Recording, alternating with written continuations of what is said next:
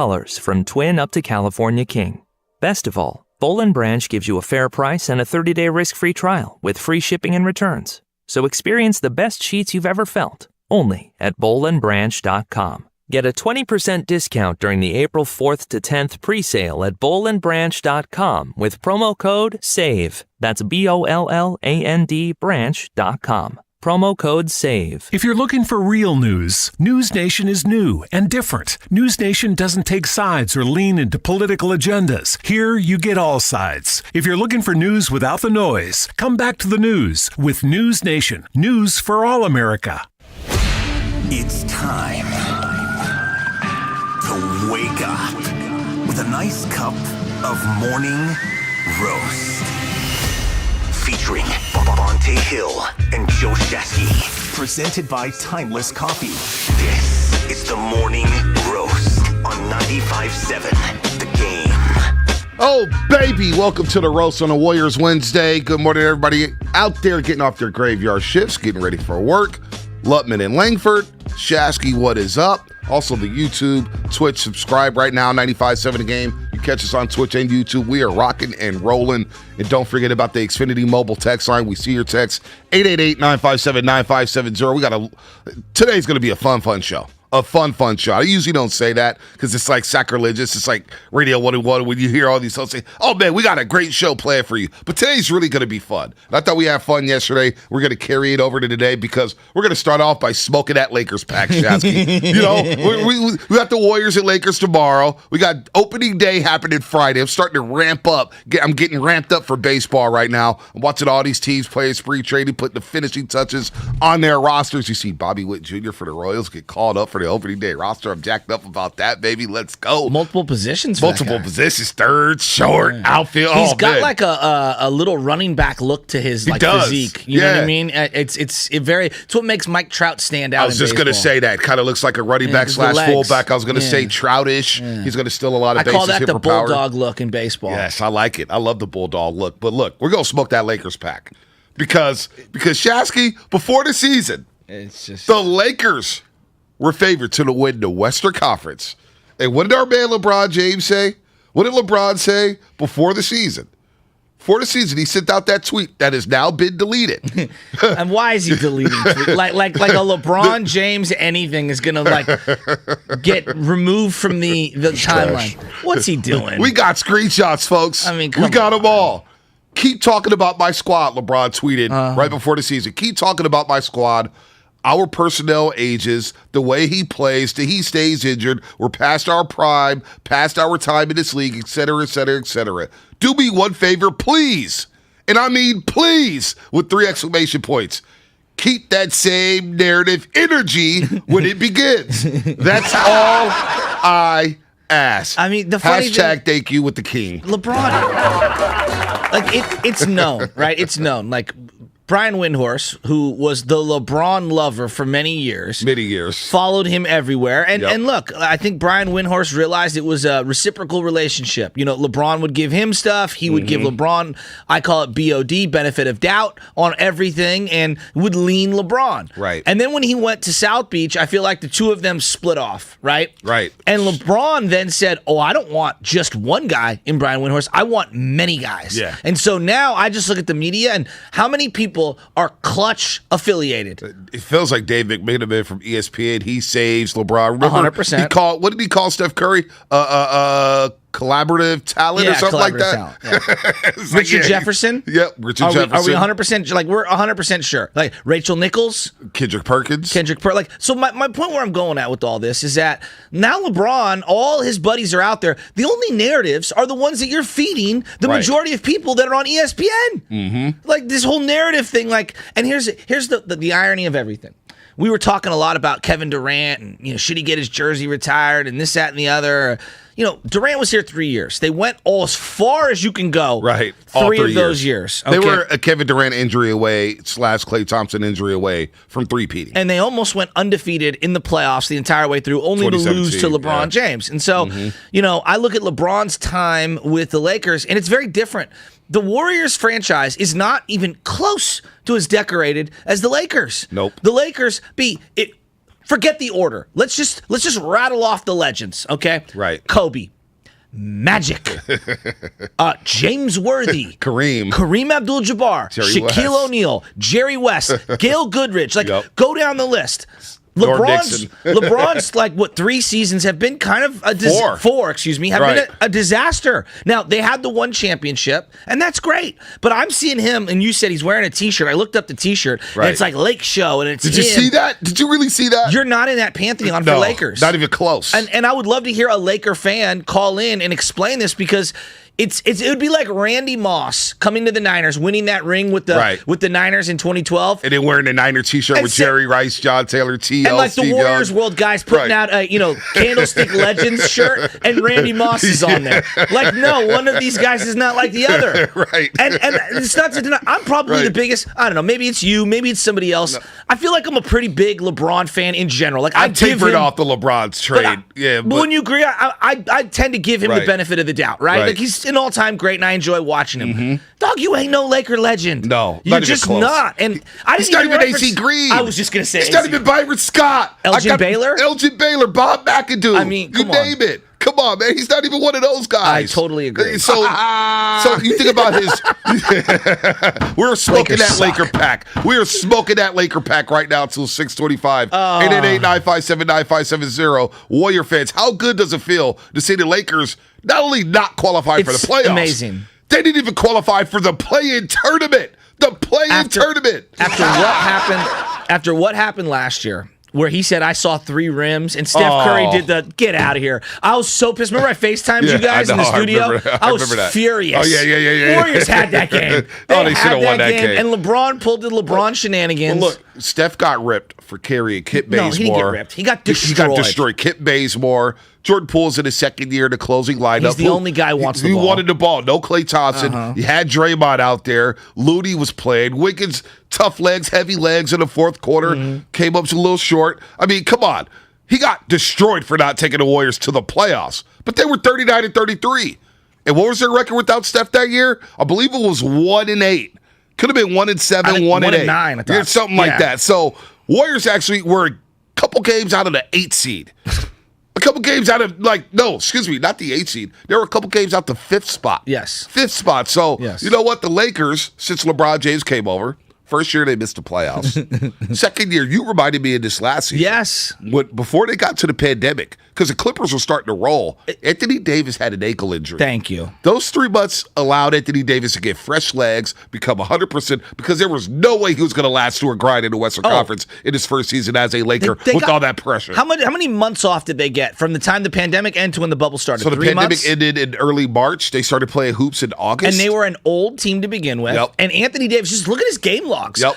He never stays healthy. Never stays healthy. Never. There's no way they were going to go that whole regular season to fight and claw, and then he was going to stay healthy during the bubble season. So, now, look, they won it. I'll give it to them. They won it, but you're right. Let's stop there for a second, because the bubble championship, LeBron James, Anthony Davis, Clutch Sports, all put it out there to the masses saying, we're away from our families. Oh, dude. We got nobody in the stands.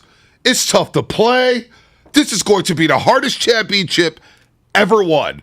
And this is why I love the internet. They're screenshotting different players. Donovan Mitchell. Yeah, the bubble had an AAU vibe to it, which means there was no defense played. I love Donovan Mitchell, by the way. Jason Tatum. Man, I'm watching dudes in the bubble go off. They're now averaging 8 points per game now that we're not in the bubble. Guys would never score like that in a regular gym. Look at Anthony Davis. I want you to just look at his raw shooting percentages. In the bubble?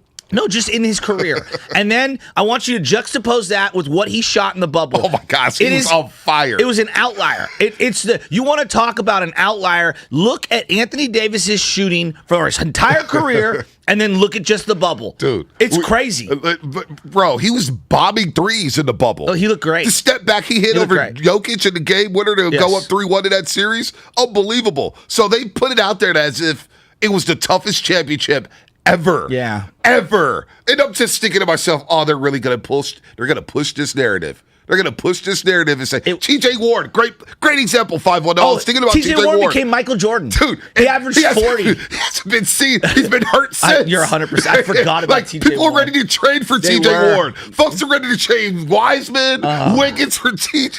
He's better than Chris Middleton. Remember those things? Oh, my gosh. So T.J. Warren. I totally forgot about that. They win the Mickey Mouse ring in the bubble. All right, credit. Like, because if the Warriors would have won it, we would have probably celebrated and be like, we won a championship. But we know what it is. Play-in tournament last season for LeBron James and the Lakers with Anthony Davis. Yes. With the fact that they were in the play-in tournament and then they got flamed by the Phoenix Suns. Flamed. So it's not just all of that. So from a business standpoint, I know you kind of roll your eyes when I bring up the business. No, but I was listening to Cowherd. He made a great point yesterday because he's talking about Genie Bus, right? Magic came on and just flamed on ESPN with Mike Greenberg.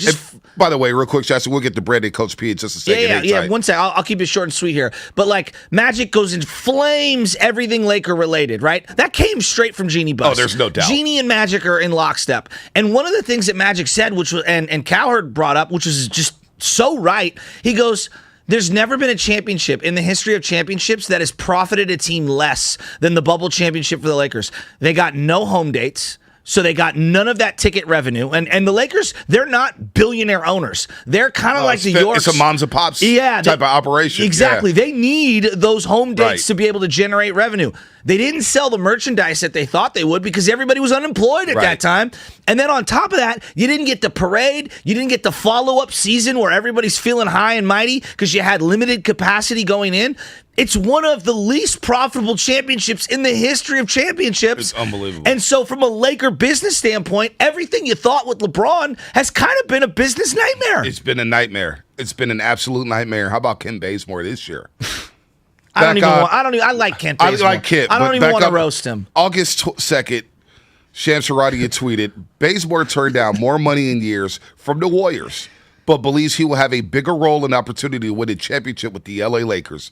Bazemore is betting on himself. He's had a hell of a career. He's made a lot of money. He plays a lot of golf. And I'm jealous. But he crapped out on this one. Oh, dude, he threw a 7 on the first roll. We've seen KCP 2 times against the Warriors. How good does he look? Dude, he's been lighting it up lately. Have you seen his box score? I know. They just beat the Mavericks Friday night. He had a big game. Think about the roster construction. They didn't get Buddy Hield. They traded for Russell Westbrook. They're getting destroyed for the Russ. I'm not even mad at Russ. I actually feel tremendous empathy. He's been healthy all year. I do feel bad for Russ. He's been healthy all year. Go figure. I feel bad for Russ. Okay, he's not a great all-star level player anymore. That's true. But he's the last guy that I would be blaming of the big three. It's Anthony Davis, number 1, and LeBron, too. LeBron's been hurt, too. LeBron's been hurt. But you know what? It's a lot of what you talk about. You talk, you showboat, you make it all about yourself. And by the way, after Thursday, I don't want to hear about the Lakers until the fall. Oh, we're going to hear about them. No, because you know why? It's going to be Anthony Davis trade rumors all summer. Oh, my gosh. It's going to be, we're firing Frank Vogel.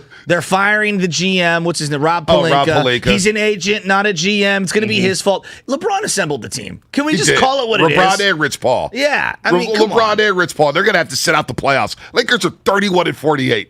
31-48. They were games favored. Under. That's wild. No, 17 games under. 17. 31-48. Wow. And they were favored to win the Western Conference. Let's go to Brendan in Fairfield. Brendan, what's happening? Under. That's embarrassing. Even 10 would have been remarkable. Brendan in Fairfield. We're smoking that Lakers pack this morning on the roast. What's happening?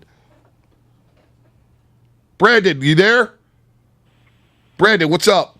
You know what I mean? LeBron. What's up, man? Hey, I'm a lifetime Laker fan. What's up, baby? Give it to me.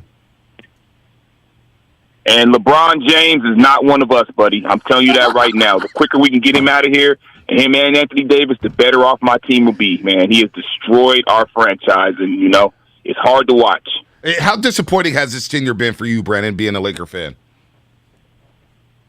It's very disappointing, man, because every time I turn around, man, it's just disappointment around every corner, man. Like Jeannie Buss is letting LeBron run the team. She letting Linda Rambis run the team. It's just this is not the franchise that we've been. Linda Rambis is running the team? I would trade. Wow. Yeah, she has a lot of say. That's crazy. Linda Rambis, let that sink in. Well, Jennifer Montana running the 49ers. How would Niner fans deal with that? Oh, man, Brandon, we would not deal with that well. We would not deal with it well. And it's not even we Joe. barely could handle Jay York. And Kurt Rambis isn't even equivalent to Joe Montana. It would be like, Keena Turner's wife running the team. No, it wouldn't even be Keena Turner. No, it wouldn't even be Keena Turner because he was a baller. Kurt Rambis was a glorified role player. It'd be like Chuck Levy. Oh, come on. Or on. like Jamie Williams, Rambis the backup is better than that. Come on, Jamie Williams, the backup tight end for the Niners. Who's on the point after all those years. And I love Jamie. I do love Jamie. But if you like him running the show. Yeah, the third tight end. Coach P and Fremont. He did have great hair, though. Coach P and Fremont. We're passing that Laker pack to you, man. I love it. Inject it in my veins. Coach P. But I'm loving the collapse of the Lake Show. You know what I mean? And that's not even the real Lake Show that we've been watching these last couple of years. That's more of the fake show or whatever you want to call it. Brandon every Laker fan I come across, last caller, Brandon, he pretty much said it nailed on. I mean, all of my friends are Laker fans, family, they all say the same thing. LeBron is not their guy, and honestly, they can't stand what he's done to this team. They had young talent, and then he sent them out. He does that everywhere he goes. I've kind of been, not just to attack the Lakers, but LeBron in general. I'm not really attacking him. It's just, this is where he's at with us right now. I've been done with him since, the whole Miami thing. It didn't really bother me, whatever. You want to go get a ring, go get a ring. But the things he says, I still remember that press conference after the Mavericks, when the Mavericks beat him. I mean, he flat out just mocked the whole NBA audience, not just the people watching the finals, but anybody who was an NBA fan. He was just flat out mocking them. And ever since then, I mean, he's kind of killed his legacy more and more. What the Lakers did, they signed up for the LeBron, let me play with my friends squad, because we knew this was coming after the Cavs. And look, this is what it was. It was disaster. And the Warriors fan, I love it. And you know what? Steph is way more important to the Warriors than LeBron has ever been to any franchise. Just think of last year. Like, LeBron's in this mess. Is he pumping up the crowd, his team, or trying to get him going? Remember Steph last year? Right. When we got whooped by the Clippers in the third quarter or early fourth quarter? He's sitting there telling the team, this is not us. Get up. You don't see LeBron. What do you see LeBron on the show? He's on his phone. He's out. Bonte. So, Steph is way better player and just a way better legacy than LeBron. And love the show, guys. Go Yeah, and the other thing is that Steph's allowed the GM to do his job. I mean, look at the blending of the future with the current. And I know Iggy loses his mind, and certain Warrior fans lose their mind.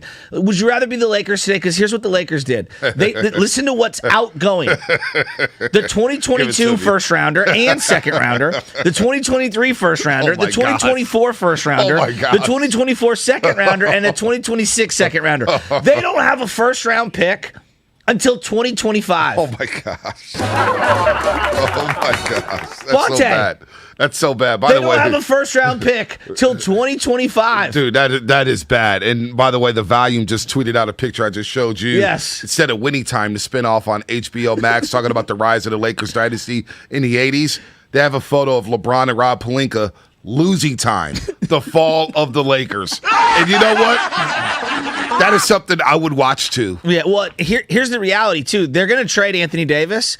Anthony needs to go to a team where he's the third wheel. Yeah. He cannot be your number one or two. He just can't. And he can't go to a team that's going up and down the floor at a breakneck pace. No. He needs to slow the ball down. He needs to play small ball five. Court. What's he doing? Yeah, he doesn't want to play small ball five. Well, that's on him. He's soft. Anthony Street Clothes Davis. We're going to get some more of your calls. 888-957-9570. Boy, he looks good on the sidelines. No, he looks really good. With his Cartier glasses. Oh, yeah, he looks like a fool. The Gucci shirt. Oh, wait, by the way, he doesn't dress himself. Remember, that's what he said. What? That's what he said when he rocked the That's All Folks shirt. Who dresses him? His mom? Well, remember, when he wore the That's All Folks shirt in his last game in New Orleans, he was on the sideline with the That's All Folks t-shirt. And he said he doesn't dress himself. He said, yes. I don't remember that. My fashion, the person who picks out my clothes picked that shirt out for me, and I just put it on. Oh. Yeah, so he doesn't pick out his own clothes, apparently. Well, that was a lie to get himself out of wearing that shirt because he wore it intentionally since he was on his way out, saying That's All Folks. And we all agreed in real time the way he went out in New Orleans was sucker. Oh, he was a sucker. Right? Like, it was a straight up. That town didn't deserve that. No. And Zion's doing the same thing. Zion's doing the same damn thing. I want some Zion or Brandon Ingram. They want to go. By the way, some breaking news here from Jeff Passan. Star third baseman Jose Ramirez. Yes, the guy on the block. Yeah. Check this out. The Cleveland Guardians are in agreement on a 5-year, $124 million contract extension. Deal includes full no-trade clause with this year and pickup of 2023 option. Ramirez is guaranteed $150 million. That's a good deal. He's a 30 home run, 100 RBI guy. And stolen bases. And 290. And he's going to steal you 25 to 30 back. Can play second. Yeah, he's really a baller. good. I love that guy. Oh, he's a baller. 888-957-9570. We're going to continue to smoke that Lakers pack. Pablo Sandoval will join the show at 7:20. D. Wright. It's a D. Wright day. D. Wright Wednesday. He's going to join us at 8 o'clock. Also, Willis McGahee. 7:40 to talk a little Frankie G. And I want to ask him about leg injuries because when I think of McGahee, I think of the most gruesome leg injury I can ever think of. We have two guys coming back from him, Klay and Tiger Woods. Yeah, no doubt. I want to hear what he has to say Willis about McGahee against Ohio State in the national championship game. That was nasty. What's coming up on the game brought to you by Save Mart and Lucky California. Your phone calls, 888-957-9570. We're going to smoke that Lakers pack up until 7 o'clock. Great food that you can afford. That's what Lucky California is all about, and that's why they're bringing you quality breads that deliver all the incredible flavor and all the exciting varieties. All for less. You'll love them, and it's guaranteed. Try them at Lucky California, the golden state of eating. I'm Trista Crick with BetQL. You want to beat the books? It's Masters Week and everyone is looking for an edge. So here's a tip to help you make some green off that green jacket. 12 of the last 15 winners at Augusta have ranked 7th or better in greens and regulation. This year, 6 out of the top 7 greens and regulations made the field. Rahm, Connors, Seamus Powers, Cam Smith, Justin Thomas, and Colin Morikawa. Look for one of them to be a force on Sunday. I'm Trista Crick, helping you beat the books. You're the one everyone looks to for answers. Come rain or shine, the job must get done, and you're the one who makes it happen. We get you, Jackie in Fresno, putting your employee safety first. And Manny in Chattanooga, whose local Granger team knows him by name. We're here for you and all the ones who get it done, with 24/7 customer support and access to product specialists to help you find what you need. Call, click Granger.com, or just stop by. Granger, for the ones who get it done. From Saturday Night Live, Oh Hello on Broadway, and his multiple Netflix specials, Emmy award-winning comedian John Mulaney. All right, let's get into it.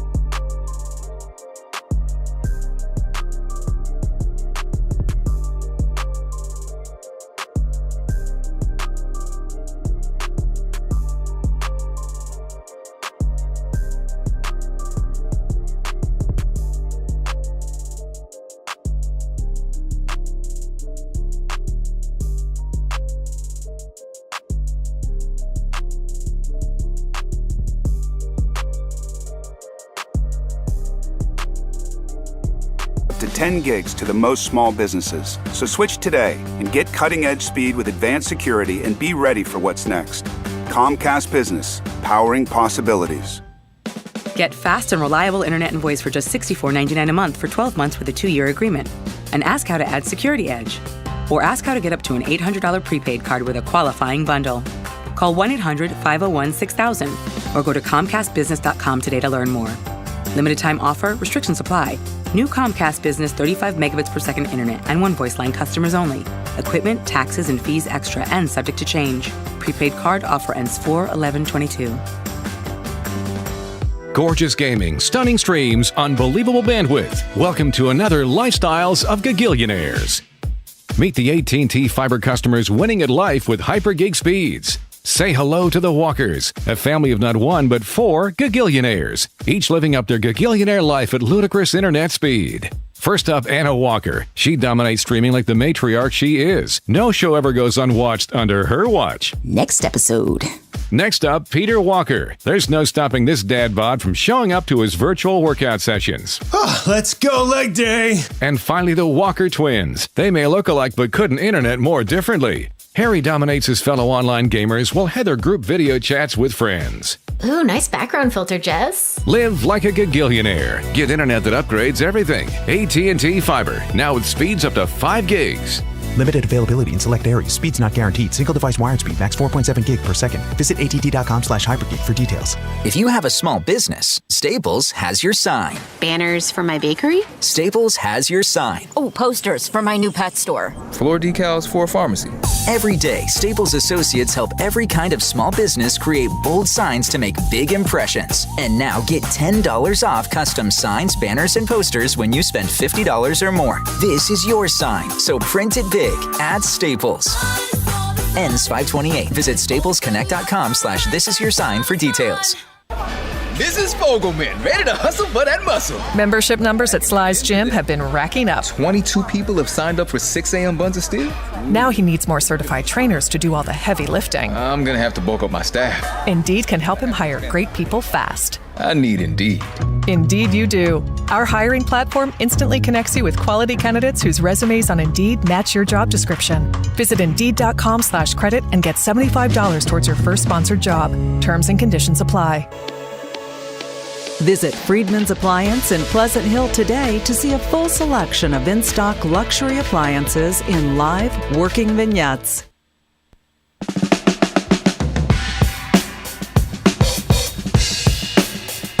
Now, back to the morning roast, presented by Timeless Coffee with Bonte and Shasky. This is a story about Billy Joe and Bobby Sue. 2 young lovers with nothing better to do than sit around the house, get high and watch a tube. Oh, I like that. As we smoke that Lakers pack on the Warriors Wednesday. Lakers eliminated from the playoffs.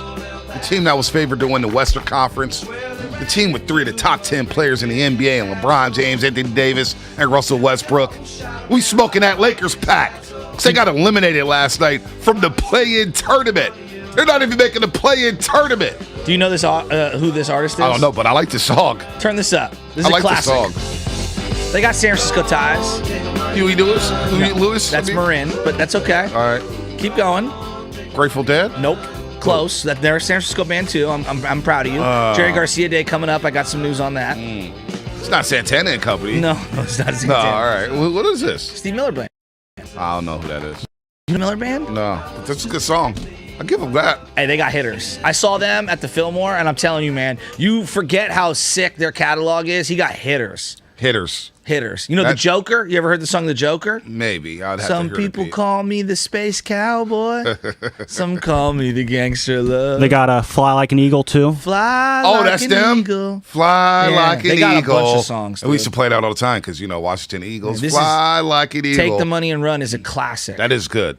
And that's what the Lakers have basically done. They took their money and they ran away from the playoffs. And that's why I played it. Thank you. We got there to the conclusion. Yes, I figured there was a point. There's always a method to your madness, Langford, when you play your rejoin music. And that's why you're an artist, man. Do you think Steven's a dancer? I think Steven's kind of like me. He just kind of leans back. He boogies. He doesn't dance. He's like Ice Cube. Gangsters don't boogie. we gangsters don't dance. We boogie. Yeah, And he kind of just boogies, nods his head. Why, was he tearing it up on the dance floor? Oh, yeah, absolutely. I mean, his girl obviously can cut up a rug quicker than Jenny. Than he can. But Jesse. Jesse. Close. Sorry. Jenny's my mom, so you're within the Jenny. family. Sorry, yeah. Jesse, I apologize. Jenny, I love you. Jenny's Call us back girl got it going on. No. But honestly, no. Steven was cutting up a rug, bro. The boy can dance. I knew he had flow in him.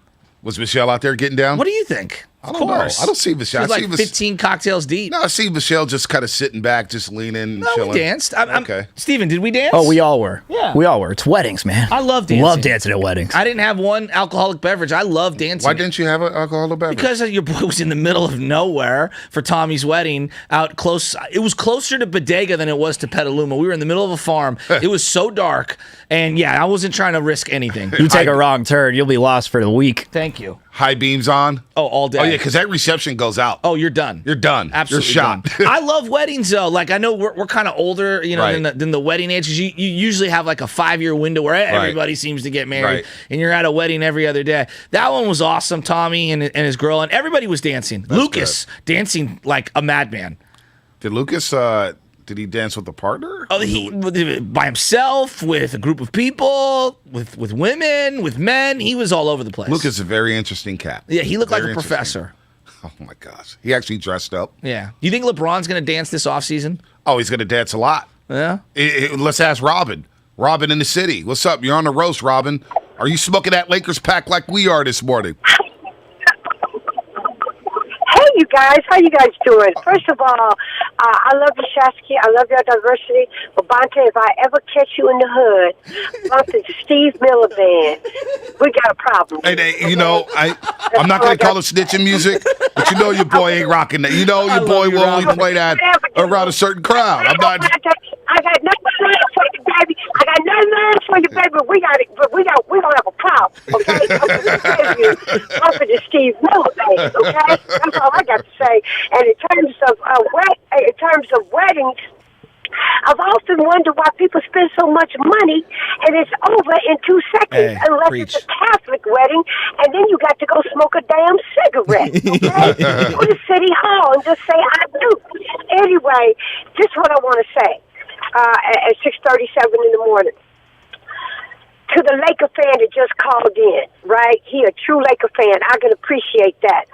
And I'm not taking up for Bron, but you got to blame that front office for that to some degree, because the Lakers historically have had nothing but stars, and that's what they expect. Now, they got Kareem.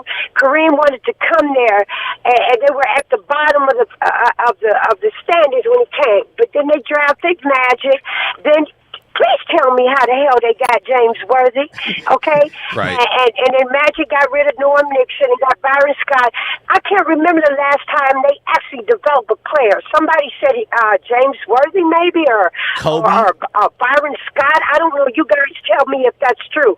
So when LeBron came, you knew they were going to get rid of him. And so look at AD. AD is soft. I don't care what nobody say. AD is skilled, but AD is overrated. If you Overrated look as at hell. he's always left his game on the table. So you have to put some of that on the front office and not just LeBron. Well, no, He Robin, should've here's knew the when thing. LeBron came, Robin. this is what was going to happen. Robin. I love you guys. Robin, we love you too. Thanks, but Robin. LeBron is part of the front office. That's the problem. It is LeBron's fault. LeBron is pulling all the strings. LeBron got Brandon Ingram up out of there. Lonzo Ball didn't vouch for Caruso. Didn't vouch for KCP, Kentavious Caldwell-Pope. Just got rid of Kuzma. I mean, who else did they? Oh, Josh Hart. Well, they got rid of everybody because of LeBron. So this is where I struggle with player empowerment. And when you say that, people are like, "You're anti-labor. You're anti the labor having power and having strength and leverage." No, I just think that in a perfect world, there's a little more balance. Should Steph Curry have some, insight on what the Golden State Warriors are going to do? Of course he should. Should Tom Brady, for example, have an opportunity to have final veto power on certain things? Absolutely. But when you're fully shaping the entire roster and the future of the organization, and you're jeopardizing that to get players that are marginal upgrades for the current, that's when you run into these situations. And so, as great as LeBron is, as amazing and as much leverage as he's created in his career, everywhere he goes, he gets full autonomy. He shapes the entire roster. And then when he leaves, it's a complete mess. It's a Titanic. The Cleveland Cavs are just getting out of the final mess from 5 years ago And they look when good. LeBron left them. And they look good. And you they know got what? some Good for nice them. young talent. Darius Garland, Evan Mobley. Please don't Kevin take Love is LeBron playing it. back. No, don't do that, Cleveland. You don't deserve. Don't do that. Don't do that. Do not do that. Oh, smoking that Lakers pack. But you feel me on the player empowerment? I do. No, there is. And LeBron, but see, here's the thing in Miami. LeBron may have had some say, but Dwayne Wade was there to check him. And Pat Riley was there to check him. Absolutely. And he wasn't going to ruin that franchise. No. LeBron got down to L.A. and got the power. And Rich Paul is in there, sitting there at courtside, and Clutch Sports is right there in L.A. This is why you don't give players full control. Joe Lacob told us, look, we'll listen to Steph Curry, we'll listen to Draymond Green. Which is the way to be done. But this is a group effort. Exactly. Bob Myers gets paid to be a GM and a decision maker. I'm here. Steve Kerr's there. Because listen, wasn't it reported before the season that Steph and Dre wanted Avery Bradley instead of Gary Payton II? They waived both of them, brought back Gary Payton II. But apparently, Steph and Dre preferred Avery Bradley. Yeah, well, look where that decision's at. Exactly. And then you can't give players all the power. I like having players, giving players input. It's That's fine to a certain degree. Yeah, no doubt. But I think the final power should go to those that have those positions. The thing that I keep going back to, B, is, look at who's going to get left in the wake here. All right? Think about it. Frank Vogel's getting fired. Oh, he's getting fired. Say what you want. He's going to get fired. We don't even know if Frank's a good coach or not. I'm not even sure. I'm not even sure. Fired. Rob Pelinka, whether you love him or hate him, won't get a GM job ever again. I don't believe. Ever again. Right? And how many other countless people underneath both of their thumbs on the staffs on both sides are never going to get jobs or are going to have to relocate with their families? Mm-hmm. That's the thing that LeBron, it just bugs me on a personal level. Right. And then he's going to want his way out. They're going to vouch for their way out. He's They're out going to of make all there. He's 100% out of Anthony Davis is going to get sent off somewhere. Russell Westbrook, they're going to try to deal him, but Russell Westbrook has a $47 million option. You think he's opting into that? You better believe it. What's coming up on the game brought to you by BioNTech and Pfizer. Pablo Sandoval at 7:20. You don't want to miss the Panda. Willis McGahee, 7:40. And Darnell Wright at 8 o'clock. You've heard the latest news, traffic, and weather, but there's something else you should hear. Consider getting a COVID-19 booster as recommended by the CDC. The playoffs are coming. That championship pedigree, we still got that, so I just want to get in the playoff series and show who we are. Hear every three. Takes a three, and another one! Klay Thompson! Every block. Inside the James, goes up to the layup, blocked by Wiggins, knocked away! And every moment of Warriors playoff basketball. There's 5 seconds to go. Curry with 4, takes a three for the win! He got it! Only on 95.7, The Game. Hey, B, I don't know if you know this, but I'm building a fence up at the house in the Russian River. And yesterday, we got our delivery from Golden State Lumber. I'm telling you right now, we have got unbelievable, these huge planks of cedar. I mean, it's gorgeous, absolutely gorgeous looking wood, delivered right to my property. We're going to be building this bad boy out. And I consulted with Carrie at Golden State Lumber here in the city. And because the property is, about an hour and a half away, they still had locations up there that could deliver. And it was absolutely fantastic. I'm also looking into some of the other things that they have.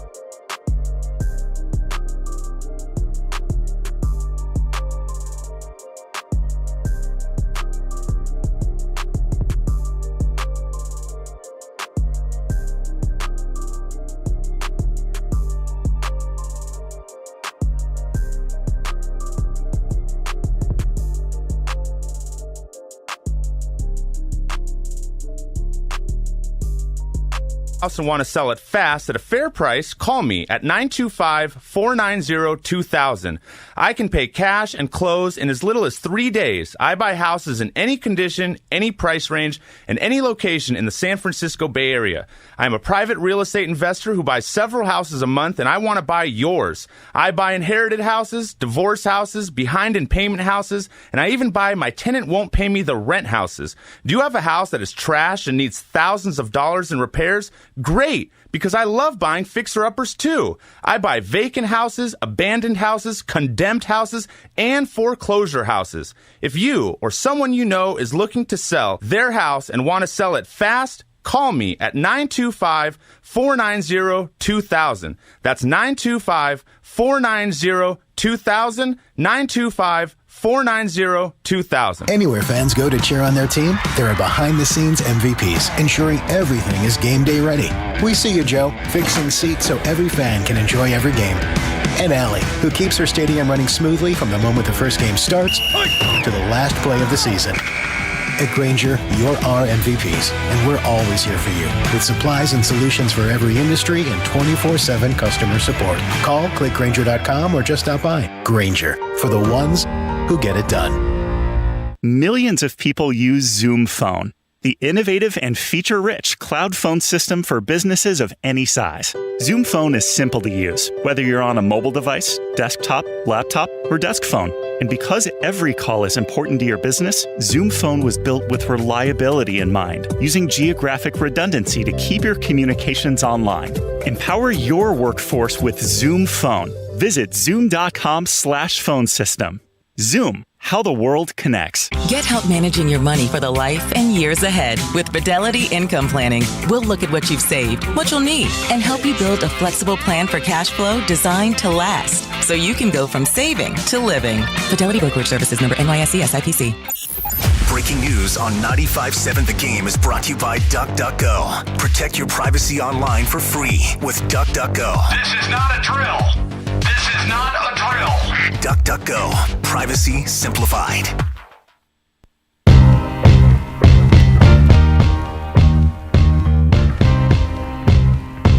Now, back to the morning roast, presented by Timeless Coffee with Bonte and Shasky. Oh, baby! Oh, baby, we smoking that Lakers pack. If you don't recognize that theme song or that song, I don't know where. I forgot who's the artist, but it's on Winning Time. Winning Time. The Coup. The Coup. Well, I wouldn't have guessed that one. The thing Score that you're another one not. for me. Score another one for me.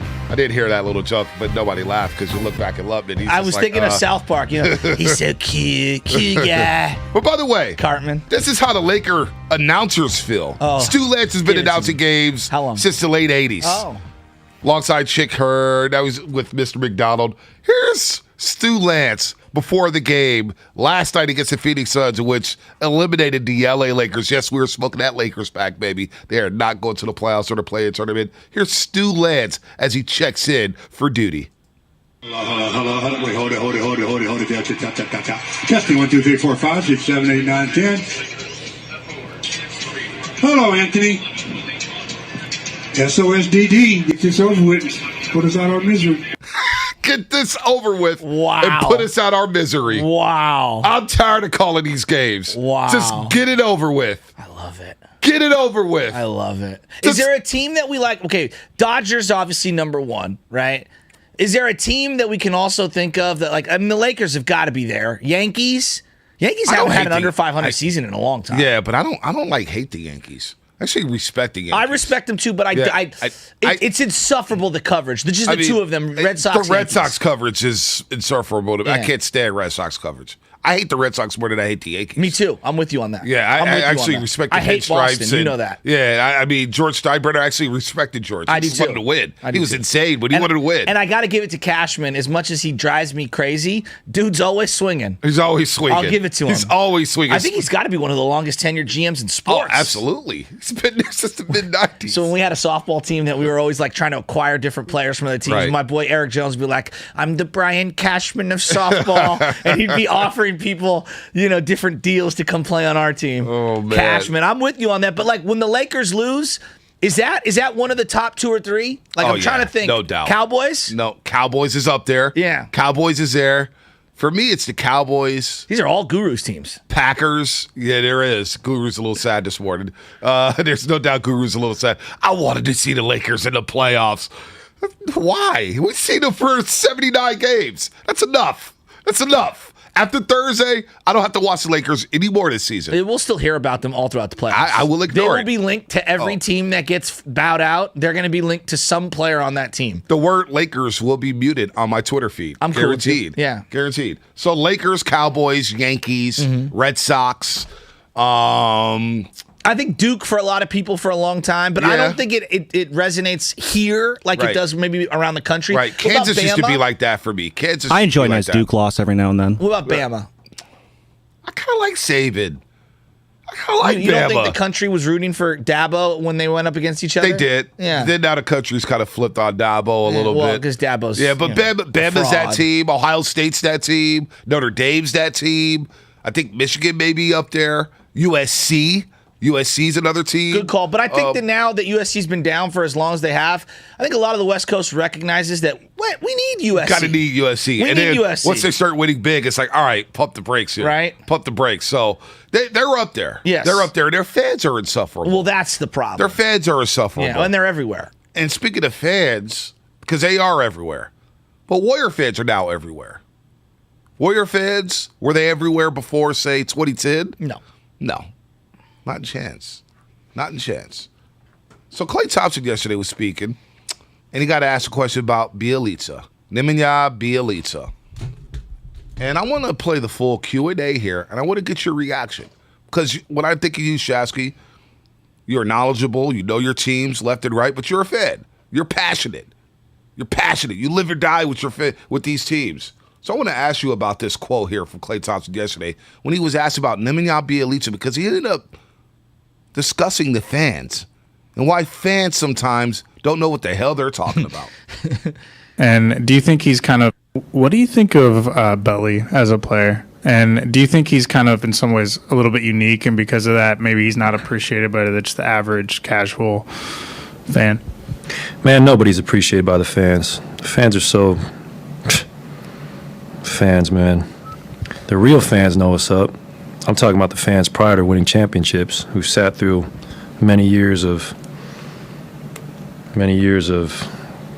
just not winning, but these new fans who come around and expect greatness and they weren't anywhere to be found prior, they can get away. We can forget those folks. They don't deserve to rep the Warriors.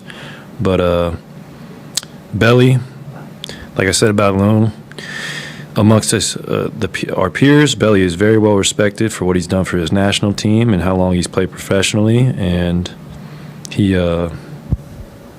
just an incredible modern-day player as far as being 6'10", shooting the 3-ball, skilled, able to pass, and rebound. I mean, without his 19 and 12 last game, I'm not sure we would have won. So Belly he's just a great pro. He's been doing this for so long. So a couple things. Number one, just start it off, I don't think he's wrong, and I'll get to the kind of the balancing between like die hard, bandwagon, Johnny come lately. We'll get to that in a second. It was about Bjelica, and Bjelica for the most part has struggled. But it was more about fan bases. But it was more about fans and diehards. Before I get there, the source. I think this lands differently if it's Draymond talking. I think this lands differently if it's Andrew Wiggins talking. I think this lands differently if it's LeBron James or Kyrie Irving or like a lot of different guys. I think if this comes out of the mouth of a lot of different guys, I just think it lands differently. The fact that Klay said it, I think he's uniquely equipped to where we're not going to lose our minds. Once we hear it, we're actually going to listen. And think about his Q rating. Exactly. He may be as loved as Steph Curry around here. Can you think of one quote that he has ever said that's even remotely like scrutinized? Controversial or just, no, not really. I can't either. Not really. I can't either. It's like Frank Gore. We were talking about Frank Gore this week. I can't think of one Frank Gore comment that was like out of left field. Patrick Willis, I can't either. That's a good point. The tone of the answer and who's delivering the message. Yeah, so like that's Steve Kerr, people's going crazy. Yes. That's Draymond, we're all going crazy. You're right. That is Klay Thompson, who is whose Q rating is high as ever. He's earned it. He's coming off the injury. That might be his number one quote. Right. I mean, but so that's the first thing. Like I was like, wow. By the way, Klay Thompson, new owner of a winery or some red wine. Diversifying his funds. Yeah, nice. yeah. I might have to get myself a bottle. Yeah. Crack that on the deck. But no, I think the source matters. That's number one. Now let's get to what he actually said regarding like the pre-championship fans and the current fans. I think every single team that has even a little bit of success has this kind of struggle amongst fan bases. Think of the Giants, right? I was wearing a shirt the other day, and I wore it proudly. I was like, this is a pre-World Series shirt. Right. And it had all like the 89 pennant, the 2002 pennant. We were celebrating pennants. Right. Division titles. And then I look at someone behind the glass like Sam Lubman, I'm like, how could he even understand pre-World Series San Francisco Giant fandom, where we were always the bridesmaid and never the bride? And we're always like, well, this one's going to end. And we still have that. When we think about this season coming up, we're saying, the Giants, they're going to stink because we still have that wired in our brains that the Giants are going to fall short somewhere, somehow. And then you have like the complete opposite, which is the Niners. You and I grew up and they did win championships. They won all the time. And we have a certain standard in our head and we want to get back to that. And then someone like Lubman's age has never seen a championship and doesn't know what it's like to taste it. And so he looks at the Niners and he's saying to himself, all I've seen is disappointment. And it's just there's a balancing act amongst the two. I think at the core, what he's saying is right. I mean, I think it's hard to have perspective. If you just started watching the Warriors, and I don't think this is a knock, this is just a reality. If you just started watching the Warriors, how can you understand? How can you understand what the We Believe team meant to the Warriors? They went to the second round and lost to the Utah Jazz. Yeah. If you just looked at it from a box score. In five. Okay? But that team is immortalized. Immortalized. And why is that? Because of what it meant. They broke a playoff drought. Absolutely. A 12-year playoff drought. They snapped that streak. Warriors hadn't been to the playoffs for 12 years. Sacramento just missed the playoffs for the 16th straight year to break an NBA record. But that's where the Warriors were 15 years ago. When I say 2011 49ers, it means something to a bunch of fans. Because you went through all those hard years to get to that year. And the Niners were relevant again. Exactly. I'll never forget Chris Berman before the Monday night game that year against the Pittsburgh Steelers. I was at home, the blackout game. Yes. I was at the house watching that game. And Chris Berman's doing Monday Night Countdown. And right before they go back to Mike Tirico and John Gruden at Candlestick Park, Chris Berman's like, the Niners being back on Monday Night Football. He goes, it's one of the great it's like lines. Seeing your old college buddy from the dorm. You haven't seen him for 15 years. Guys used to eat top ramen together. Now I'm paraphrasing here. But he basically was like, it's like seeing your old college buddy again. It's good to see them. And it was like, damn. He's right. The Niners haven't been on prime time. Not the doubleheader Monday night game against the Arizona Cardinals where both teams stink. We're talking about like prime time, meaningful football game against the Pittsburgh Steelers. If I say 93 Giants to you, it means something to young Bonte Hill. The team had 1 foot in St. Petersburg, Florida. They were going to leave, and then everything changes, right? And the 93 team was kind of like the first domino to get everyone to fall back in love with the Giants. And in 97, after the strike, they trade away Matt Williams. Yes. You're thinking, man, this team's going to suck again. The Giants, they had no buzz in 97. None whatsoever. They traded one of the fan favorites in Matt Williams, and all of a sudden they get off to a 13-3 start in 97. They win the West. That team also means something. Even though they got swept in the first round, the fact that they won the division and the trade. The Wilson Alvarez trade, the Joe Carter trades, those things, that was the all-in. I call it the all-in era. When I look at the Golden State Warriors, and we were talking about it yesterday, 11 times in 75 years they've won 50 or more. Yep, that's crazy. Think about that. 7 have come with Steph and Klay and Dre, right? And so just let's go back. They've been together 10 years. In the 65 years prior, only 4 times in the Warriors' history did they win 50 games. They won, and one of them was in our lifetime when they won 50. Chris Webber's rookie year, they were 50 and 32. So let's just say you're 30 years old right now, okay? And you were 20, give or take, when the Warriors started winning. You had the one We Believe year, if you were even really paying attention, okay, as a teenager. And then all they've done in your 20s is win. All they've done. How can you even understand what the 19-win Gilbert Arenas, Jason Richardson team means to me? Well, here's the other thing, too, about the We Believe team. They needed to go They went on a tear at the end of the year. What did they go, 17-4 in the last 21 and or something? Dallas laid down against them so that they could play them. Yeah, and so they were 42 and 40. They finished 42-40. The team the next season was actually better than the We Believe team and didn't make the playoffs because Baron Davis decided to go to a party. Right, and Denver ended up still in the 8th spot. Yep, that's man. So look like, at us. so like, Look so at like, us. they were 42-40 that year, and so 12 straight years the Warriors did not make the playoffs. So what Klay said, these real fans, they understand what's happening. They understand that there's going to be bumps in the road. But I think when you become the size of the Warriors to be, when you agree, like when you become a Chicago Bulls-like team and a generational era team, you get fans all over the nook and cranny. We had a guy from France in here last week. Antonin, yeah. Right? There's people all over the country, and I'm like, well, wait a minute, like. And then it's nothing wrong. Like, you're a fan. Great. I'm glad that you're on the team and you love them now. But, like, how can you truly have the perspective of how great Steph Curry is because of what he meant to this team and what we were prior to Steph Curry getting in here? Dysfunction personified. I mean, if you looked up horrible sports franchises, the Warriors were on a short list with the Tampa Bay Buccaneers. They were with the Tampa Bay Bucks, the LA Clippers. Yes. Right? The Tampa Bay Rays when they first started out. The Pirates. I mean, Bill Simmons' article in the old Grantland was website. the greatest article ever. 60 Ways to Lose a Fan Base. 100%. And all the moves the Warriors had made, it was like, oh, I forgot they pulled that boneheaded move. You know what I'm saying? Chris Webber with the 1-year opt-out. I talk to Willie about that all the time. He got all the time. $100 million deal. And all then the time. It was a 1-year opt-out. All the time. I talked to Willie about that. He's like, man, we had something brewing. We had a lot of crazy guys, but we had something cooking. Think about Run TMC. I believe it was 2.5 years. 2 years. There you go. They traded Mitch Richmond a couple games into the season. We're still talking about Run TMC. Mitch Richmond was so depressed that season. Willie tells me this to this day. He was so depressed that season, he kept his house in the Bay Area and would just drive up to Sacramento. Wow. For games.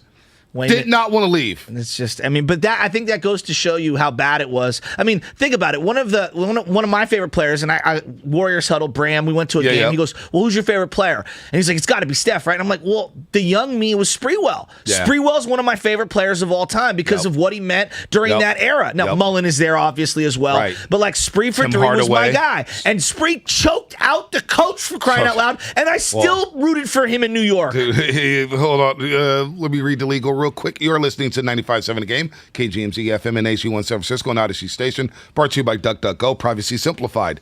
Sprewell choked the coach. And we all wanted the Sprewell shoes. I still have a Sprewell jersey. Dude, the Sprewell shoes. What about the Sprewell shoes? So sick. Sprewell smoking weed in front of Kezar Pavilion before a Pro-Am game, hotboxing the car, and everybody's like, oh, that's Sprewell. Like, Spree for three. And yes, you're right. When he went to New York and he had the braids, I rooted for him hard. Him and Allen Houston. Hard. Come on. I mean, Charlie Ward. Like, we had a guy choke the coach.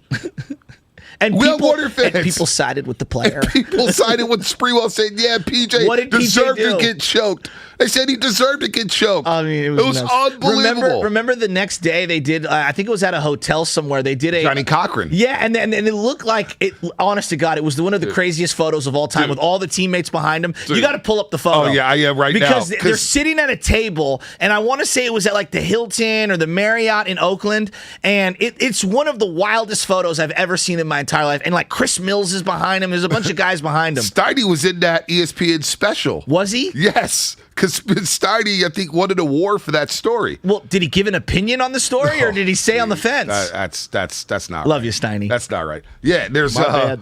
Wow, look. Dude, there's Brian Shaw. Brian Shaw's right there. Mm-hmm. Dude, Cochran, Spree. This is unbelievable. Let's go to Bud real quick, because I want to see I gotta look photo. this up. Bud in Oakland, what's happening? You're on the roast. Hey, what's going on, fellas? Hey, listen, another reason why that We Believe team was so special because they was an 8 seed and they bounced the number 1 seed 100%. You know what I mean? So 100%. That hasn't really even been done a lot of times in the NBA. So we made history. That was like the start of the history, which was in Oakland as well. I still got to point that out. But listen, I'm glad Klay said what he said because a lot of these fans, these new fans that you see all of these at these arenas that's willing to go and spend a high dollar amount for these games, which I understand they may have it in their pocket. Do you? But where was y'all at when they was having these $1 days and $2 days? Where was y'all at when people was breaking out with fights and stuff? When you were scared to walk across the ramp? When you guys are scared to catch the BART anywhere and even get off at the Coliseum? I mean, not to mean it like it's just so gruesome, but hey, that's what it was. Where was these fans at when you could just get in there for nothing? when they were just like, hey, here, just you kids walking around, and they're like, forget it, we'll let you in. You know what I mean? Can you meet me here, though? Can you meet me here, though? Because you're making great points, and I don't disagree with your point of view, because I struggle with this, too. But the other side of this is the business element where when your team is as good as the Warriors have been for the last 7 years, it's actually a blessing in disguise that all these bandwagon fans love them because of the money and the respect and the stuff that comes trickling in, which enables the organization to spend $180 million on the luxury tax. Like, there is a give and take here. Like, there isn't all bad. Some of the bandwagon thing can actually help the bottom line of the team. Would you at least meet me there? Oh, no doubt about it. Like I said, from a business point of view, it's great for it. We're not bad mouthing the guys. You know what I mean? We're just pulling your coattail. I agree. The teacher catch you writing a note. The teacher catch you writing a note. She's going to pull your collar. You know what I mean? Right. So all we're doing is going ahead and we just checking you at the door with the wand. We wanding you down. Hey, you wasn't here just a few years ago. So just, you know what I'm saying, even though you may be smelling yourself, but make sure you check yourself. You know what I've also noticed? No, you're right. Good call, bud. Good call, bud. And look, there's nothing wrong with bandwagon fans. I love going to different airports across the country it's awesome. and seeing Warrior jerseys in there. When Steph Curry had the Times Square billboard right before the All-Star break, I said, damn, a Golden State Warrior in the middle of New York City, Times Square, they've come a long way. Wouldn't you grant me this? When I see Cubs fans, Red Sox fans throughout the country, like, it feels like you can live in Arizona and be a diehard Cubs fan, and they're like, yeah.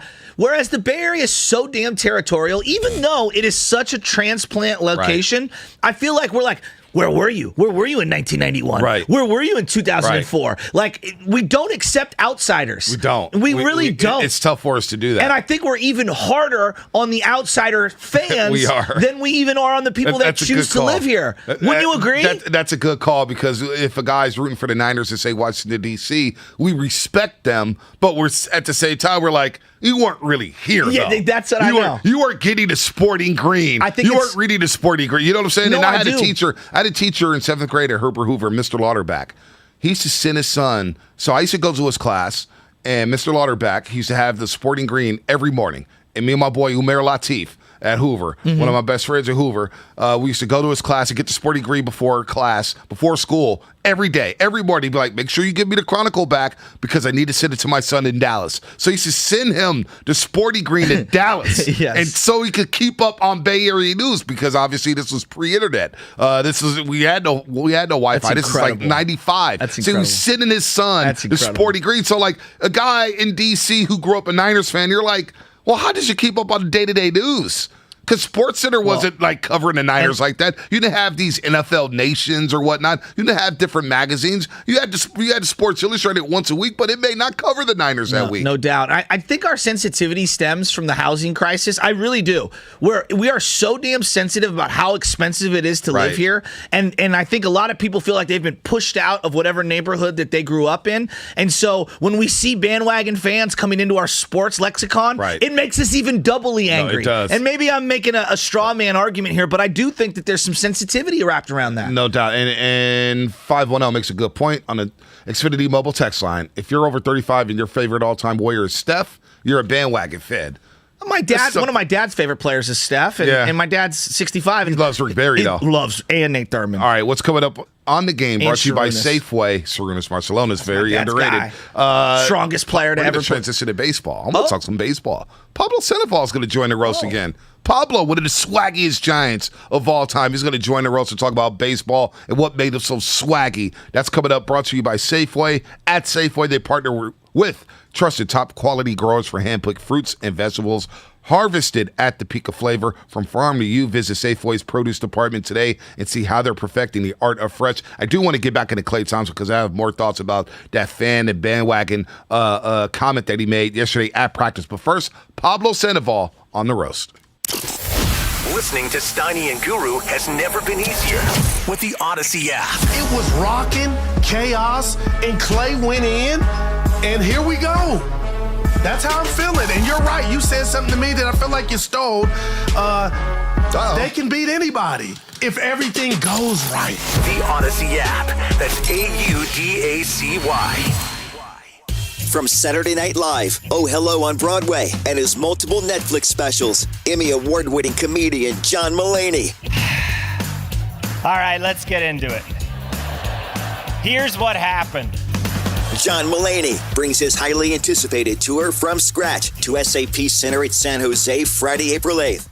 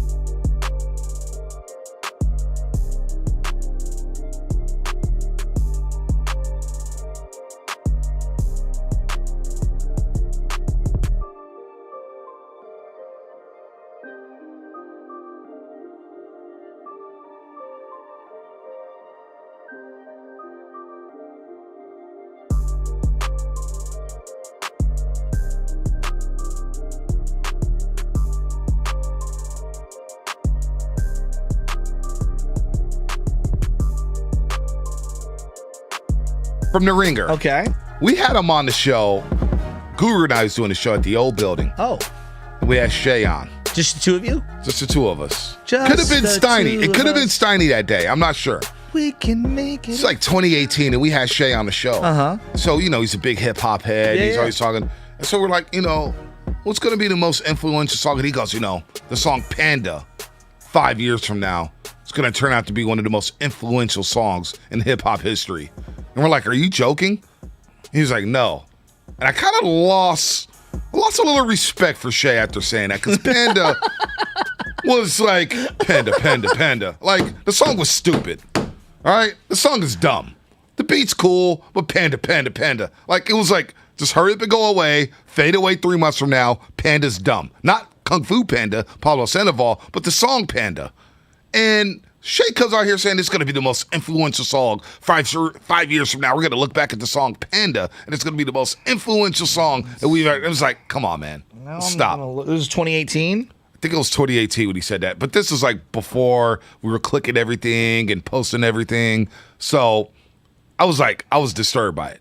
Disturbed. I'm just looking at some of the best songs from that year. Juice WRLD had a couple. Travis Scott had a couple albums. The Rest in peace, Juice WRLD, right? Yeah. I'm just looking at some of the other ones. And Drake obviously had Nonstop and a couple different hitters. So, yeah, I think he's wrong on that one. Yeah, I would say so. As we're efforting Pablo Sandoval, 3-time World Series champion. Mac Miller had albums out that year. 2-time All-Star. Meek Mill Going Bad featuring Drake. That was a hitter. World Series MVP, Pablo Sandoval. He's one of my favorite Giants. Definitely a fun Giant. And we have Pablo on the line. Pablo Sandoval joins the roast again. Of course, 3-time World Series champion, as I just mentioned. One of the most beloved Giants of the last decade during that era. Pablo, good morning, man. Welcome back to the roast. Good morning. How you doing, buddy? We're good, man. We're good. And we're getting ready for opening day on Friday, and we're all excited about baseball being back. We didn't even know if the games were going to be played this season, but now we're starting to ramp up and get ready to go. Pablo, I got to ask you, though, because when we talk about swagger, and we talk about some of the guys who just popped off the screen because of their character, because of the chains, because of the swag, what you did in the batter's box, what made you so damn swaggy, Pablo? Because you had that swag that still resonates with Giants fans today. Yeah, man. I've been like that when I was a little kid. I played it that way, and I feel excited. The baseball's happening right now, and I feel blessed that the San Francisco family gonna have baseball in San Francisco. So I always swaggy like that, man. Where did that come from? Did that come from where you grew up and how you started playing? I never really heard the origin story of you playing ball, because the way that you played is the way that we played in the Excelsior in Crocker Park. You just played with a joy and an infectious feel about you. Like you always let everybody know with your smile, but also kind of your hand movements that you were excited. Is that just how you grew up playing?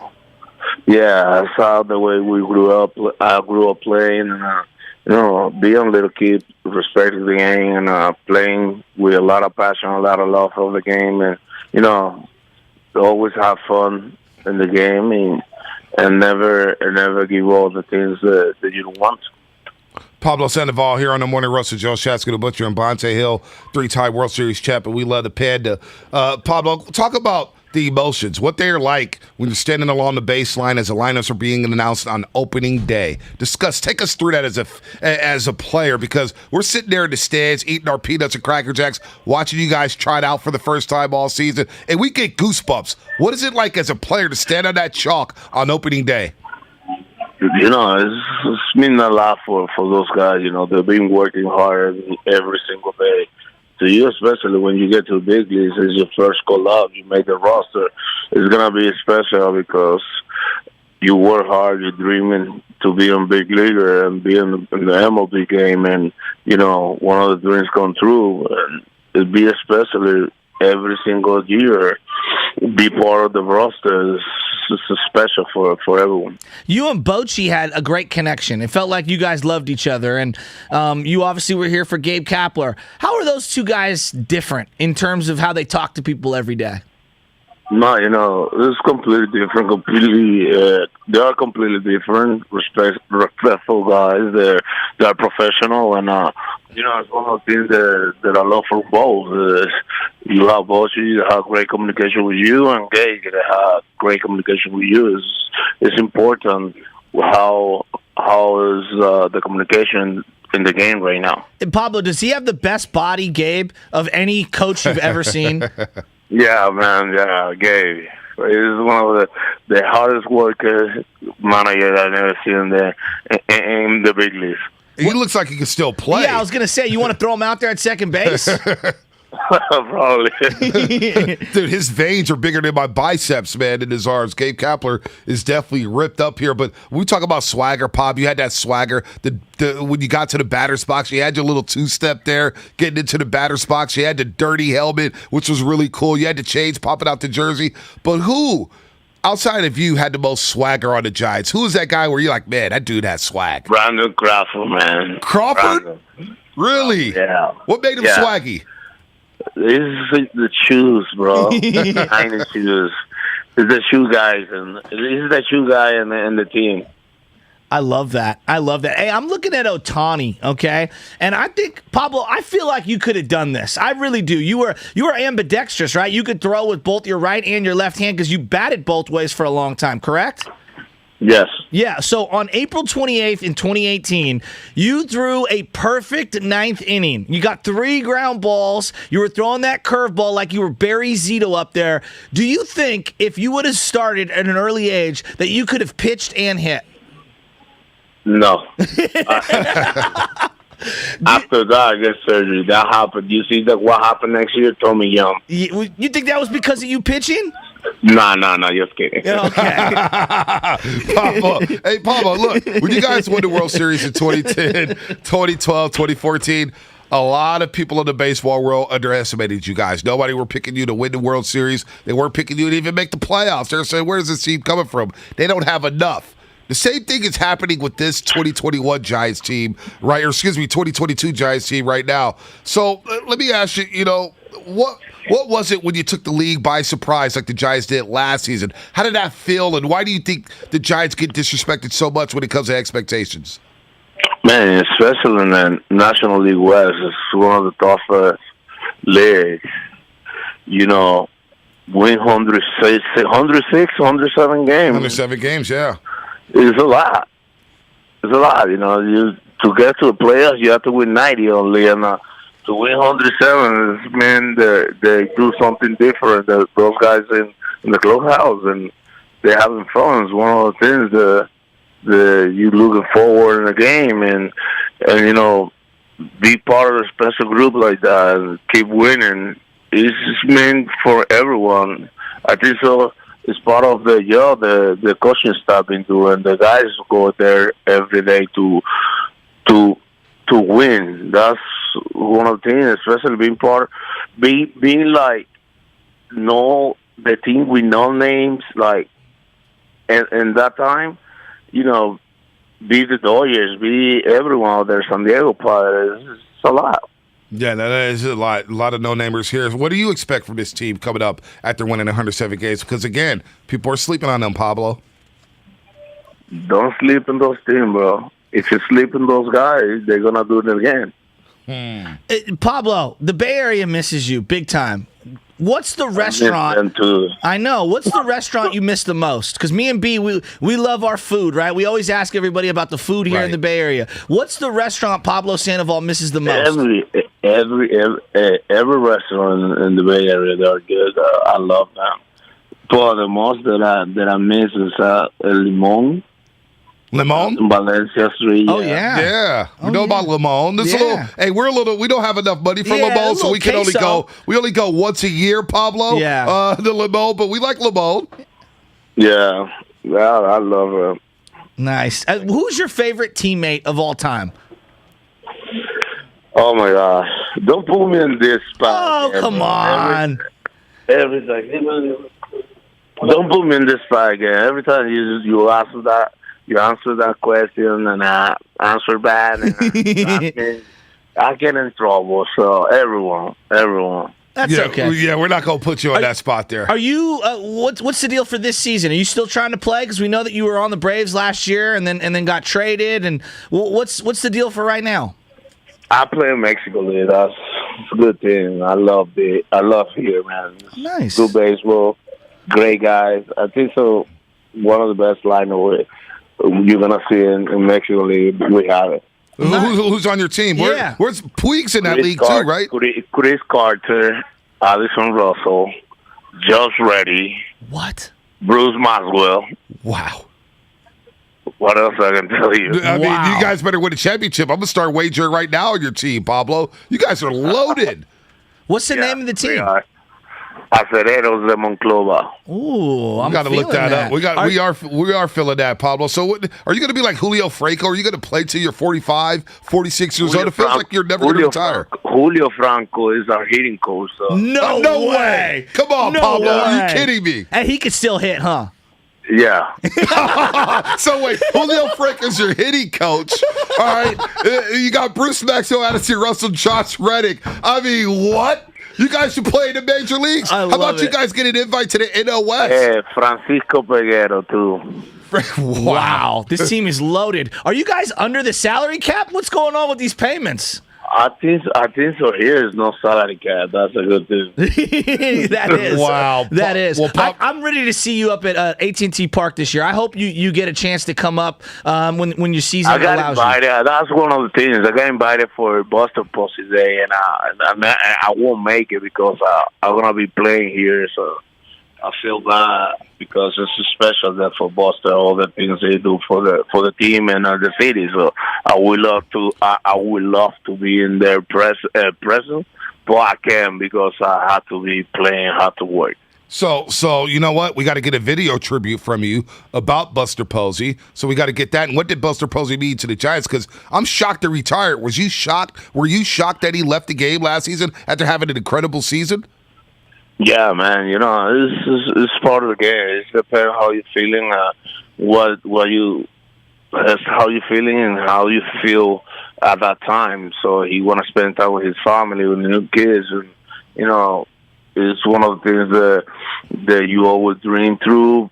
Work hard. He got 3 World Series, man. He was being MVP, Rookie of the Year, all this stuff, All-Star Game, Gold Glover, everything. I would do that too, so I'm not far from that either. Well, Pablo, you're still balling. You guys got a hell of a lineup. We're going to be checking in on you down there in the Mexican League. I want to see Julio Franco swing. Put that on IG. I mean, put that on IG. Josh Reddick, Addison Russell. We got to see your at-bats. Pablo, it's always fun to catch up with you. The fans still love you here in San Francisco. We want to see you come back this season. At least say hi to us. Yeah, I will. No doubt. Pablo, best of luck in the Mexican League, man. Thanks for spending some time with us. Thanks. Pablo Sandoval, 3-time World Series champ, still raking. Love some limon. Shasky. What you know about limon? I'm just looking at this team that he's on right now on Instagram, and it's just absolutely incredible. It's insane, right? Julio, I had no idea Julio Franco was a hitting coach. Honest to God. I had no idea. I can't. It was kind of one of those cheap jokes like, man, you're going to play to Julio. Well, Julio Franco's our hitting coach. Julio Franco cannot leave the game of baseball alone. I'm convinced Julio's probably closer to 70 than he is to 50. And Julio Franco, just one of the all-time, there's the guy who's very annoying, in fact, batting stance guy. But like everybody did the batting stance of Julio Franco, right? Dude, everybody. You feel me on batting stance guy? Yeah, it's corny, dog. Look, your 5 minutes are up. But it's like you're pushing 60, dog.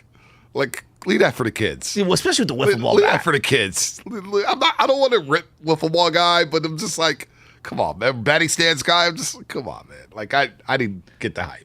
I didn't. I'm with you. I'm not like I'm pushing 40. I'm not sitting here trying to mimic Will Clark. Like you do it at the playground with your buddies every now and then. Like remember Griffey when he had a little. But outside of that, If I see another Brandon Crawford video in front of Dodger Stadium from him that he's done 7, 8, 9,000 times, I swear I'm going to throw up. But my lasting memory of Julio Franco was when the Braves lost to the Astros. Okay. Remember that? What was it? 18 innings, I want to say, in that playoff game? Remember that playoff game in Houston, the Braves and the Astros? The Brad Lidge game? Man, I don't remember that. But I just remember when like 16, 17, 18 innings. And Julio Franco, man, he got called out on a strike 3. And that guy wound up with the bat and slammed it so hard on home plate. It was like, man, that's he was my the last official Schmedium. Schmedium. Oh, dude, like, he was. He rocked the jersey where you could see the bicep. Until he was 50. Yeah, he was so sick. Until he was 50. He's one of those guys that could come off the bench and yak you a home run at any time. He had a lot of Chuck Person, the sniper, in him, where he just old-time player who just never aged. Never. I felt like he was in his 40s when he was probably in his 20s. Yeah, that's a good point. I mean, yeah, I'm not going to go there. He's 63 and he doesn't even look like it. He's 63? There's no way he's 63. The Xfinity mobile text line. I don't know if he's 63. I have no idea. I'm not even going to go there with his age. But real quick, before we get to Willis McGahee, he's going to talk a little about Frank Gore as he's retired over the weekend, signed a one-day contract with the 49ers. I want to get back into Klay because he was talking about the fans or whatnot. And it is something here with the fans where there's always going to be bandwagon fans no matter what. Bandwagon fans no matter what. But when he talked about the real fans, and this is where fandom gets me, it's no longer like you stay patient. We do a show. We do, 15 hours a week on the air. And our opinions vary day to day. We flip, we flop, we flip, we flop. We panic, we pivot, we panic, we pivot. But like a guy like Klay Thompson, what was getting me so angry, and it's not even just you, Shasky, because I know you love Klay Thompson. You love the Warriors. You love Klay Thompson. You never told me, hey, they need to trade Klay Thompson. You need to move off this contract. Nah. You're not that psycho. But there was a lot of people coming at Klay like, yo, trade his ass. He's washed. Trade him. He's killing the team. Trade him. He's a shot hunter. Klay Thompson's playing the same way Klay Thompson did before he got hurt. Except, yeah, he's forcing it a few more times. But Klay Thompson's always averages 16, 17 shots a game. But the loyalty from some fans, like, yo, this guy just missed 941 days. What was the realistic expectations for Klay Thompson? I don't know. He's giving you 18 points a game. He's exceeded the expectations. But my expectations, personally, of when he was coming back, I thought he'd come back, play about 20, 25 minutes a game, would be a liability on defense. This guy's been much more than that. It's not exclusive to the social media era, though, because, Bonte, you and I watched the Joe Montana Peacock doc, and we know, like, we lived it to a certain degree. People thought Joe Montana was washed after getting KO'd by Jim Burt. They thought his elbow wasn't going to hold up. Like, that was the chatter pre-social media era, right? So this is not exclusive to just now, and it's not exclusive to just the Warriors. This is any team that gets really, really, really, really good. There's a fervor for the team. People get excited, and they want their team to continue winning. Like, I understand that. But there's the Montana, right? As we talk about Klay. Right. Then there's also the Navarro Bowman, right, where everybody couldn't wait to have Navarro Bowman back after a devastating injury. Right. And then we were almost afraid to say it's kind of over. Right. Now, there's many stops in between those two. Joe returning and becoming an MVP and winning back-to-back Super Bowls, and Navarro Bowman having a solid year but with being the a Raiders. Shell of himself. Yeah, he had a solid year with the himself. Niners and the Raiders, but he couldn't So defend I that. think Klay is closer to the Montana spectrum, but he's nowhere near that MVP status. No one is saying that, but he's not washed. But I think within the prism of trying to win a championship this year, I can understand fans, not the trade me part, but I can understand fans being like, yo, I'm trying to win this game tonight, and I'm not sure Klay helps us. I get losing your mind. But you're living and dying with Klay Thompson. You're living or dying with Klay Thompson. I want to live and die with Klay Thompson. I'd rather live and die with a guy who's helped bring you 3 championships to this organization and gotten to 5 straight finals. Went out there on a torn ACL and said, I'm going to shoot these free throws, get back on defense, and try to send us back to a Game 7 in Toronto. And the Warriors are looking at him like, yo, you got a torn ACL, dog. You got to get off the floor. This guy tried to play for not only his team, but damn it, this organization and this fan base. And part of the reason why I became so irate a few weeks ago, and I'm coming down your road, I'm coming down everybody on Twitter, because I'm like, how do you bail on a guy like this who's fighting back from 2 devastating injuries? Not bailing. And he's one. No, it was bailing. Well, no, it was to me, it was about winning that game. They lose 2 games. They lose to Washington. They lose to Memphis. They have a 1-4 road trip, and people are ready to punt this guy. Literally ready to punt this guy. I'm tagged in all this stuff, and I'm like, really? You want to punt on Klay Thompson because Jordan Poole is on a heater right now, so we want to bump Klay? And then Klay reminds everybody over the last 4 games, oh, snap, I'm averaging 28 points a game. Yeah, I think we're going, the people that are going so far as to like bump him and get rid of him, that's a separate conversation. That but feels. But even benching him, I was just like. It's not even benching, it's just, hey, maybe he doesn't play in this 4th quarter. And I'm not even saying that because I was at the forefront of that thought process. And my thing is like, hey, maybe GP2 or Iggy gives me a better chance on this night against that team to win this game in the final 3 minutes. Like, I'm not overthinking it and saying that you're benching him exclusively and he's never coming back. I'm just saying, like, I was open to seeing, like, hey, whatever gives me my best chance to win on this given day, on this given play, on this given night, I'm going to roll with that. Let's go to Damian real quick. Damian, before we get to Willis McGahee. Damian in Oakland, what's happening? What's happening, fellas? Man, I heard Klay's comments about the fans, and it reminded me of a trade I think the Warriors made back in the days where it was the rights to the draft pick of Kevin McHale and Robert Parrish for Joe Barry Carroll. Wow. And I think back to that time, and now I think about this time. Now, I was a kid back then, but I think we're so blessed as Warriors fans right now because we have an owner that cares about winning, who actually hired a Warrior fan to run the team, who makes business deals that is win-win for for both teams, a la Wiggins and Kuminga for D-Russ, where both teams are doing good, meaning any team will always want to do business with them. Free agents always want to come here. And I just think we blessed. And a lot of these bandwagon guys who think like, oh, it's championship or bust, they missing the boat because when I watch Jordan Poole, I go back to the 15-win season. And I remember watching them games where it's like, oh, my God, what are we watching? And we see Damian Lee and JTA and Jordan Poole and Marquise Chris and some of these guys. And we like, what's happening? And then last year was one of my favorite Warrior seasons ever because now you're seeing these guys come into their own.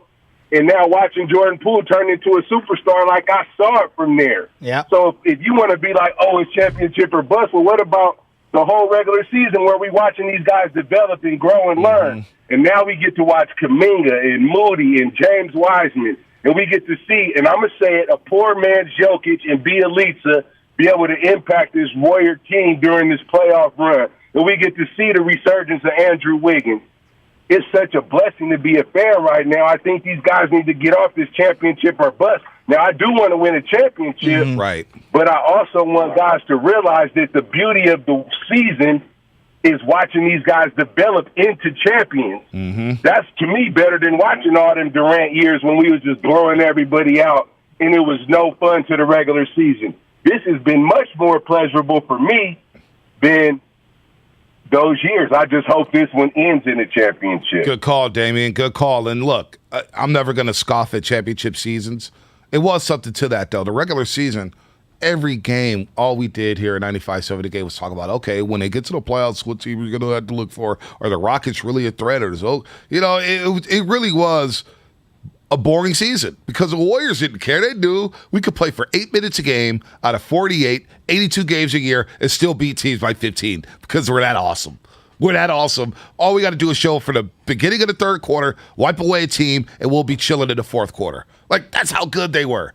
Last year was turbulent, but it was fun to see the growth of Jordan Poole. It was fun to see Steph Curry activate God mode and drop 37 over the last 2 months of the season. You didn't know what was going to happen. You didn't know what was going to happen, and Steph Curry, for him to come back, because there was doubts about him going into last season. To see him have that year, to see, okay, you got some draft picks here, you got potential with James Wiseman. Now, it hasn't come to fruition in year 2. Wiseman's been out, hasn't played a game. We get all that. He'll hopefully be back in year 3, and he could resurrect his career because we're all pulling for the guy. But you see Jordan Poole make the next step. You get Klay Thompson back. All of a sudden, Klay Thompson's playing well. Wiggins is an all-star for crying out loud, and it feels like he's starting to turn back the corner. He's had a couple solid games here down the stretch. So I'm with him. This regular season has been fun. It's been stressful. Hasn't been as painful as the 49ers season. No, it's the full gamut of emotions. It's the full gamut of emotions, but the emotions that got what Klay is talking about, like fans, man, the real fans know, these Johnny-come-lately fans are all of a sudden, let's put a guy who saved our season in 2016. Let's put a guy who's one of the more iconic Warriors of all time. He's a top 10 Warrior. He's a statue guy. Of course. A statue guy. You're not going to bitch stat shooting in the fourth quarter. That's what I was saying a couple weeks ago. But Klay is right about some of the fans, especially on Twitter. Like, oh my gosh, these fans are idiots.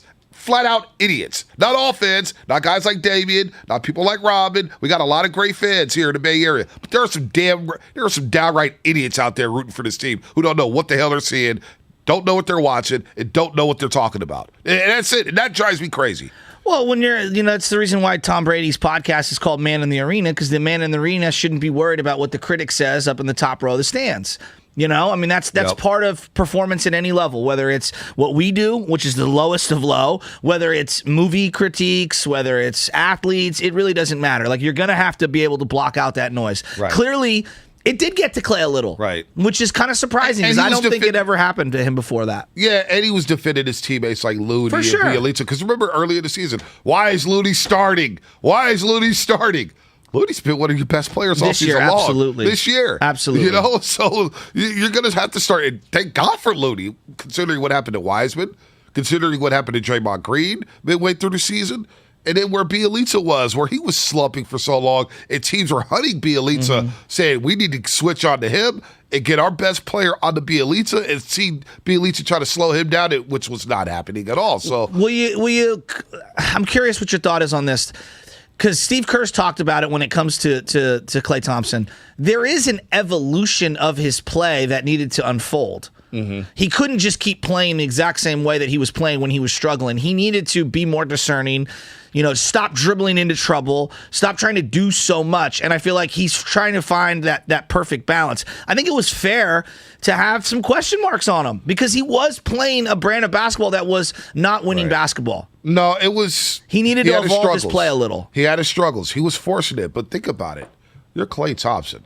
You're one of the most lethal shooters. I know why he was struggling, but Bonte, he had to make the adjustment. No, he did. He did. But no Steph Curry. He's thinking to himself, of course. I got to pick up the slack. There's no Steph. We're missing 26 points per game. When you have two non-shooters in the starting lineup and they're pressing you, I understand that, but that doesn't make it right. You know what I mean? It doesn't make it right, but I get it. Yeah. I get it. And he's trying to find his way as he's 33 games into his comeback. We are still smoking that Laker pack. No, best believe that. We're smoking that Lakers pack all day long. Lakers eliminated last night in the playoffs. They're not even making the play-in tournament. I don't want to hear about the Lakers anymore, a team that was favored to win the Western Conference. The Lakers are done. And you know what? We could celebrate tomorrow night at Chase Center when the Warriors take on the LA Lakers. Warriors, by the way, with the loss by the Denver Nuggets to the San Antonio Spurs, the Warriors have clinched home court advantage in the first round. That's awesome. Here's a great text from the 619 that I think kind of parlays into a lot of things that we've seen when we're talking about fans and where this team's at. The progression of young players this year extends the championship window to next year too, and obviously into the future. I think that's a really poignant point. Like, if we want this thing to continue, knowing how old the core is in terms of Steph, Klay, and Draymond, you had to have the progression of some of these young guys. And Jordan Poole at the top of the list, and to a lesser degree, obviously Kevon Looney, who you want to continue, even though he's going to be a free agent at the end of this year. Kuminga, Moody. You were hoping that you would get something from James Wiseman. We aren't, so that's going to be obviously stalled, and we don't know where that's at. But part of why we're so encouraged about where the Warriors are for this year is the development of Poole, and part of why I'm encouraged moving forward is, wow, I mean, look at Kuminga, look at Jordan Poole. Now I'm seeing like logical, reasonable people who could take the baton with more development from these other guys, Right. and so as they start to age, their role is going to not necessarily diminish, but it's going to evolve, and their role is going to change on this team. And that's why I'm so excited for these playoffs coming up in a week. And the Warriors will start either Saturday or Sunday, April 15th or 16th. 16th or 17th. And they could get that home game, 12:30 Saturday, maybe a Sunday, because the Warriors are a big draw. Chase Center's going to be on fire. And for Jordan Poole to finally experience a playoff series. Got a little taste of the play, but it wasn't full capacity. He gets to play in a playoff game. A true playoff game. Kuminga, this postseason run, all the experience he's going to get playing with the big three And then alongside Jordan Poole saying, man, I'm only 19 years old. I need more of this. That's going to just wet his beak even more. So when he goes out in the offseason and works hard and gets ready to go, he's going to be able to contribute even more next season. Andrew Wiggins playing in only his second playoff series of his career. He's been in the league 8 years. I'm so excited for these playoffs because of what you just said there. They're going to get so much experience, some of these young fellas, while still chasing a championship with the core. Yeah. And they're going to get to learn from Klay and Steph and Dre on how to navigate the choppy waters of a playoff series, man. This is really cool stuff. And you got to give credit to the Warriors for not succumbing to all the demands of trading for Bradley Beal, trading the house for Ben Simmons, trading the house for Miles Turner or Domantas Sabonis. They stayed the course. All those guys are kept hurt. Their picks. All those guys are hurt. Every one of them. All those guys are hurt. Yeah. I mean, who knows if they would have been hurt this year. The goal for this year is still winning the championship. Like right now, I mean, I'm not saying that anything less is a failure. That's not what I'm saying. But the goal is still winning a championship this year. I'm not sure that was the goal last year, given what they had and what their roster was. I think the goal last year was get into the playoffs and then maybe some wild historic magic happens. Yeah. This year, it feels like you can reasonably say, hey, the goal is to win the championship. No doubt. I think part of the steps to get to that goal, get out of the first round. They've qualified for the playoffs, so check that off. And then home court advantage first round. Check that off, right? And then people didn't believe they'd be a top 4 team in the West, which I think is fair heading into the year. We didn't know where Draymond was at. We didn't know where Klay was if he was gonna come back. I had no idea that Jordan Poole would take this quantum leap. I thought if everything fell perfectly, and it was far from perfect this season for the Golden State Warriors. Far from perfect. But considering when they were at last year, again, they were a couple games out of the 5 seed last season. Steph plays in those 8-9 games that he misses. They're a 5 seed last season with that team. This team I looked at on paper said, man, okay, I did count on James Wiseman to be around. But they needed a historic year from Steph last year. They did. Be even in the mix. And he was historic. He was great. It felt unsustainable on that end. And I understand the frustration. I mean, James Wiseman was basically their second leading scorer for the first week of the season. He was. That's how bad it was last year. It was rough. But again, Steph was historic in the MVP race, and he kind of shut up the doubters of saying, oh, is Steph done? Is he past his prime? He's hurt, yada, yada, yada. Well, he proved that was not the case. You go into this year, I thought, okay, Jordan Poole's in his 3rd year. I like what I saw since he got recalled for the G League. I was encouraged by his play down the stretch. I was encouraged by Andrew Wiggins. Draymond Green, okay, where is he going to be at? And then you get Klay back. Well, they're a top 4 team. They're a top 4 team, and they've won 50 games. For the 11th time in franchise history. 7th time under Steph Curry, Klay Thompson, and Draymond Green.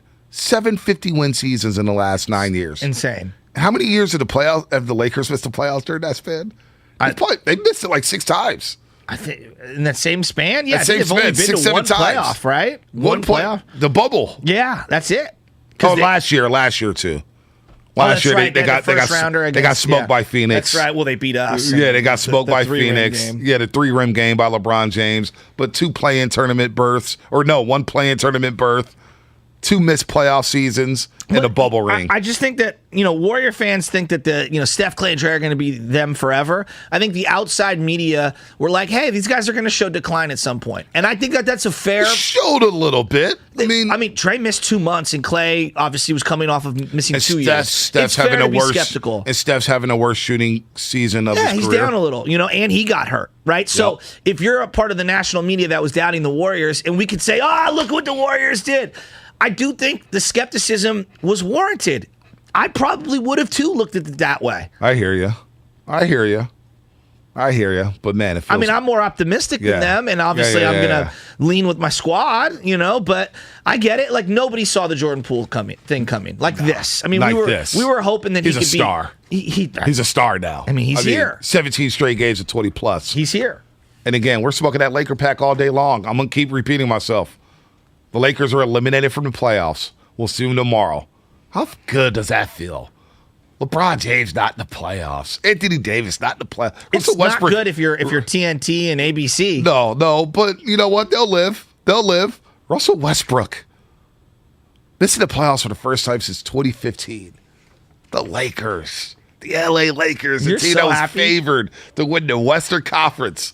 I don't have to hear from Laker fans anymore. Oh, you will. Now, they'll come out the woodwork if the Warriors lose in the first, second, third, or the finals. Conference finals, they'll be talking about Cue him. up your Anthony Davis for player X, Y, and Z by the way, trade. I would not want Anthony Davis For Wiggins? anywhere near my Straight squad. up? No, absolutely not.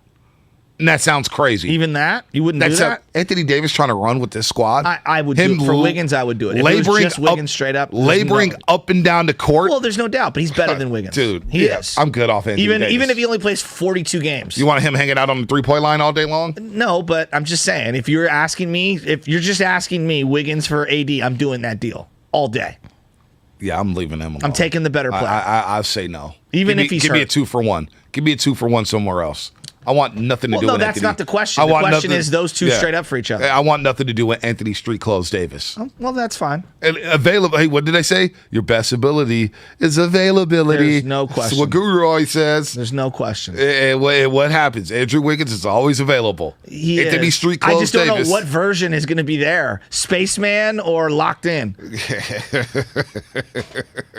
You never know. You never know. Devontae panic meter. Still people tweeting me about that. There's no panic right now. We're smoking the Lakers pack right now. Lakers pack. By the way, Boxer Gerson injury report hit at Lakeford. It's time for the injury report. It really hurts. Brought to you by Boxer and Gerson, Northern California's premier workers' compensation law firm, helping injured workers get their lives back for over 40 years. Today's injury report. One day closer to opening day, and one more Giant who is dealing with health issues, Shasky, as we close out spring training. Tommy LaStella was scratched from his final Cactus League appearance yesterday as he continues to recover from surgery he had last October to remove part of a sheath that was causing some Achilles tendon inflammation. Giants manager Gabe Kapler said after the game that the decision to scratch LaStella was a cautionary move, and no official decision has been made regarding LaStella's status. But with opening day now 2 days away, it is starting to look like the Giants could be without the services of Tommy LaStella, at least for the first week or so of the season. Man, the Giants are banged up going into this baseball season. The injury report was brought to you by Boxer and Gerson, Northern California's premier workers' compensation law firm, helping injured workers get their lives back for over 40 years. By the way, what's coming up on the game brought to you by AC Transit. AC Transit is offering a $1,500 bonus for new bus operators to join their team. Paid training is provided, plus the new hire bonus is paid within 12 months. The $1,500 bonus is subject to terms and conditions. For complete details and to apply, visit actransit.org/careers. D Wright on the other side here on the Warriors Wednesday. Ask most people what the North Bay is famous for, and they might say the views, the climate, or maybe the wine. Now, ask a healthcare professional.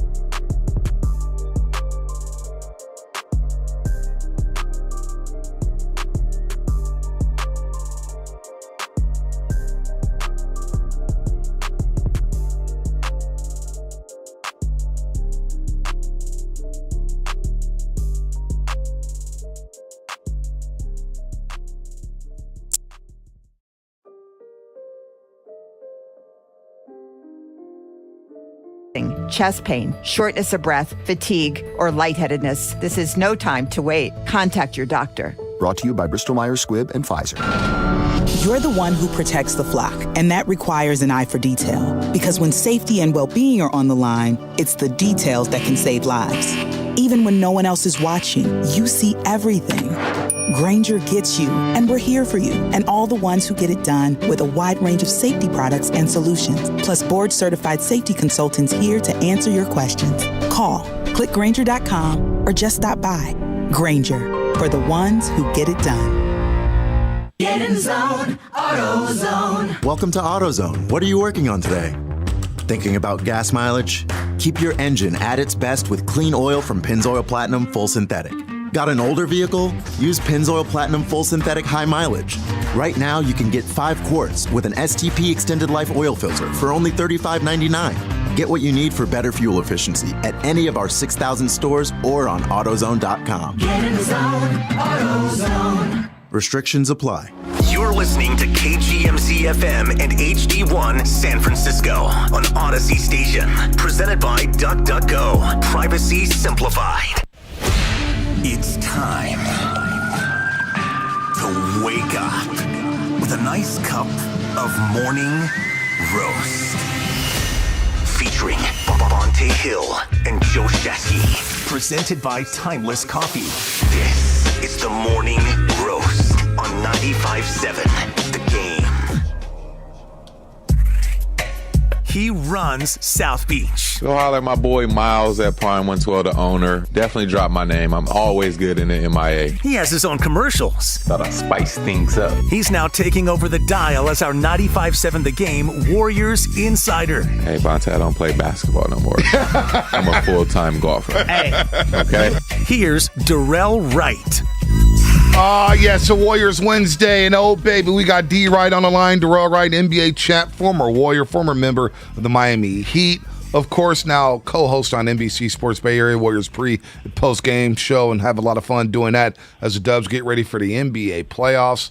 They have clinched home court advantage in the first round after Denver lost to San Antonio last night.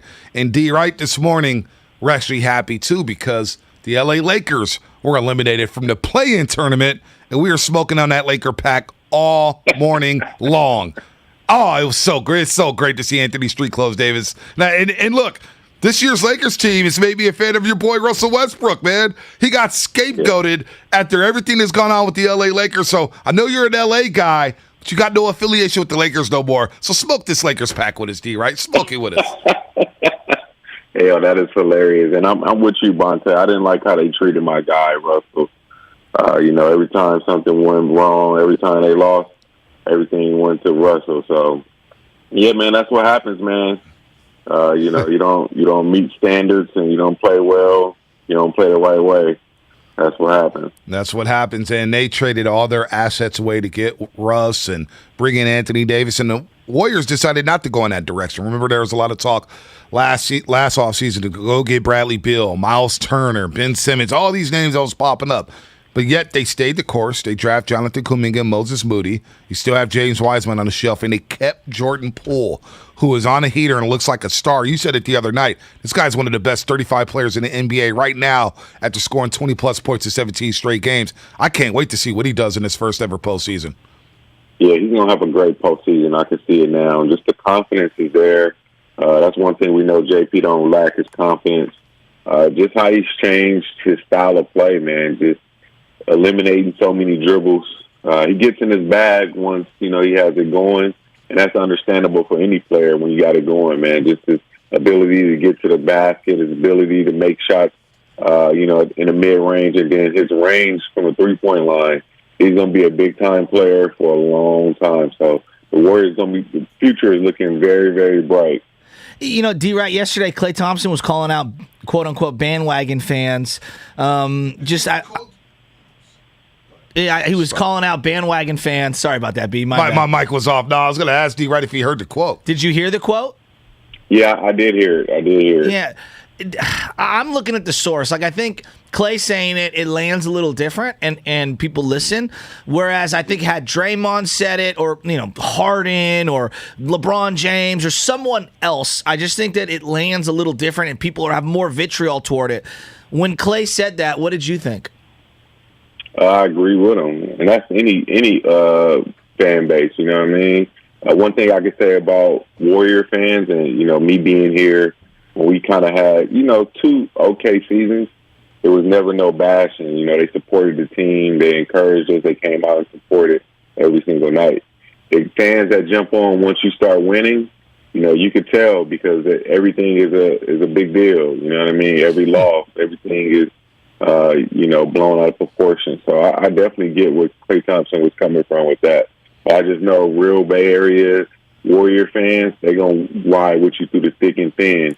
And, that's why I've always appreciated them because, they love their team and they love, where they're from. So I definitely agree with Klay Thompson.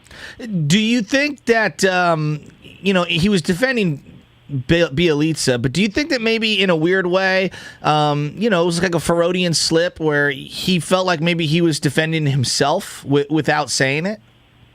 Maybe. This is one thing I always say, man. Players hear everything. People think they can throw jabs and say things, and players don't hear that. Players hear everything. So I'm pretty sure maybe Klay Thompson felt the way as well. He was probably fed up about it and, had to speak his mind. I'm pretty sure some of that has to do with the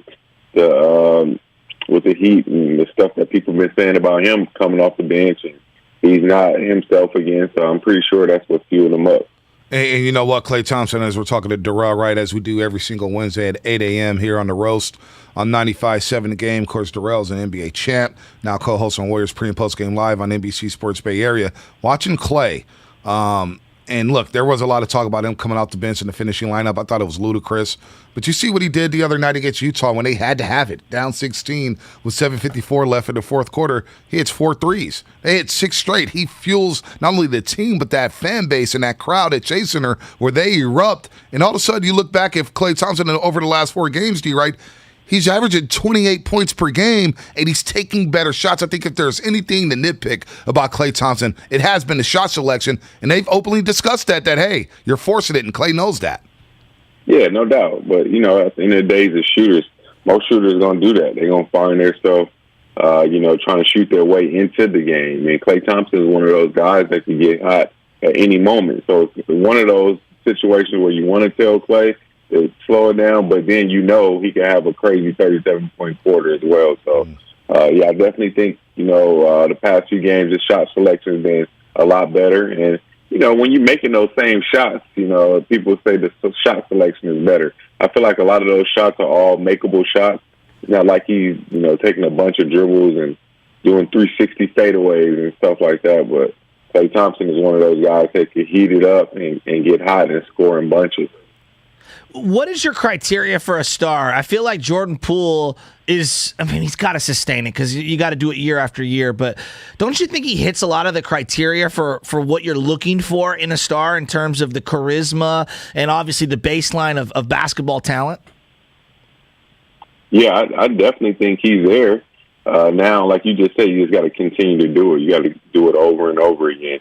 That's how you get these superstars. They do it every single year, every single night. So what he's doing right now in these last 17 games, if he could keep that up, and I'm not saying doing that for 82 games, but at least, half, more than half or majority of that season, you can keep that up. That's what makes these guys a stars, because they come and they're consistent every single year. Draymond Green, D. Wright, he's looking better over the last 3 games. He talked about it last week, saying he's been playing terrible. He said for the first time in his basketball life that the team is actually worse when he's on the floor. Did you see him against Phoenix, Utah, and Sacramento? I was surprised to see him play in Sacramento on that back-to-back. And we know Draymond runs hot. He was running hot Saturday at Chase. He was running hot in Sacramento. But, man, he's starting to look like Draymond again. That back injury doesn't look at – he's starting to move a little bit. His timing looks like it's coming back a little bit. Draymond looks like he's getting closer and closer to being the Draymond we saw in the first half of the season. Yeah, most definitely. That first game against Phoenix, I think that – not the first game, but that game against Phoenix was a game where we really noticed just how well he was moving. He was able to, go out there and guard the bigs, take a few punish blows from Aiden, just being a big body. And then him competing and battling against Aiden showed me a lot. Getting rebounds over him, getting a few block shots, and just being active. And then, he's over. And I'm pretty sure he knows he's feeling good and watched the film. So that's good that he's getting back, kind of back to Draymond right before the playoffs, because they're going to really need Draymond down there, especially with these two teams they might play. He's going to have to be able to guard the perimeter guys, and he's going to have to guard the post guys. So it's good to see him being back to normal. Well, what did you think of CP3 and Jordan Poole jarring at each other? It feels like CP3's always got something, with somebody on some team all around the league. Was there ever a dude that you used to go at it with? I never had that one guy, but you get a guy like CP, just a competitor. He's gonna try to bring whatever he can out of you and him at the same time. Some people talking and get in your head, that might be working for that guy as well. Especially when you get older, you got to get different things that motivate you. But CP is always gonna be one of those dudes that's gonna get under your skin. He knows what he's doing.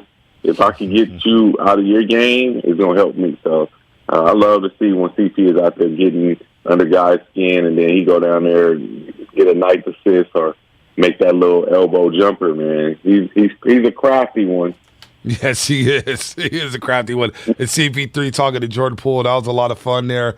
When you look at the playoffs here, we're about a week away, week and a half away, D, right? Is Otto Porter Jr. still your X factor this postseason, or have you flipped on it? Because Otto Porter Jr. hasn't played some better basketball over the last 2 weeks. I'll give him that. A few double-doubles.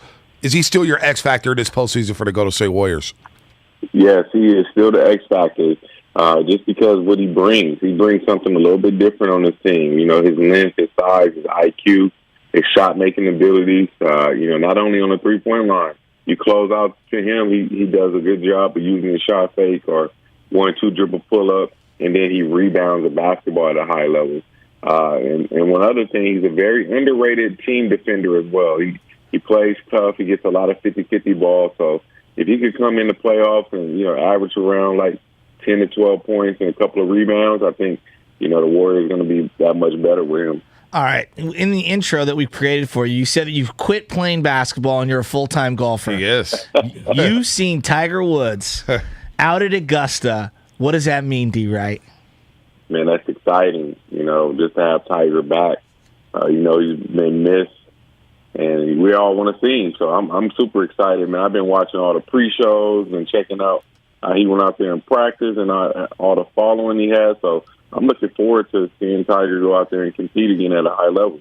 So the shoe thing, because I know you're big on shoes and fashion, and you're at the forefront of everything. The fact that he wasn't wearing Nikes, I was making the analogy to Bonte yesterday. Hold on. Have you ever heard of FootJoys? I'd never heard of FootJoys before. I know you're a golfer. FootJoys, D-Right? You heard of FootJoys? Yeah.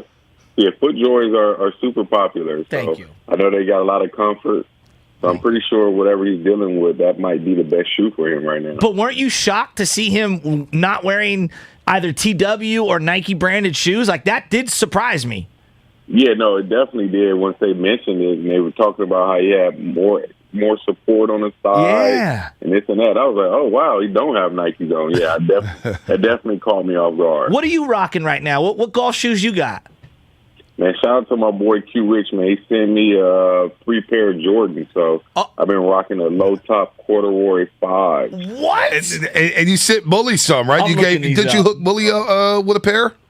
Oh, yeah, so I gave Mully a pair of my Air Max I had. I'm a size 14, but I guess I'm wide, so those fit me a little too tight, so I blessed Mully with a pair. Mully. I'm looking these up right now. Yeah, wow. Yeah, they're pretty clean. Wow. D-Right, come on, man. You see D-Right on TV. You think D-Right's walking on the golf course looking like a slouch, man? Come on. Hey, come on, man. You got to look the part, man. You got to look the part, man. We got to look the part. Dipped in butter. Dipped in butter. D-Right, I can't wait to see you tomorrow. Before he goes, I got one more question. Oh, my bad. Last night was the champions dinner for Hideki Matsuyama. Oh, I like this question. Last night was the champions dinner, so he got to select the entire menu for all the past champions at Augusta, and they had this beautiful photo with everybody wearing their green coats. He had sushi. I believe there was black cod. There was also Wagyu beef, all a Japanese authentic food. If Darnell Wright was to put together a menu that represented him or his community or whatever he wanted to convey, what would that menu be? Man, I'm going with the taco truck.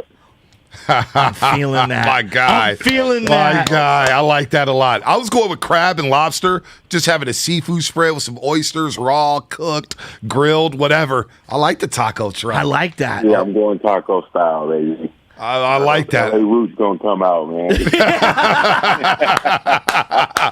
go, Tiger. I'm fired up. Oh man, D-Right, can't wait to see you tomorrow. Warriors and Lakers. We'll see what we'll see if the Lakers show up. Maybe the South Bay Lakers from the G League. Who knows? They might be suiting up D-Right. D-Right making a call up, man. 10-day? He making a call up, man. I mean, he can play. Moment. Hey, the Lakers don't play defense. D-Right says he can't play defense, so you fit right in. Spot shooter. There we go. That's what I'm talking about. Hey, you know what? I got introduced to this thing called Dr. Dribble. It's like that shooting machine that shoots the ball back to you. You know what I'm talking about? Yeah, I know exactly what you're talking about. Dude, that thing is the greatest workout of all time, D-Right. That thing is incredible. No, it definitely is. You're going to get some real cardio in with that one. Oh, my God. I kind of thought I was, being cute with it. I had the different slots on the court, and I was pushing all these spots. Can't do that. I was running back and forth, and the ball is just shooting the ball all over the gym. I had to slow the pace down. Dude, pace down. Warriors Academy, they have that over there at Racketeer Performance Center in Oakland. And so I try to do what you do. It's like, let me go to this swing. Let me go left or right. I lasted 30 seconds. Like, let me just shoot it from the top of the key, like 13. dog. Spot up 10, man. I'm a spot up guy, dude. I ain't running from corner to corner. Nah, that workout is tough. I want to do that, man. I need to lose a couple pounds. D-Right, see you tomorrow night at Chase Center, man. See you guys. All right, Darrell Wright. What's out there? Smooth cat. Son's going to high school next season. Son is going to high school, man. Do we know what school he's going to? Yeah, I don't want to announce it yet. He doesn't want it. Yeah. I will wait on that one. But he's going to a high school near you. Oh, nice. Not near you, but here in the Bay Area. Oh yeah, he's a stud. He's a stud. He's a baller. He's a baller. D-Right. Coming for Dad's throne. No doubt. We're talking about smoking that Lakers pack, and we'll get back into baseball. So opening day is Friday. There's a lot going on this week. It's a great week. We got Bellator. Josh Thompson coming up here at 8:45 about Bellator. That's happening next Friday at the SAP Center in San Jose. Bellator, a lot of people. Ryan Mauser's going crazy over it. I got to try to get Mauser some tickets for that because I know he wants to go. I may not be able to make it. It's on a Friday night. Friday night Bellator, a day before the playoffs, before the NBA playoffs. Yeah, you need to load management. I need load management, dude. I am ramping up. Yeah. I'm watching the NBA last night. There was 12 games on. I'm folding clothes. I'm doing all the cleaning. But Shasky in my dome right now. This is our time. This is our time. Like I said, it's the gateway to summer. We just had March Madness, a hell of a tournament that got me all fired up. I got the experience. Duke coming to the Bay. Duke in Frisco? You kidding me? And now he might come back? Now he might come back. How pissed are you for that? No, I'm not pissed at all. I got to see the Duke Blue Devils, and Paulo Banchero looked at me and my boy Heather said, I got y'all tonight. And he went out there and performed. Okay. Then we got Giants opening day against the Marlins. I don't care about the Marlins, but you know it's good to see the Giants back on the diamond. Let's get off to a hot start. You care about the Marlins because you were defending the honor of Derek Jeter every time I ripped him. I do care about the Marlins. They got great even uniforms. Though he's gone from there. Yeah, but I told you he was going to get a lot of people fired. hate on. It's crazy to me. A lot of people hate on Derek Jeter, but they love Alex Rodriguez. Yeah, because Alex Rodriguez is the biggest way more douche. charming. Charming? Yes. He's the biggest douche in sports. It's the smile. He's been the biggest douche in sports for 20 years. But Derek Jeter, I like his flaws. You ask any Yankee fan out there in the Bronx. I don't care about Yankee fans. I fans. know you should, because all the Bronx fans out there, Derek Jeter stayed to sign autographs. Yeah, third best shortstop in Yankee history. A-Rod was he was just shooing people away, leaving. Reese, I'm going to take over him. Derek Jeter is the people's champ. I'm going to take A-Rod over him at shortstop. Take A-Rod, but Derek Jeter's the captain. Okay. Number two. Yeah. All right. Derek Jeter. There will be no Derek Jeter slander. Madison Bumgarner has more career Grand Slams than Derek Jeter. I don't care. How many rings he got? Yeah. How many rings does that team have? How many rings does he have? How many hits does he have? Yeah. You know what I'm saying? Longevity. Oh, yeah. Being in that market. He had a home run on his 3,000 hit. Yeah, exactly. You know? How sick is that? Yeah, he should have moved over to second base. That's all. And you talk about Derek Jeter being the off-the-field guy that he was. Ooh-wee. Well, Derek Jeter. Yeah, here's your basket. A-Rod's got nothing. Leave your cell phone here. Here's your basket. It's genius. It's a player move. It's a player move. I think he's a weirdo. Hey, A-Rod's got nothing on Derek Jeter. You take the douchebag in A-Rod. I'll take the cool guy, Derek Jeter. Since retiring, there's no comparison. A-Rod has made infinitely more money than Derek Jeter. Derek Jeter owned the team. He helped own the team. No, he did not own the team. That's not true. No, that's not true. He helped own the team. He was the face. He was the face, he got paid $5 million a year to pay him back for his initial investment for the 4 years. He put $20 million down on a $1 billion sale. As far as we know, he was Mr. Marlin. As far as the people know, he was Mr. Marlin. Yeah. He's gone. He'll do something else. A-Rod's a legend. I mean, excuse me, Derek Jeter's You're a legend. right. A-Rod is a legend. A-Rod is a cheater. Oh, there's no question. Cheater. There's no question. But in the pantheon of the game, A-Rod was the better player. Yeah, probably. There's no denying. Probably, but Jeter was the better Yankee. Maybe. Oh, there's no maybes there. Jeter was the better Yankee. I would love A-Rod, though. I would love A-Rod on the show. I see YouTube out there cooking. YouTube talking about A-Rod. And, let's get A-Rod and Jeter on at the same time. Are they even boys? No, they hate each other. Yeah, I bet. They hate each other. Because real recognizes real. Well, because and A-Rod ain't slide real. over to third base. I mean, he should have stayed short. A-Rod's faker than a $3 bill, man. It doesn't matter. He's one of the great players of all time. It does matter. At 18 years old, he got brought up. At 19, he hit a home run. He's one of the great players of all time, dude. He's a 700 home run guy. Hey, man. And you got Derek Jeter, who won a ring as a rookie with the Yankees, rookie in the Bronx in those pinstripes, and he left gift baskets all night long for 20 years in New York City. In New York City. I hate Jeter. New York City, leaving gift baskets out there. That's legendary. Put some respect on Derek Jeter's name. How dare you? How dare you? He was the fourth best shortstop of his own era. Was he? Yes. Come on. I'm taking prime Miguel Tejada over him. Oh, you're out of your mind. I am. I'm taking prime Miguel Tejada over him. I'm taking prime Nomar Garciaparra over him. Gosh. I'm talking about their primes. Oh, my gosh. And I'm taking prime A-Rod over him. Oh, my gosh. He was the fourth best. Oh, man. We're talking about shortstops, just straight up shortstops. Right. I'm taking those guys as primes over him. That's just my estimation. Yeah, I'm taking Jeter. And I would even take Omar Vizquel's glove over Derek Jeter, who's also from that same era. You can take that. I'm going to take the nearly 3,500 hits. I'm going to take the 260 home runs. I'm going to take the 310 career batting average. I'm going to take all that. And I'm taking Derek Jeter in his prime. He's a winner. Okay. What did Nomar win? Jimmy G. What did Nomar win? Oh, Nomar didn't win anything. Come on. He got hurt. Flamed. He broke his wrist. His prime was like a year and a half, and boom, done. Well, he was a hitting champ. Miguel Tejada? Miguel Tejada's MVP. Yeah, well, he's MVP. He was aided. Well, he was aided. If you don't think Derek Jeter was aided, that entire Yankee team was on roids. Stop it.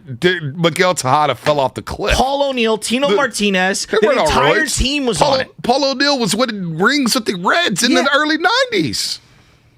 What? He did Don't not be sweep the naive. Oakland A's? So Pettit Come and on. Clemens and that entire team is on roids, and Boone's on roids, but not Derek Jeter, the captain. I don't think he was on roids. Okay. Didn't look it. Well, didn't look it. I've got Man, look at beachfront these- property look for at- you in look- Vegas. Look at these batting averages of Derek Jeter. 324, 349, 339. Talking about prime years. He had 3 straight years where he hit over 200 hits. Ichiro had kidding 11 me? straight 200 hit Okay, seasons. but we're not talking about Ichiro. We're talking about shortstops. And I'm telling you, I'm taking the prime of Tejada and Garcia Parra and A-Rod at shortstop over Derek Jeter. Well, you Derek don't- Jeter's a great player. you don't no wanna one's win. denying that. It's about longevity. and 5-time there's a Gold lot of Glove? things. 5 Gold Gloves? Yeah, those were because he's a Yankee. Oh, that had nothing to oh, do. A-Rod, look at all the defensive metrics. Dig a little deeper. Go to oh, Fangraphs. oh. Go to Fangraphs. I don't care about His Fangraphs. You range know, I don't was care. whack. Stop. All the catches he made? Bloody eye? What? The play against the A's? Talk about metrics. Check those metrics out. How about my eyeballs, Shasky? Come on, Shasky. Metrics. Derek Jeter, number 2. He dare you disrespecting. I am. Believe I can't me, believe you. I am. I can't believe you. I'm just calling it what it is. I mean, I see what it is. He's a legend. There's no doubt. I'm just saying A-Rod's by far and away the better player. He's the better player. And it's not even close. He's the better player, but I'd rather have Jeter on my team. I mean, that's a different discussion. It's kind of all in the same ballpark. You know, I mean, people forget how great young A-Rod was with Griffey. If Griffey doesn't leave and he doesn't leave, they were amazing. Seattle should have won more. They didn't have enough pitching. Dude, A-Rod, come on. A-Rod was spectacular. And then he took the bag in Texas, which I don't blame him, and hit 50 home run seasons year after year after year. A-Rod was an all-time great. He was incredible. He was an all-time great. But Jeter was the better Yankee. And Jeter is the better person. And a better person. Jeter played his whole career with the Yankees. A-Rod played in multiple stops. Like, I hear what you're saying. What I'm saying is better baseball player, it's Alex Rodriguez, and it's not close. You're talking about one of the greatest talents to ever play the game. A-Rod's He's on a short list. A-Rod's the same guy who was dropped to 8th in the batting order against the Tigers in the playoffs? Yeah, because he had a freaking busted hip. Because he was injecting himself and had torn labrum. Yeah, whoa. I mean, you know, it is what it is. By the way, 206 is right about this on the Xfinity mobile text line. We should thumb wrestle over who's better. Teeter and A-Rod. I got Teeter. I got A-Rod. I got Teeter. I got A-Rod. Come on, Shasky. Hey, come on. I'm just saying. Straight Jeter is a great player. There's no doubt. The fact he was in pinstripes has elevated his entire career. Maybe. And it drives me insane. Maybe. If Brandon Crawford were in the same spot as Derek Jeter, we would be talking about Crawford in a totally different light. Why he's not talked that way is sad. If Brandon Crawford was in pinstripes, he may be with the AAA team because of his low batting average year after year after year. Well, they would have batted him 8th in that lineup with the DH and all that stuff, so it wouldn't even have mattered. Yeah, there you go. I mean, you know, like... All right, what's coming up on a game? Jeter's good, okay? A-Rod is an all-time talent. If we were just listing the all-time most talented players to ever play baseball, forget the roids. You just, before You can't the roids. forget the roids. No. You can't forget the roids. You love Bonds You can't as well. forget the roids. I'm telling you, You can't dude. forget the roids. You A-Rod's the can't do man. that. You can't forget the roids when it did comes it to before A-Rod. roids. Did he? Are we had 50 sure about home run that? season in Are we Seattle. sure about that? Yeah, we're 100% In that Kingdom and that launching pad? Come on, man. We're nothing. Dude, A-Rod, stop it. He's a great player. He's a great player. I'll take Jeter. What's coming up on the game brought to you by Safeway? Josh Thompson, Bellator, MMA. That's coming up at 8:45. Plus our flex moment of the show. Maybe it'd be that. Just a random A-Rod Jeter conversation that has Shasky over here in flames right now. He can't believe it. He's disgusted at me. At Safeway, they partner with trusted top quality growers for hand-picked fruits and vegetables harvested at the peak of flavor. From farm to you, visit Safeway's produce department today and see how they're perfecting the art of fresh. And yes, we're still smoking that Lakers pack, baby. 888-957-9570. How does it feel to see the Lakers eliminated from the play-in tournament? They couldn't even make the NIT of the NBA. We smoking that Lakers pack on the Warriors Wednesday. Don't rely on just your cell phone for internet. Get one line of unlimited mobile with 5G and home internet from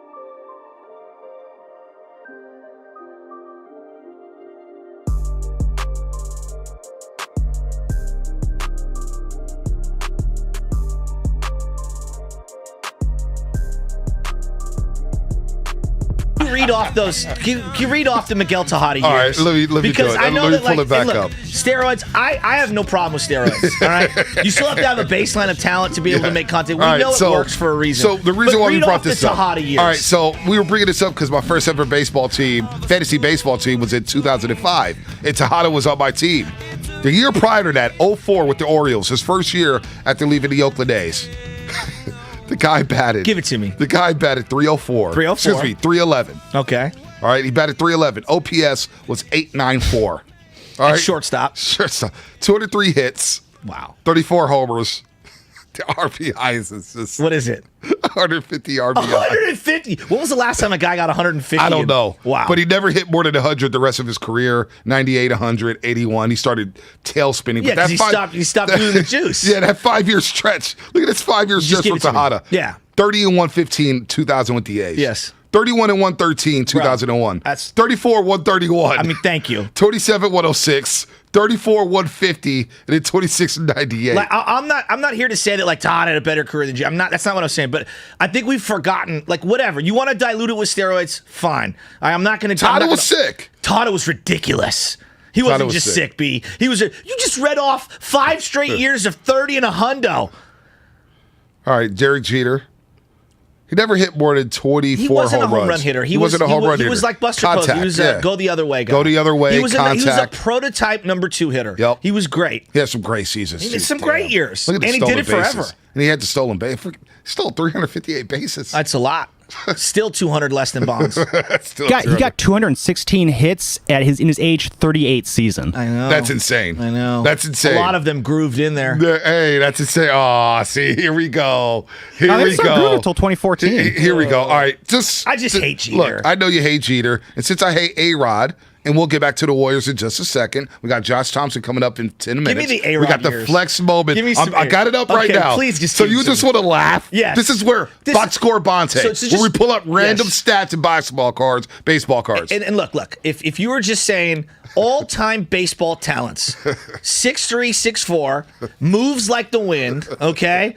Can hit anything, can hit for power and average, and has a cannon of an arm with unbelievable range. Like, that's what A-Rod was. I know he's a joke now. Yeah, I know. But Bonte, he's one of the greatest talents in 180 years of baseball. He makes me laugh. He's on the broadcast. He's spectacular. He had that show where he was helping out broke people like Evander Holyfield. Yes. Remember that? Yes. Dude, trying to help him with businesses. I can't wait. So give me the years. So A-Rod, because he's such a damn fool. He is. Right? I can't stand I agree. him. I saw him at Chaser a couple weeks ago. He's sitting next to Big Poppy David Ortiz.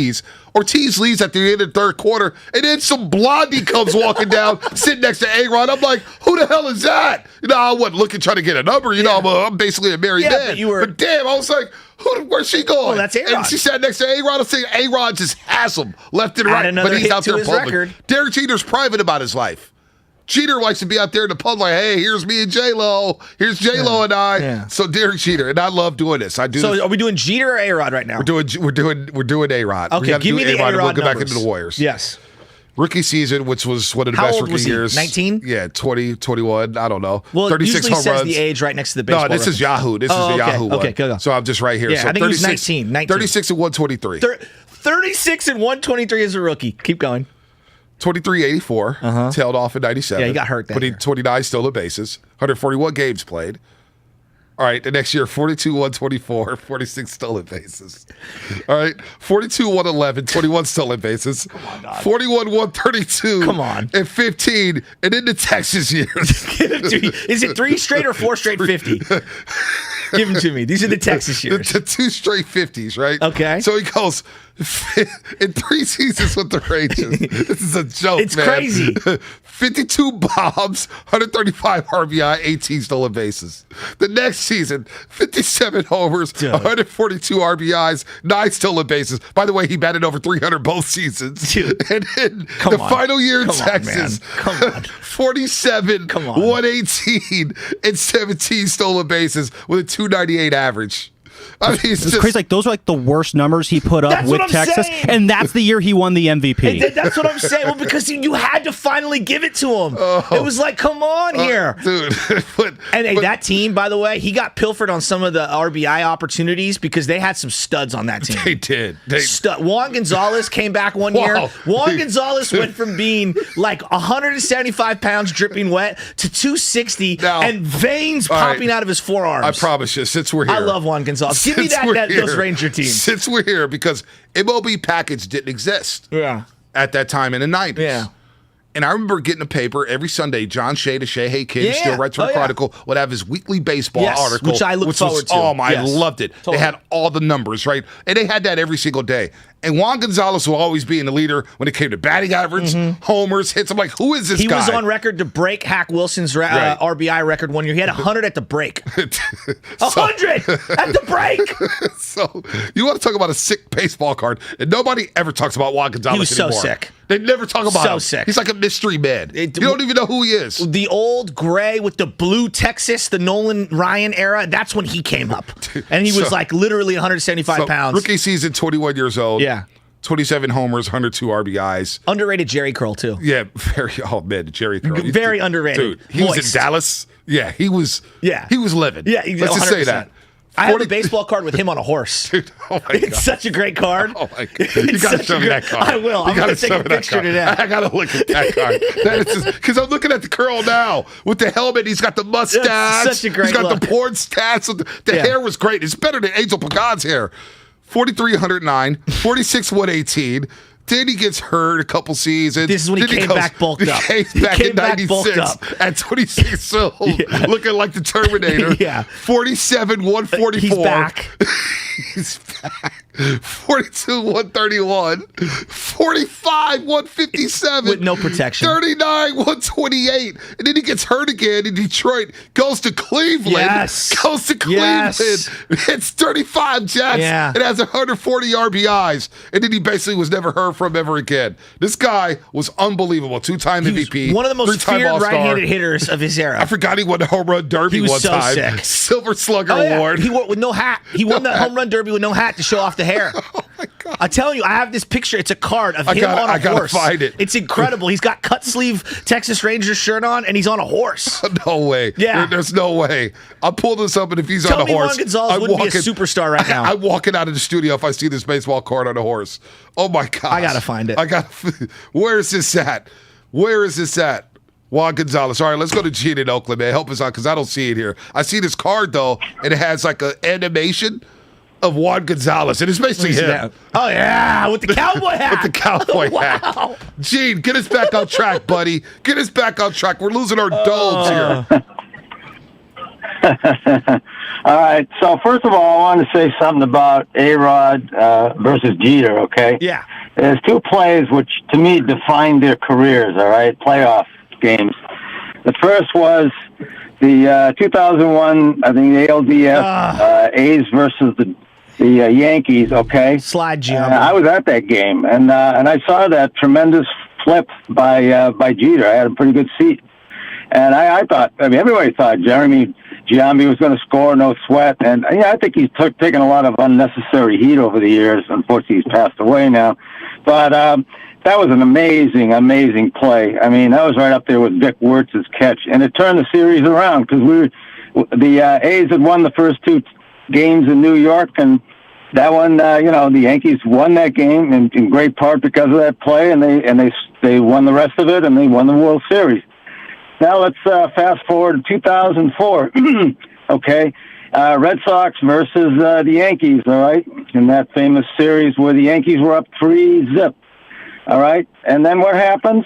A-Rod running to first gets called on an interference play. That turned that whole series around. Yeah. The Red Sox came back, won 4 in a row, first time ever. Yep. And, so to me, Jeter was the ultimate winner, and I'm sorry, A-Rod was the ultimate loser. Sorry I have to disagree with you there, Joe, but no. Derek Jeter, one of the 2 or 3 greatest shortstops of all time. Real quick, let's get your Warriors take. Yeah, get your Warriors take in here. Let's go. Yeah. All right, Warriors. So I want to disagree with something you guys said in the last couple of days. you believe you said that, the Warriors are going to need Curry, Curry at his at least very good level to win that first series in the playoffs. And I tend to disagree, and I hope I'm right, because I really think they need to end the season, first of all, winning these last three on a high note. They need momentum. And when Curry comes back, let's say he comes back for the first game, he's going to need a game or two, maybe three, before he reintegrates in this team. He hasn't played with the core for 2.5 years. But if we learn how to win, which I hope we have, then that's going to make, I think we're going to be able to get through that first series, even if he's not 100%. So that's key. And the other is seeding. I know, as I understand now, because Denver lost, we can't be any worse than fourth. Is that correct? No doubt. Yeah, it can't be worse than fourth. So they've clinched home court advantage through the first round. Yeah. But I think, once again, it's important to keep the third seed. It means we've ended the season strong. Mm-hmm. And, there's a reason why there's only been, there's been 10 teams that have won the championship at the third seed, only one at the fourth. So, the lower the seed, the harder the teams you play, the more games on the road. It's just more of a grind, and I just don't think we'd have enough left by the time we get to Phoenix, assuming we even get that far. Anyways, my thoughts. Gene, it's a great point. Thanks for the call. I would say that this Warrior team is uniquely equipped to be able to be a seedless team, meaning I think the seed for this version of this team feels about as irrelevant as like the Spurs seeding was, even though the Spurs seem to always finish in a proper seed. Like if I were to say Ginobili, Parker, Duncan, they're the 5 seed. Right. Who's counting them out? Nobody. You're giving them the benefit of the doubt, at least to move on to the Western Conference Finals. I feel like the Warriors have earned that particular benefit of the doubt. I'm with you there. I'm with it. This team in this league, with the way the Western Conference is, I could see them beating Memphis. They could steal a game 1 in Phoenix. They could steal a game 1 in Memphis. I'm with it. When you think about the Heatles, when they didn't have home court advantage against the Chicago Bulls, nobody worried about that. They beat the Bulls in 5. And didn't they lose the first game to the Pacers? Was that what it was? Dude, which one? When Roy Hibbert went off against LeBron against Miami. Yeah. I don't know what year that was. They lost a couple. They lost a couple game 1s. They lost a game 2. They were down 2-1. And then the Boston game, the Blueprint game, where LeBron 3-2. Came out and scored a zillion. Exactly. So I don't know. I just look at this team in a different light. I think they're kind of seedless, and the fact that they are clinched at a top 4 or above. Boom, check. We did what we needed to do during the regular season, right? That's what we're at. Now it's like, okay, let's beat whoever's in front of us in round 1 and let's rest up. Yep, I'm there with you. And now, do they need Curry to win in the first round?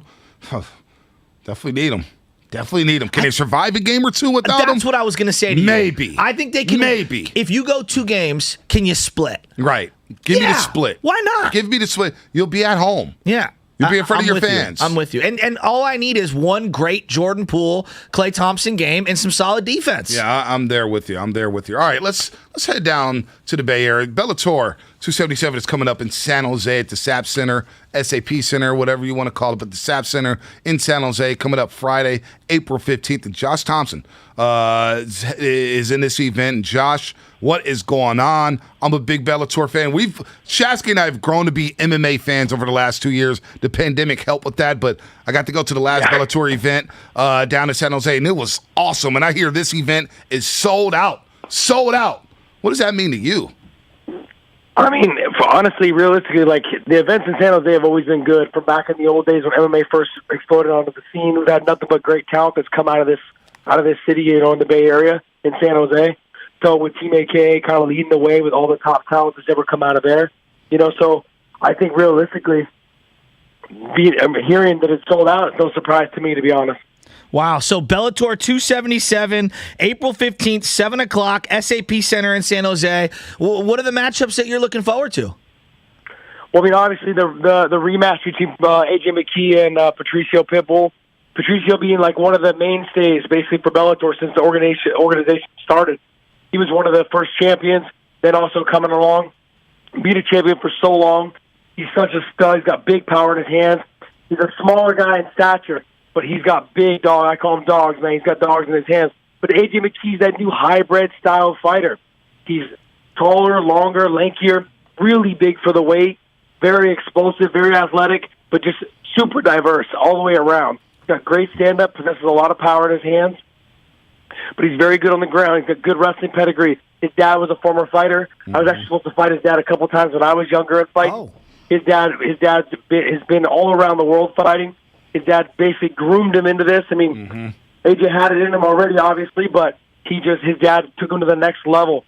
He's got a different style than his dad. His dad was mainly just all wrestling. AJ McKee's got the pedigree from his dad in the wrestling department with submission, stand-up, explosiveness on the feet, power, speed, all those things you want in any type of athlete. I'm talking about any athlete, not just a fighter. And AJ McKee's got it. So that fight, to me, I want to see if there's any difference between the first fight and this fight. Because I think Patricio, given his history, will end up coming back and making a better showing. You know, AJ was able to finish him in the first round, you know, in the Featherweight World Grand Prix. Right. I think in this fight, you're going to see a longer fight. AJ's got to fight him a little bit more carefully. He can't go out there and act like the first fight was something he can just repeat right away. Maybe he can, but he shouldn't go in there with that mindset. Patricio's got a lot to prove. Man, I think that's going to be a fun fight. Yeah, you got me fired up for this one down in the SAP Center. Bellator 277, you'll be on the call as a former fighter in Bellator. Vadim Nemkov versus Corey Anderson. Another headlining fight. I hear this one is going to be explosive. Yeah, so look, you got guys at 205. It's the finals of the light heavyweight World Grand Prix. I mean, honestly, you got Nemkov, who is just a stud. He's a bar burner. He's got that sambo style of wrestling. So like a lot more foot sweeps, hip toss, big throws, more judo style when it comes to the takedowns. Corey Anderson, really good wrestler, comes out more of a double leg, single leg type wrestler. Press you to the fence, lift you, slam you. So stylistically, it makes up for a good fight when it comes to the wrestling department. I give Nemkov the edge on the feet, but I give Corey Anderson the edge a little bit more on the wrestling and the ground and pound. He's made his career being based off of his ground and pound. So if he gets the takedown, look for him to let it all fly in terms of letting loose in those areas with the big elbows. One thing he does very well is control that top position and just let go of the heavy elbows. He's been known to knock people out. He's been known to cut people. He's been known to do all these things from that top position. He's a stud wrestler, but he also mixes up the stand-up really well into his stuff. Nemkov, though, obviously the champion, but he's just somebody that he's made easy work of everyone he's gone through as of lately. He's made it look easy. And so Corey coming in from, he's relatively new, you know, to Bellator. Leaving, when he left the UFC, he came over to here. You know, he decided to leave the UFC, asked for his release, got released. He was ranked number 4 in the world. Now he's still ranked in the top 2 or 3 in the world in that weight class. Nemkov being ranked up there as well. These two guys stylistically match up very well. Corey Anderson's got a win over the UFC light heavyweight champion. You know, and Nemkov, he's actually already fought the guy who's fighting for their title over there. So these two guys are the top of the food chain. I cannot wait for this fight. No, we cannot wait either. Raylan Gracie back on the card as well, trying to bounce back from his last loss as well. Hey, Josh, man, tickets still available, Ticketmaster.com. I hear it's already sold out, so tickets are available when you want to get down to this event. We're fired up about it. Josh, we can't wait. Have a great call next Friday night. Thanks for taking some time to join us here and talk about Bellator 277. Hey, guys, thanks for having me, man. Take it easy. Anytime. Josh and Bellator and MMA, a fast-growing sport. Boxing, you better step up, baby. You better step up to the plate, boxing, because MMA is coming. MMA is coming. Now time for our flex moment of the show, brought to you by Xfinity. Langford, what do you have? I think it's hard to have perspective if you just started watching the Warriors, and I don't think this is a knock, this is just a reality. If you just started watching the Warriors, how can you understand? How can you understand what the We Believe team meant to the Warriors? They went to the second round and lost to the Utah Jazz. Yeah. If you just looked at it from a box score. In five. Okay? But that team is immortalized. Immortalized. And why is that? Because of what it meant. They broke a playoff drought. Absolutely. A 12-year playoff drought. They snapped that streak. Warriors hadn't been to the playoffs for 12 years. Sacramento just missed the playoffs for the 16th straight year to break an NBA record. But that's where the Warriors were. The Flex of the Show, presented by Xfinity Flex, the 4K streaming TV box with voice remote and Peacock Premium, free with Xfinity Internet. I like that flex. It's a good flex. It's a good one, Shasky. Very good. Very fun show as we got lost down the box scores. We got to do that every day. Yeah. We just go down at random. We just pick a player.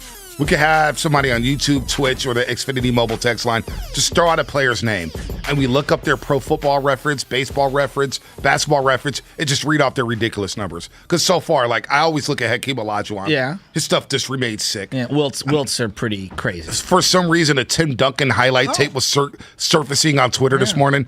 I forgot how good Duncan was. So there was actually a stat that came across yesterday that I had to retweet regarding Tony Gwynn. Now, where do you stand on Tony Gwynn? One of the best pure left-handed hitters we've ever seen in baseball. There's no question. I mean, the guy was going to bat 400 the year they went on strike.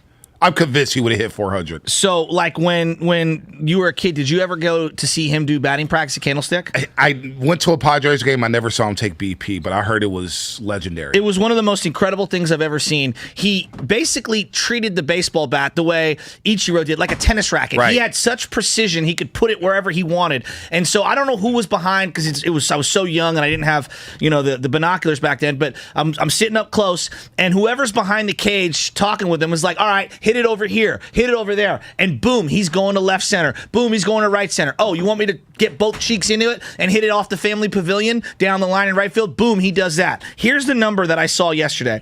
From 93 to 2001, he was 33 to 41 years old. Tony Gwynn batted .349 against left-handed pitching. That's insane. That's just sick. That's just sick. I mean, all right. For 8 years. So during that 8-year stretch, I just looked this up too. I'm on this page Tony now. Gwynn's numbers are unreal. So from 33 to 41. Also the all-time assist leader in San Diego State history. Yeah, no, basketball player. Yeah. He's a hooper. Yeah. Look, and Mark Willard, he knows all about Tony Gwynn. He was down there in San Diego. Mr. Padre. This guy batted .356 from the age of 33 to 41. It's crazy. He batted .356. He's ridiculous. Had over 1,200 hits. He struck out during those 8 years, from 33 to 41, when your bat speed slows down and you lose your eye. This guy struck out 143 times in 8 years. I mean, how does that happen? My favorite image in baseball history is him talking to Ted Williams at the All-Star game. That was great. Fenway Park. It's a splendid splinter. You know, The Art of Hitting is a book that my dad gave me when I was a kid, and maybe it doesn't hold up to today's standards. I don't know, but like to me, I hold it in high regard. To see those two have that interaction, and then all the other players coming around them, that's one of my great images. Was that the '99 All-Star game? Boston? Was that what it was, guys? Maybe 98, not sure. But Pedro on the hill? And Willard and Matson is in. No Dibs this week. Matson doing a great job this week. He's in for Dibley. This may be the most impressive stat I've ever seen in my life. All right, this guy played. Was an everyday player for the 2 straight years that we've been working together? Yeah. No. This is the most impressive Mark stat. liked that one. Right. The most impressive stat I've ever seen. Partnerships, man. All right. He struck out more than 40 times.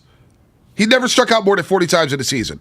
The most he ever struck out in the season was 40. It was 35, 33, 33, 19, 19, 17, 28. These are strikeout numbers. If you don't think he could have hit for 30 home runs every single year, you're tripping. He never struck out more than 40 times in a season. All you need to know about Tony, may he rest in peace. I think Tony left because of the shift. I think he's just like, I don't want to be here anymore. I want to be on a planet where somebody does not know. That man would have single-handedly, we talk about the way Steph changed the game.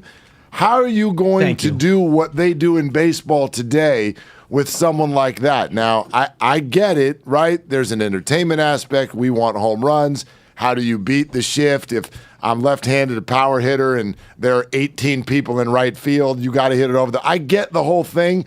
But I've always wondered that, like, what would have happened if hitters like Tony Gwynn, or maybe there was just Tony, but if somebody like that. But no, he wasn't on. I'm not saying he was. Yeah, but there was. Why doesn't everyone just do what Tony Gwynn did? Well, and Ichiro. I mean, I've been thinking there's 40 years. Right. But I mean, like, I would have paid to watch Tony Gwynn come to the plate one time and watch the shift.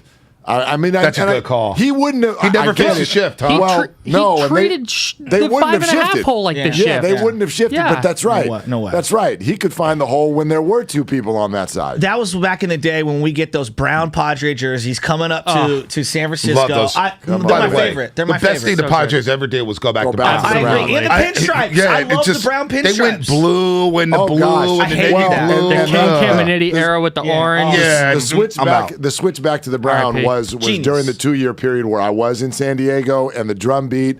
It was weird. It was one of those things. It was almost like Dan Snyder changing the Washington football name. It's like, everybody knows you're going to do this. Just do it. Yeah. Just do it. What took so long? Gosh, the executive, they just were really stubborn about it. Those blue and white Padres jerseys, they stand. So bad. No identity. On Mount Horrible uniform. Brian more. Giles. I mean, just that's who I think of. Just Brian Giles. Phil Nevin. I got Phil Nevin in the camo jersey. He's a Brewer to me. Phil Nevin's a Brewer to me. That's a good one. But no, it told me that franchise had no identity. For a franchise that never had a no-hitter before last season, to never have a World Series championship. Kevin Brown, I thought, threw a no-hitter against the Giants on opening day. Or was it close to a no-hitter? No, close. The first Padre no-hitter was last year. When he did was that what it was?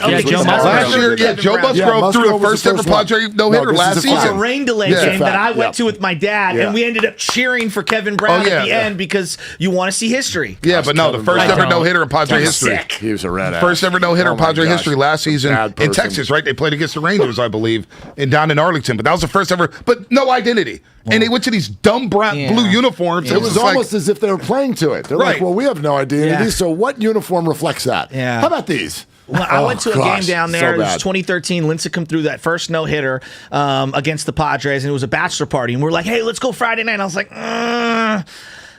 Friday night, I forget if it wasn't Zito, but it was someone else pitching. I was like, guys, let's go Saturday night. They're like, okay. We went out there Saturday night. The Bachelor got so hammered, he got escorted out of Petco. And so we take a photo, and this is back when Instagram was like brand new. And I post the photo. I post the photo, and his soon-to-be wife's like, where's my husband? Where's he at? Gone. No response. No response. It's still on my Instagram page to this day. I will say this for anybody who's making summer vacation plans. So sick. Petco Park and the gas lamp and the whole deal. And good for them, they're finally filling it. Like the joke was, because I didn't work there for long, but the joke was, so I think I only did one Padres opening day. And the media in San Diego has a joke with each other. Everybody gathers around, the building is full, and you sit there, and there's Padre opening day, and you get some food, and in the 7th inning, the media starts to get up from the press box, and they all look at each other and go, see you next year. That's it. But no, I mean, I know they were disappointing last year and whatnot, but with the Chargers leaving, and then like they've got players now that people want to see. Like that place pops now. I thought Petco was overrated at first. I was like, man, this is overrated. I remember sending out a tweet. Like, I'm not impressed. Oh, had you been there? You went there. I went there and I was like, man, I was not impressed. There was no vibe. There's no vibe. Yeah, but you know what? But with no vibe. But then I went back to a Giants game.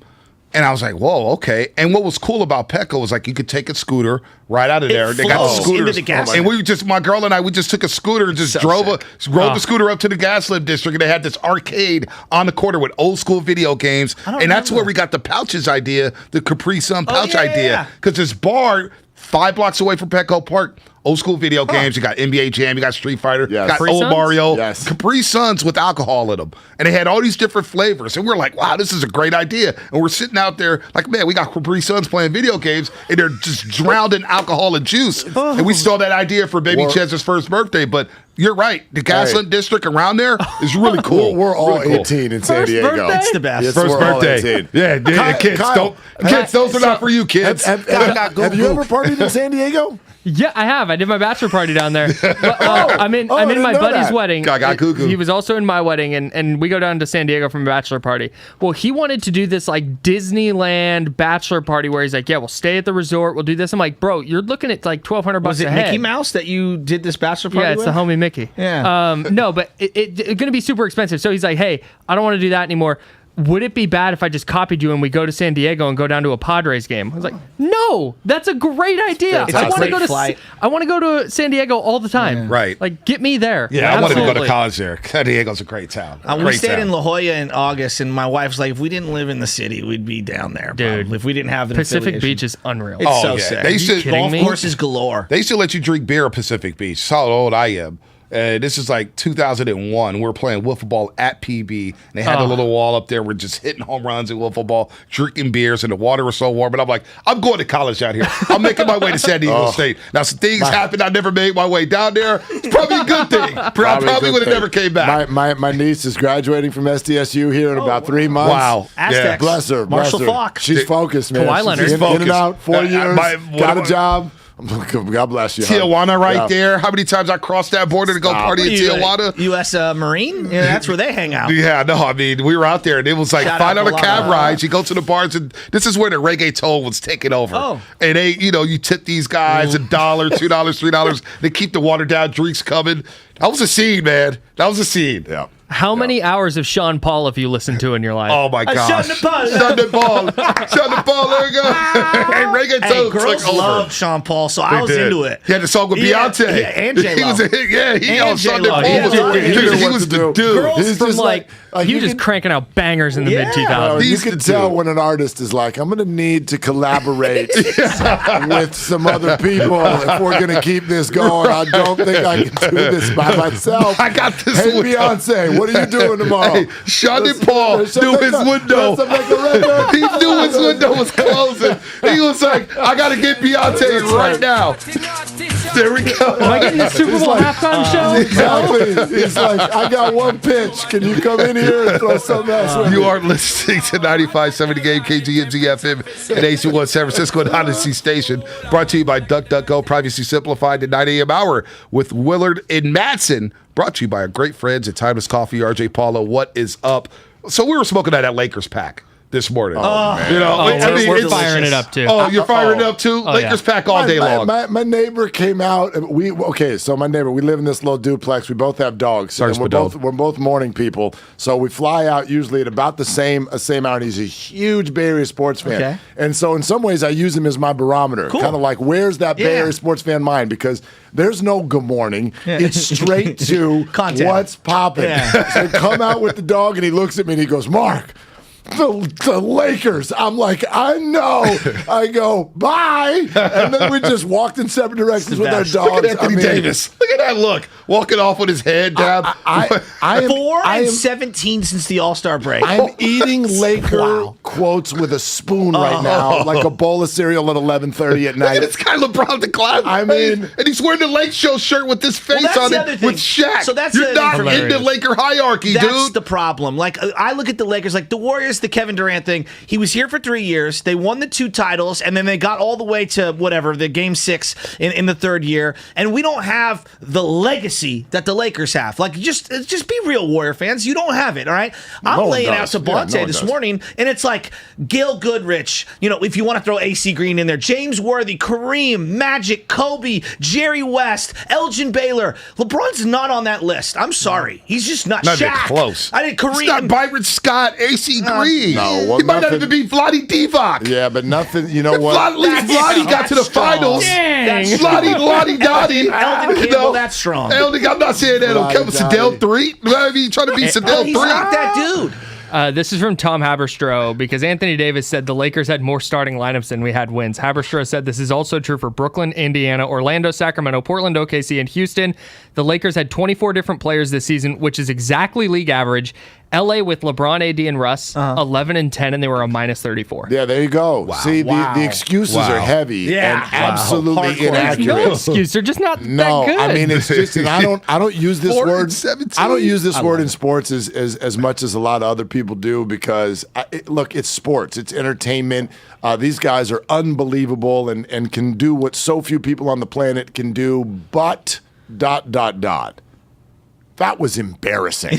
Yes. Like, that was highly embarrassing. And LeBron, to your guys' point, whether he's on whatever, but he thinks he's on their level. Right. He really needs to stop. It's actually doing himself a disservice. It's not about whether he's on that level because he's LeBron. He's one of the all-time greats, if not the. That's a played out conversation.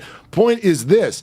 I've said this so many. The Laker problem is that they keep trying to relive the 80s. Yes. That's what led to this. Yes. Star here, star point. here, star there. That's a really good Big name. You got all of them too late. Yeah. None of them fit. Don't tie yourself to the past. Yeah. That's the problem. LeBron should have been focused on what can we do here that's different. Yeah. Dude. What's new? What's new? And instead, while we're all watching a show called Winning Time, they participated in losing Dude, time. it is great. That photo's already out. That's a The good line. fall of the LA Lakers. That's a great line, Willard. You need to recycle that every single hour until noon. I actually only thought of it like 4 minutes ago. Well, recycle. Hey, I think I'm going to squeeze this sucker in. I think it's going to work. Hey, we'll squeeze that thing in every 30 minutes. Squeeze it in every 30 minutes. But think about that. Think about where the Warriors are at right now by not trading their picks. You have hope with Kuminga, Moody, and Jordan Poole. And then you have James Wiseman on the shelf. We'll see what happens, right? And you still have the old core with Curry, Klay, and Draymond, and you're still playing for high stakes, big chips. The Lakers had Brendan Ingram. They had Lonzo Ball. They had Caruso and Josh Hart. Kuzma! They had talent. Kyle Kuzma. Say what you want about him. He KCP has killed talent. the Warriors. KCP was really Killed good. the Warriors. They traded all of them. All of them. And now they have no picks. LeBron the GM. To chase their past. To chase their past. B.I. and Lonzo going to the playoffs, by the way. Wow. Well, B.I. in the Play-in playoffs. tournament. Yeah, and B.I.'s, Lonzo. hey, look, if the Pelicans want to start selling, I'm listening. B.I.'s a ball. Why don't you just say? Why don't you say? No, what you no, thinking? no, no, no, no, no. Okay. Not going to do it. Not going to do it. Not- Bookmark Wait. it. Who are you putting on the table? By the way? Oh, and by the way, Lakers no draft picks till 2025 in the first round. Well, and what does that remind you of? I mean, so this is actually something. this is what the Warriors avoided. Well, it's exactly what the Rams did, and Yeah. it worked. And so chew But it's on this. different sports. Chew on this for a second. Yeah, it's very different sports. But look at, I do believe, like when we talk about different teams, it is sometimes a reflection of where they're playing. market. Right, the Yeah. market and Good their point. fan base and all of that. And He's so well on this for the Rams. So it worked for the Rams, and Kyle loved that I had to do a mea culpa because I spent all year being like, you star chasers, this doesn't work. Oh. And then you won the Super Bowl. Oh, I called them. That said they were going to fade. said they were However, I planted the flag. Okay, but isn't Thanks, what Baker. isn't what just isn't what just Bosa. happened to the Lakers a little bit of a rebuttal? So Los Angeles, look at the Dodgers, look at the Lakers, look at the Rams, even look at what the Chargers did this offseason. They are all about star chasing. Yeah. Look at our people. Yeah. And it might work and it might not, but you've heard of them. Yeah. Look at all of our people. And so, yes, they've got 3 sort of titles the last 2.5 years. The Rams is the only one where I give them full It's credit. legitimate. Okay. The Rams is legitimate. So here's San Francisco's vibe. San Francisco's vibe is culture building. We're smarter than you. Yeah. Right. We know how to do this in a more efficient, potentially cost-saving way, and in a way that will surprise you with how much we produce. And over the last 12 years, Bay Area's got all of its little trophies as well. Don't you think it's a microcosm of Silicon Valley? Maybe. You know, like we're smarter than everyone. We're smarter than San you. Francisco always Light thinks that they're more years. progressive. We're Yes. light years ahead. Yes. Right? So this is, if I had a motto, right? Like LA, we're star chasing. Bay Area, we're smarter than you. Which works better? It's a very interesting a good question. point. Which works better? So yesterday I read an article from Grant Brisbee on The Athletic about the San Francisco Giants and what could be this year, right? Here's the most optimistic point of view, here's the most pessimistic point of view, and it's probably somewhere in between, right? They're not going to win 107, but they're not going to, hopefully lose 107 either, right? They're going to be somewhere in between. I think they're going to make the playoffs.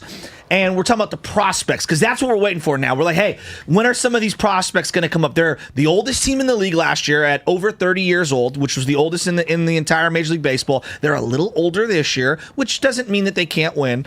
And then I see the young guy who I'm already bashing go yard on the first at bat. Oppo Taco Tuesday. I had to send it to him. Oppo Taco I had to send him this one. I had to send him to him. And It's it like, looked good. that And I was said, a I would love bomb. to be wrong about this. And I'm just like, Shashi, it's spring trading. Spring He looked trading. great. What am I going to Spring say? trading. And that's 3-0 only the pitch? minor leagues. Right. But did you hear what sure. Cap said about Ramos about 3 weeks ago? No. What I've was it? never heard Enlighten me. someone say this about another person. Do it in Cap the voice. said- Do the voice. Do the voice. Oh, well, okay. The thing about Elliot Ramos. One more question, is- Joe. Yeah. First of all, Joe, that's an excellent question. The thing about Elliot Ramos is that you can hear him run. Have you ever heard someone say that? No. Hear him run. Yes, a scout told that to Eric Burns. When Eric Burns was in the minors. So he goes. He's Sounds likened intimidating. Y'all remember Felix Jones, Cowboys running back? Arkansas. Thomas Jones? So no, it was Darren McFadden, Felix Jones, and Peyton Hillis. Exactly. Those three. So Cap said one time, he goes, I'm on the sideline at a Cowboy game, and Felix Jones runs by, and I was like, what the hell was that? You can hear him run. It's a different level of athlete. He said that about Ramos this spring. He has been working out like crazy. Look, who knows what prospects going to do? Who knows? I want to be wrong. But it was funny because it was like 2 days after you were like, I'm out on Ramos. Dude, you and know I what? read a whole article about how the Giants press is like, we love Ramos. Fleming's telling we love him. Hey, he reminds me of Raul Mondesi. And I'm like, Raul Mondesi? That's one of my favorite players. You talk about I love Raul Mondesi. We need to look up his baseball card tomorrow. By the way, we're going to use that drippy hair. We're going to use that all season long. Shasky, you can hear him run. You can hear him run. I'm stealing that. That's the new ramp it up. How everybody says ramp it up, like Curry's ramping it up. We didn't get into that, but Curry's starting to ramp it up. Javon Kinlaw ramping it up. Ramping it up in Santa Clara. Why are we doing this? I'm sorry. I'm sorry. Did this No, I to didn't mean Solomon to. Thomas. No, but like the exact same articles about Solomon Thomas and how he was progressing. I'm not here to say one or the other. I think Javon's better than Solomon Thomas just as a player. Will he stay healthy? I don't know. But we do this every year with these guys. Oh, Javon looks good running on a field. You know what? Well, I mean, what does that even mean? How does that end up in a report? The word progressing. We don't of course even it's know. progressing. It's the next day after yesterday. Because Kyle Shanahan sees him outside his window. Dude. He's like, man, he's doing great. I've officially tapped out of Niners anything for the last year. I muted the word 49ers on Twitter. Okay, Pinocchio. Honest to God. I muted the word. Muted the word. Because I can't take the reports, the progressions. Just get me to the draft and let me know when Jimmy's ready. Except for even getting to the draft. We were chopping this up yesterday. You got no first round pick. Yeah, exactly. Don't act like you've heard of anyone they're going to pick in the third. Right. And so like and with the Warriors playoffs and baseball getting started and Tigers in the Masters, like I haven't even thought about the draft. Right. I haven't even I like, what could you tell me? Totally different from last year. Like, I mean, last year we went draft crazy. Dude. I think we have a drop on the board about Bonte screaming at me about not watching film of Mac Jones. That might be the greatest piece of audio of all time. We went insane. It got to the point where I wanted Mac Jones to be the Niners quarterback just to drive people crazy. Because they're telling me, oh, Mac Jones, you put it Alabama. I was like, that don't mean anything. There's been a lot of quarterbacks who played on great teams, and it hasn't translated, and it has translated. That argument is stupid. Alabama quarterback, I don't think has ever translated into the NFL ever. Outside of Joe Namath, maybe? Yeah. I mean, and even that was like sort of. Joe Namath stinks. Yeah, go to Namath. He's a little overrated. Yeah, he is overrated. Oh, yeah, I know. Touchdowns, yeah, exactly. And finished lowly with the Chargers. He won a Super Bowl and wore a cool coat. I mean, exactly. He was a savage. Broadway He was Joe, so great commercials. And he had the great prediction and all of that. But yeah, well, it's the total dichotomy. Last year's draft, hey, we're going to draft a quarterback. This year's draft is, I don't know. We might show up by Friday. What's the headline? Yeah, I do want James Cook though out of Georgia. I'll say that. Great receiver, running back. Dalvin Cook's little brother got. But other than that, and here's the thing: you can hear him run. That's the thing about James Cook. You can hear him run. God. So give me James Cook. That's my draft crust. Who That's do all the I A's got. have on opening day? The Phillies. What? You mean I on their on team? the roster. Okay, Cole Irvin. They're playing the Phillies? I don't know anyone as on of their team. as In of now, Philly? they don't play a home game till April 18th. Probably better. Exactly. Yeah, not the worst thing in the world. Tony Kemp. Obviously, Tony Kemp's great. Oh, yeah. Ramon Laureano. Matt's second cousin. Yeah. Christian Pache, the guy they traded Matt Olson for. Puff Pache. Yeah. Okay. Mm-hmm. Here we go. Elvis Andrews. Can I get Elvis Andrews. Sean Murphy, future Giant Sean Murphy. How old is Elvis Andrews now? 47. He's still getting paid a lot of coin. Hey, I thought he was going to be really special. He got paid in Texas. I'm like, why? Oh my gosh, Len, look at that roadie. It's 3 in Philly, 4 in Tampa, 3 in Toronto. Yeah. Oh, what a They did the A's. They want people to forget about the A's so quick. I saw a prediction: 60 or more home runs this year for Vlad Guerrero Jr. Over or under, guys? 60 bombs? That's the prediction. I got him to win MVP, but I'm going under 60. I'm going under. That's crazy. 60 is a lot. Yeah, I wouldn't bet against Sosa did it 3 years You ago. know what, though? I wouldn't bet against him, though. Can I ask this? This is weird. Now that I'm looking at their schedule. So Baltimore is in town for their home opener? 4, yeah. So it's Monday, April 18th? Uh-huh. game starts at 6:40 like every other night game? Yeah, why not? No opening day? They can't get people out there for a 1:30 start. Right, so you can't get them out there at any time. Weren't almost all A's games the opening night? Yeah, Aren't it's they always almost opening always night. Yeah. opening night? Yeah, that's what I thought. I thought almost every baseball team tried to do it in the day. if Some, they could. a lot of teams do it during the most day. A lot of baseball teams teams, do it right. at the night. I mean, it varies, I guess. I mean, have the Giants had a home opener at night? Do you know how? Well, they haven't had no. although they and they haven't. They always had do the Friday day game. Recently, it's been Friday day game, Saturday like early evening, like 6 o'clock start. Although for I the think second. Saturday's day. They also- I think it's Is it- 105 is it- this weekend too. They also have this weird series with Detroit where they have like a doubleheader, but it's like a home and away doubleheader where the A's are like home one of the games and then Torkelson. the visitors the next. Torkelson It's is. dude. Yeah, I it's wasn't weird. with him.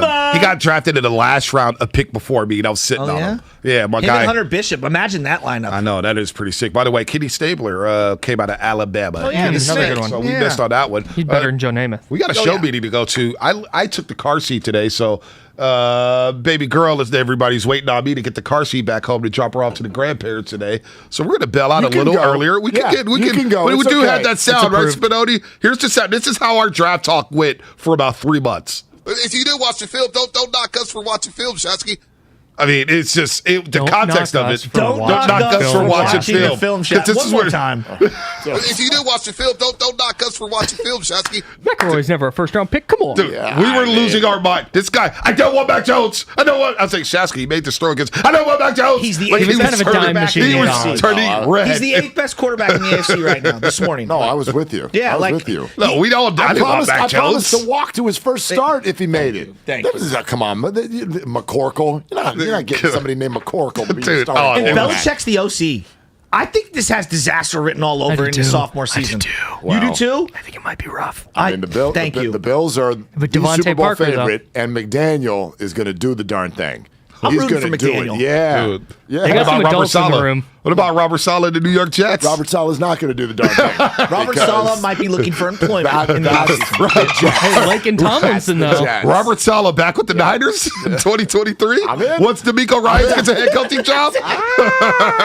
Hey, you guys have a great show, man. A lot of fun on Crosstalk. See you tomorrow. We'll see the Roasters tomorrow at 6 a.m. Willard and Madsen coming up, and Renel's coming. Well, she joining the show at 10:30. The voice, the PA voice of the San Francisco Giants. We love Renel here at 95.7 The Game. Have a good day, everybody. They're longtime friends. Let me tell you something real quick about Dibs that I'm sure not everybody knows. And first-time partners. Hang in there, big guy. There'll be brighter days ahead. Now, these two homegrown Bay Area boys finally come together to take over sports talk. Get the hell off of my doorstep. Major League Baseball, you stink. It's Willard and Dibs on 95.7 The Game. I mean, I'm out on apologies. You know that we talk about apologies a lot. I think Americans are the worst at apologies in the whole world. Everybody goes, I'm sorry, but I'm sorry if. But here's Bonte and Joe apologizing to us for actually leaving prior to the end of our opening block. Like, this is not, they don't have to stay for the whole show. They're welcome to. Yeah. We'd like to invite everybody. Which is not what Klay Thompson did yesterday. We'll get to that a little bit later. A little bit later. But glad you're with us. See, calls already lining up. That's awesome. We'll come to you here in just a second here at 888-957-9570. Also, our Xfinity mobile text line is always rocking and ready to go. Place for you to get your thoughts out. Same number, 888-957-9570. As mentioned, it's Kyle Madsen in for Dibs all week long. Renel Brooks-Moon is going to be joining us in just over an hour at 10:30. It's the good doc on Wednesday. Doc Pandia is going to be on in the 11 o'clock hour. We'll get to Steph and La Stella and Tiger and everything else with him. But I tell you what, there's a celebration going on. And sometimes I hesitate to do this because having worked and lived in Southern California for a good portion of my career, I can tell you this. The rivalries, yes, the San Francisco rivalries do matter there. They get under their skin in LA. It's the only one. There are so many places that think they're LA's rival. San Diego's the other great example. Like, LA looks at San Diego and goes, you're a great place to visit. You don't bother us. Like, stop. There's no hatred here. The San Francisco stuff does, But when, for example, the Lakers get knocked out, don't even make the play-in tournament, or like when the Giants get knocked out in the playoffs and then we all become Braves fans for a week and it knocks the Dodgers out, there's a piece of me that goes, I don't want to feel small time.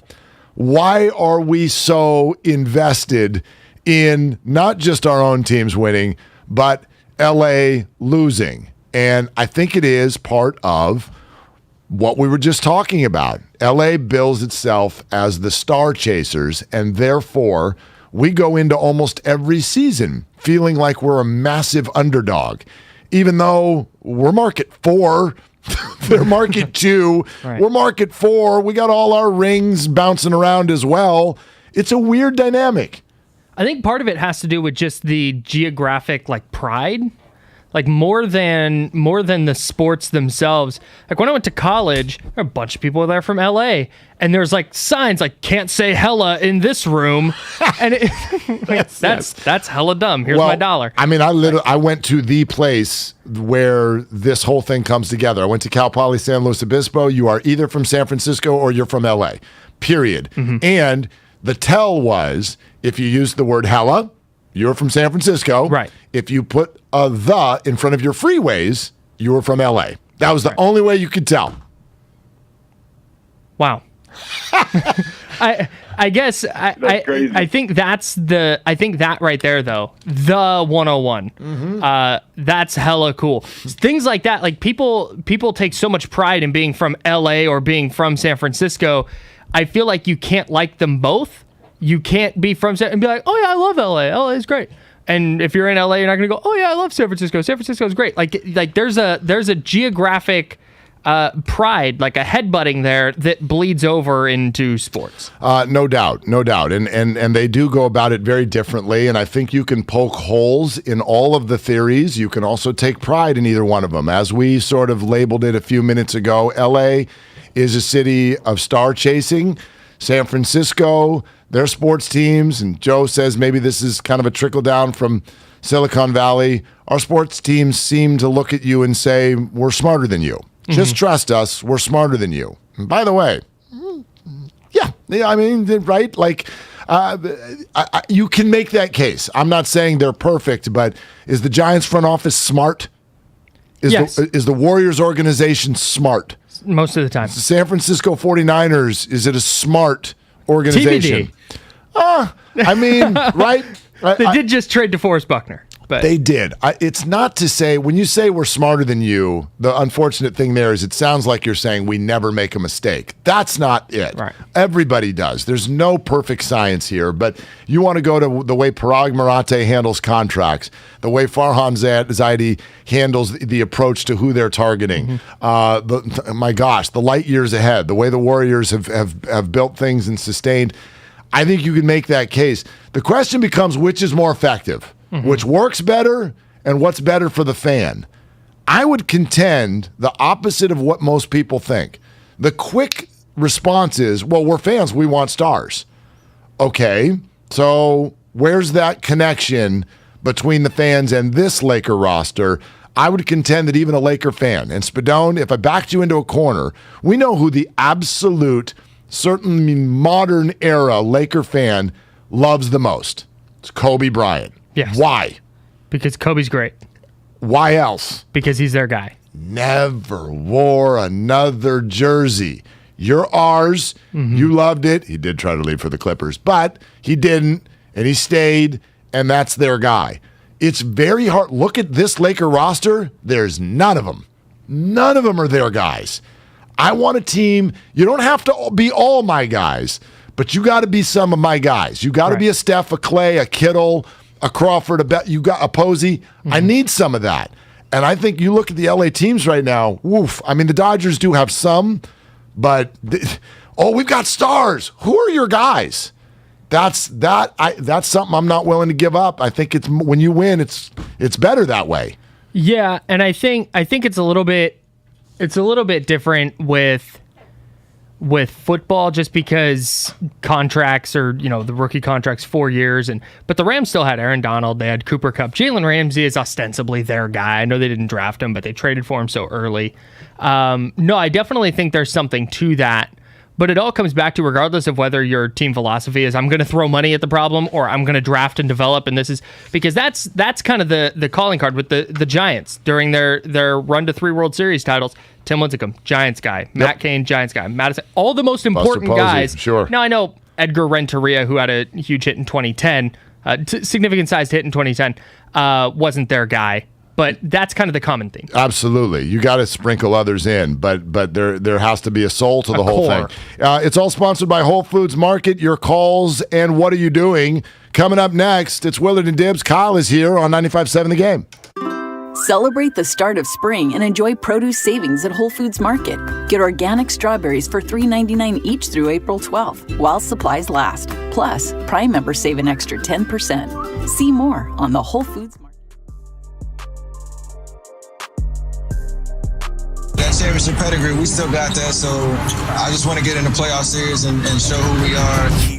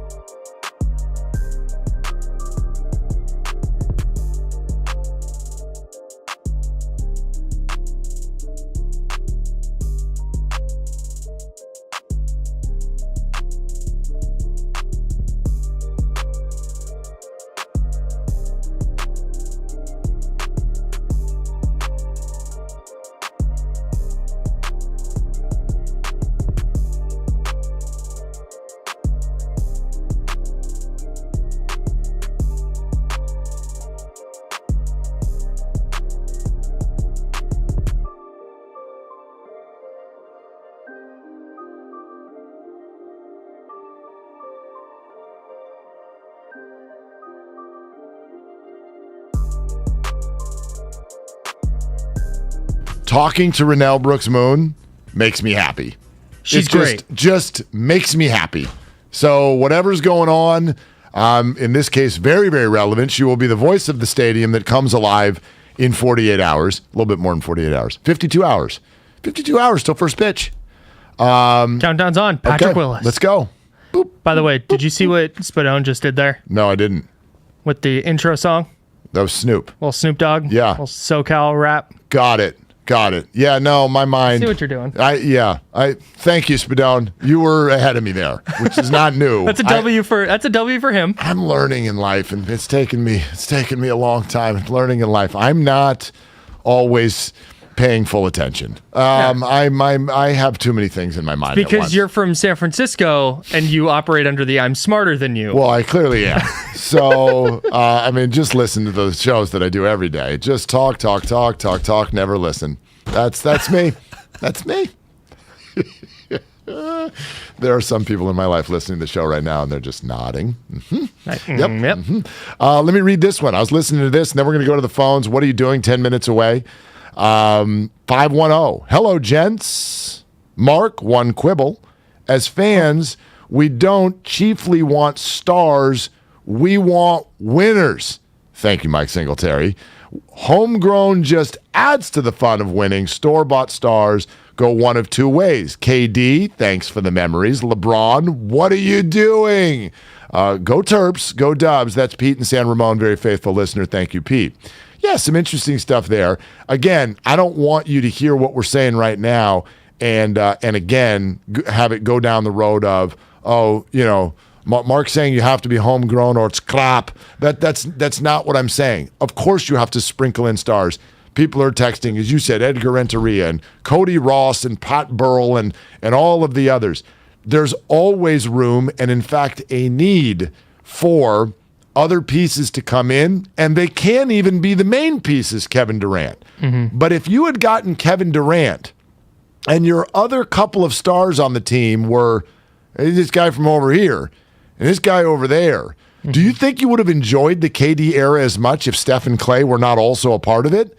Hell's no. It would have been great. Like, don't get it twisted. Right. It would have been awesome, but not as awesome. Right. Here's an example, I think, of what you're saying. The 2015 Warriors title was undeniably more fun than 2017 and 2018. Surprising. 2017 and 18 were fantastic. Right. Like, don't get it twisted.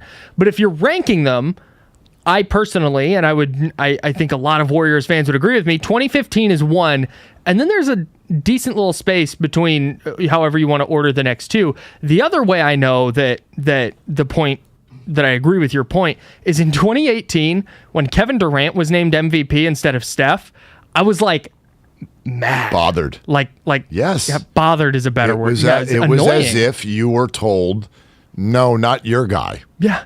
That guy. He's on your team. What an awesome place to be at, where it's like, my team won the finals and I'm mad.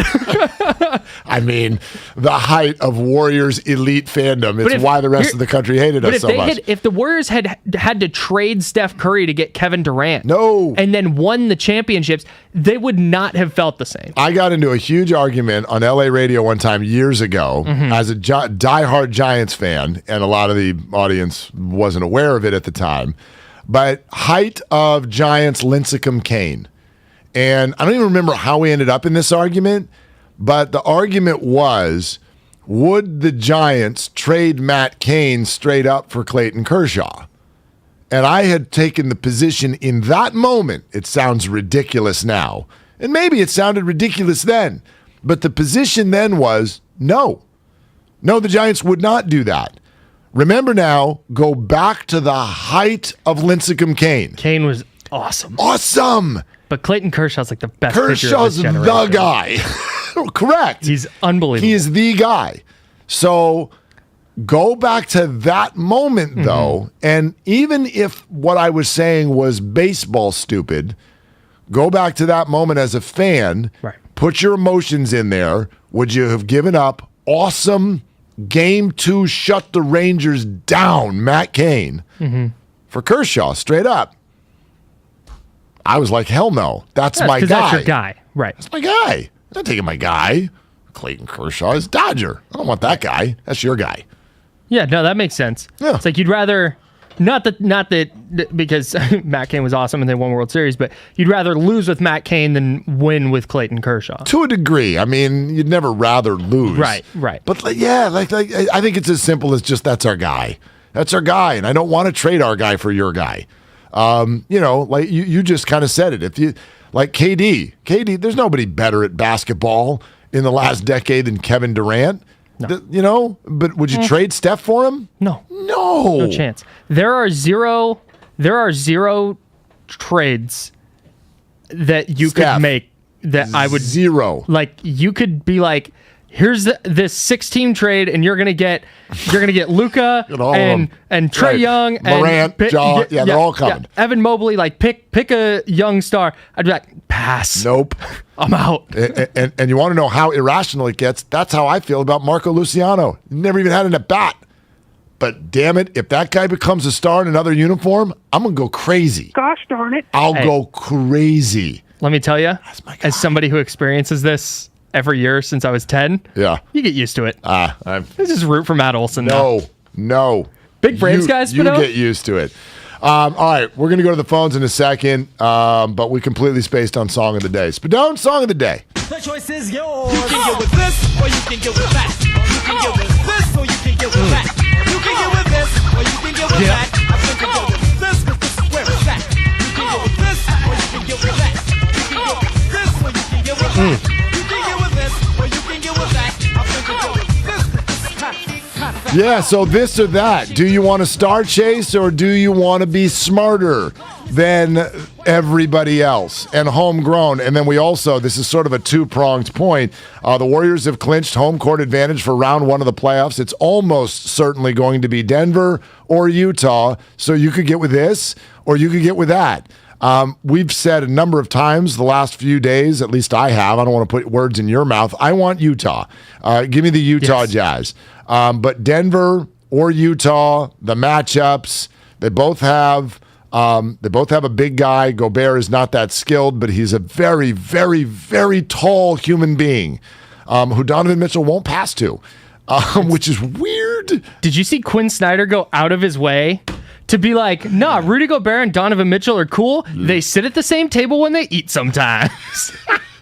Like, man, what? Like, that's a really big round table in a hotel ballroom. Yeah. You're all sitting at the same table, like, Quinn. that's the example you come up with. Not like, hey, they hang out on the road. They do this together. It's like they sit at the same table. Sometimes. Nice. Yeah. I mean, not too close. Wouldn't want to give anybody COVID or anything like that. Anyway, we can get to that. Klay's comments on fans about 20 minutes away. You're going to want to hear that. Real quick, pause on the Jazz. Yeah. Have you seen their line tonight against Oklahoma City? Ooh, no. Oklahoma City at Utah. Right. The line has changed since I last looked at it. Okay. Utah is favored by... It's time to guess that line. Do you have any information to share in terms of like load management action? I feel the only information I can share is that Oklahoma City started 5 guys yesterday, and I had heard of 0 of them. Okay. They also won a basketball game. Did they not? Yeah, against Portland. Okay, but they won a basketball game. They sure won an did. NBA game. Boy, did they. All right. NBA if based on that clue, I'm going to say that Utah is favored by 15.5. More? No. More. Really? More. 18.5. Nah, less. 17.5 points. Wow. 17.5. Okay, do you know how hard it is to cover that in the NBA? Dude, I bet on OKC just on principle. Yeah, that's a lot, and it's not. I mean, Utah's coming off of a back-to-back overtime game last night. Bad beat.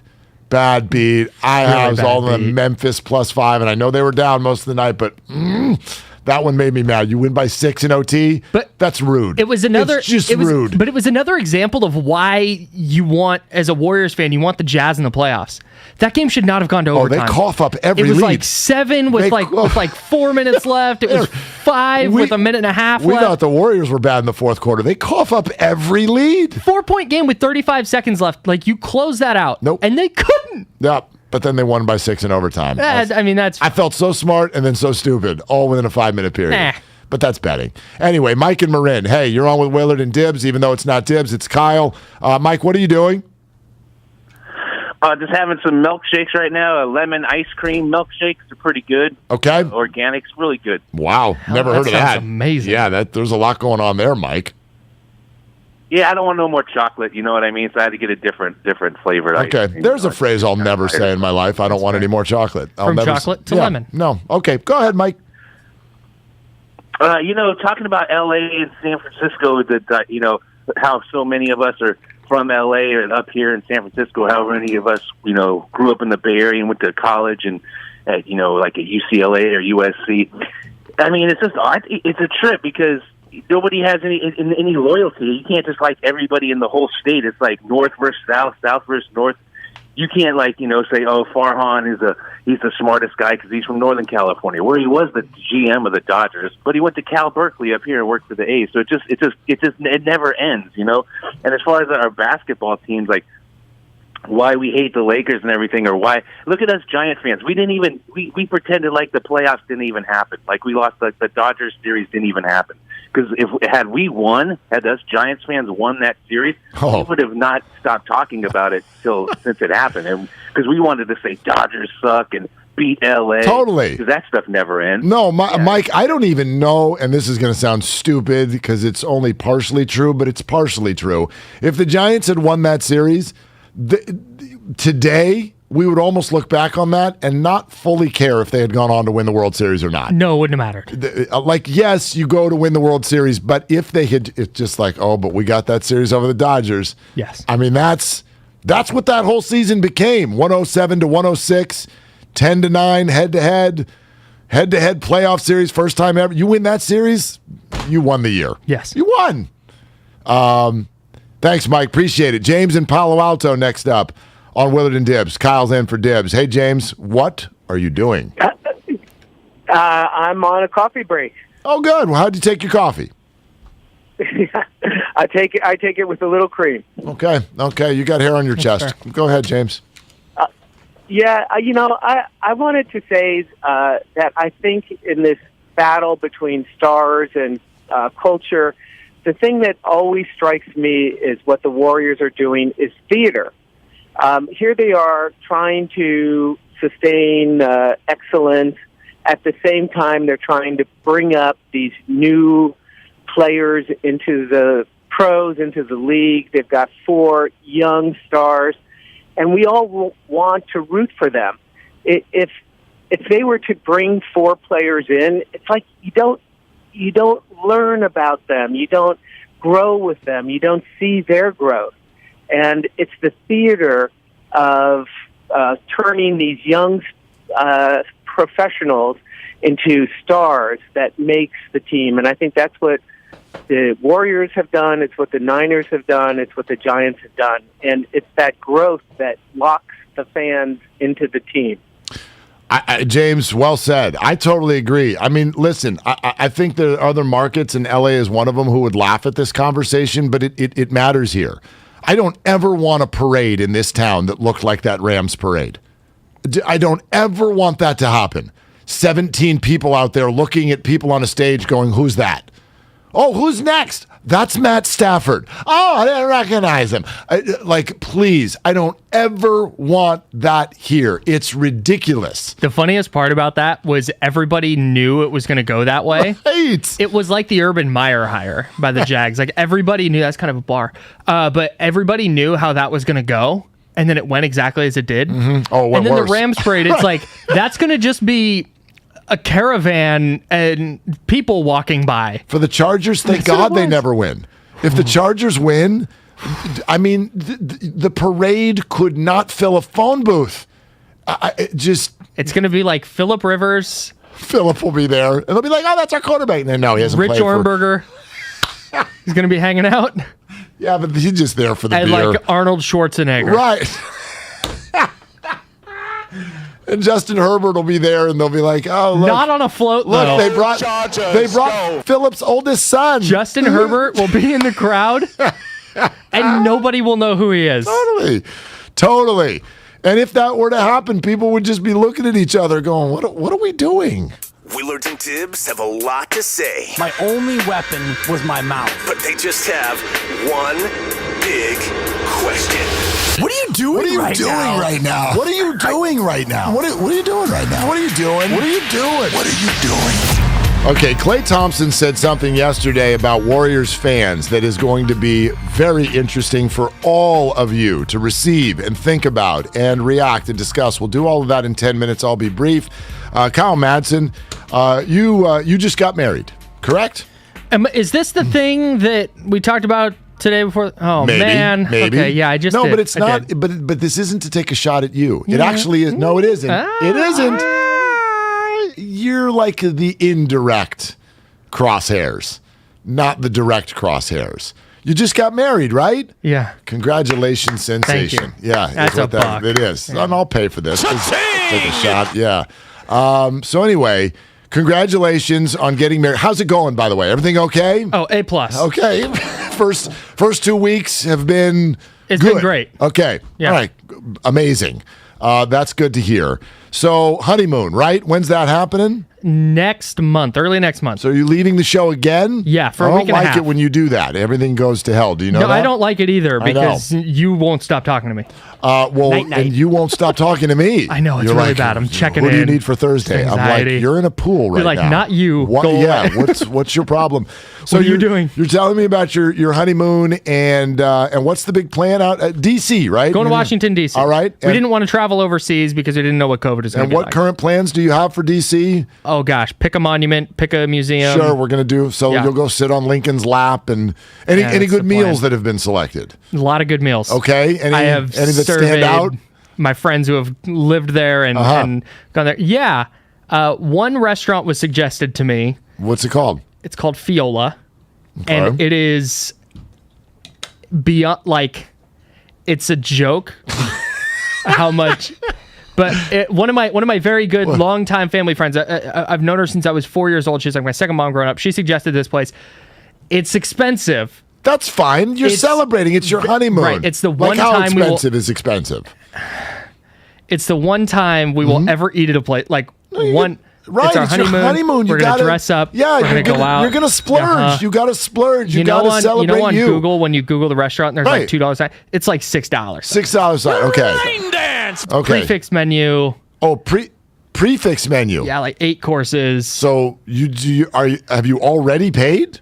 Well, no. So you have to put a deposit down to make your reservation. A deposit. You get the deposit back when you show up for your reservation. Or in other words, it gets sent to the bill. No, you just get it back. And then you have to give it back again. Yeah. Okay. It's a good.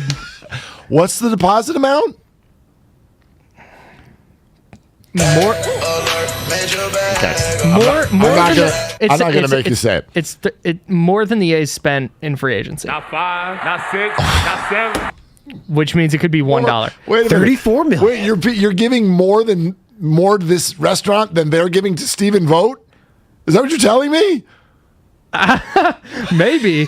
Definitely more than Cole Irvin's making. I'm not trying to take a shot at you. I'm trying to take a shot at Fiona. Listen, Fiola or Fiona. It's a Michelin-star restaurant, Mark. Whoever the hell she is. Listen, Fiona or Fiola. Here's the thing. I love food. We talk about food all the time. I can take my girl or, any sort of a fancy, schmancy situation and go for $100 a head or less and get a memorable experience. I'm looking at, you said Fiola? Even French Laundry, which now has become a different thing because it's now just like, ooh, famous restaurant. Oh, it's also the place where Gavin Newsom changed everybody's opinion about him. Whatever. I don't think I'll ever eat there, not because I'm not really affording that, but there's a principle here. We can get amazing white tablecloth, the best food, fresh, organic, just everything went into it for $100 a head, $150 a head. If you're getting 2 people into your restaurant and it's $850 at the end of the night, what are you doing? Get over yourselves. Your food and your wine is not that much better than the next white tablecloth down. So I hope you have a great time. I really do. And you do need to splurge. You need to celebrate you. It's not about you. But I get triggered by places like that. Sure. Get over yourselves. You're not worth that. You're not. The only reason we're going is because this very close family friend was like, it's the best food I've ever eaten. Okay. And I was like, okay, like, yeah, you got it. That's what I'm doing. We'll see. We'll see. Go ahead. Look, you can't tell me, though, along these lines, because I watch a lot of cooking shows. Like, I just love it. And you get, like, people who are like, yeah, here's fish eggs on top of, like, a sea urchin brain and with a red wine demi-glaze or whatever. It's like, you can't tell me that tastes better than the deep-fried tacos from the gas station by my house. Here's the thing. No chance. You're going to charge me $500 for a date, and then you're simply going to put things on a menu that I don't know what they are. I don't know what that word means in your description. And then you're going to bring out a plate that has this one little thing in the center of it, and the rest of it is just plate. And then you put some sauce in like a little form, and there. Oh, the presentation. Plating is tough, dude. Hey, bleep you with your presentation. Okay, you're not that fancy. That's all. Just get over yourself. It's definitely going to be one of those things where it's like, I'm out of place here. I don't belong in this I'm here for that part. Like, I want pictures of you with a flannel and a baseball cap in this $700 dinner. Not anything like that, but there's definitely going to be pictures of everything. I love it. I love document the experience. 415 texted in and said, hey, Willard, Klay already apologized. I'm not going after Klay. Klay shouldn't have. Klay didn't do anything wrong. Klay did zero wrong. Apology not accepted. Apology not accepted because it's not even needed in the first place. Take your apology back. Did Klay apologize? He went on IG Live during the crossover. I figured it was bad form if I watched it. Stop. While on the radio. Stop. Yeah. Well, no, you can watch whatever you want, but great. See Klay you're like, there's a new episode that just dropped. Klay doesn't have any reason to apologize, but he brings up a really interesting dynamic in terms of fans of any particular team. So we'll get into that next. Renel's going to join us in 34 minutes. Excited about that. Kyle's in for Dibs. It's Willard and Dibs on 95.7 The Game. Hey, Becky G, can you play your next hit? I will, as soon as it's released. But I've got another big hit for you. Did you know that with Xfinity Internet, you get fast, reliable speeds?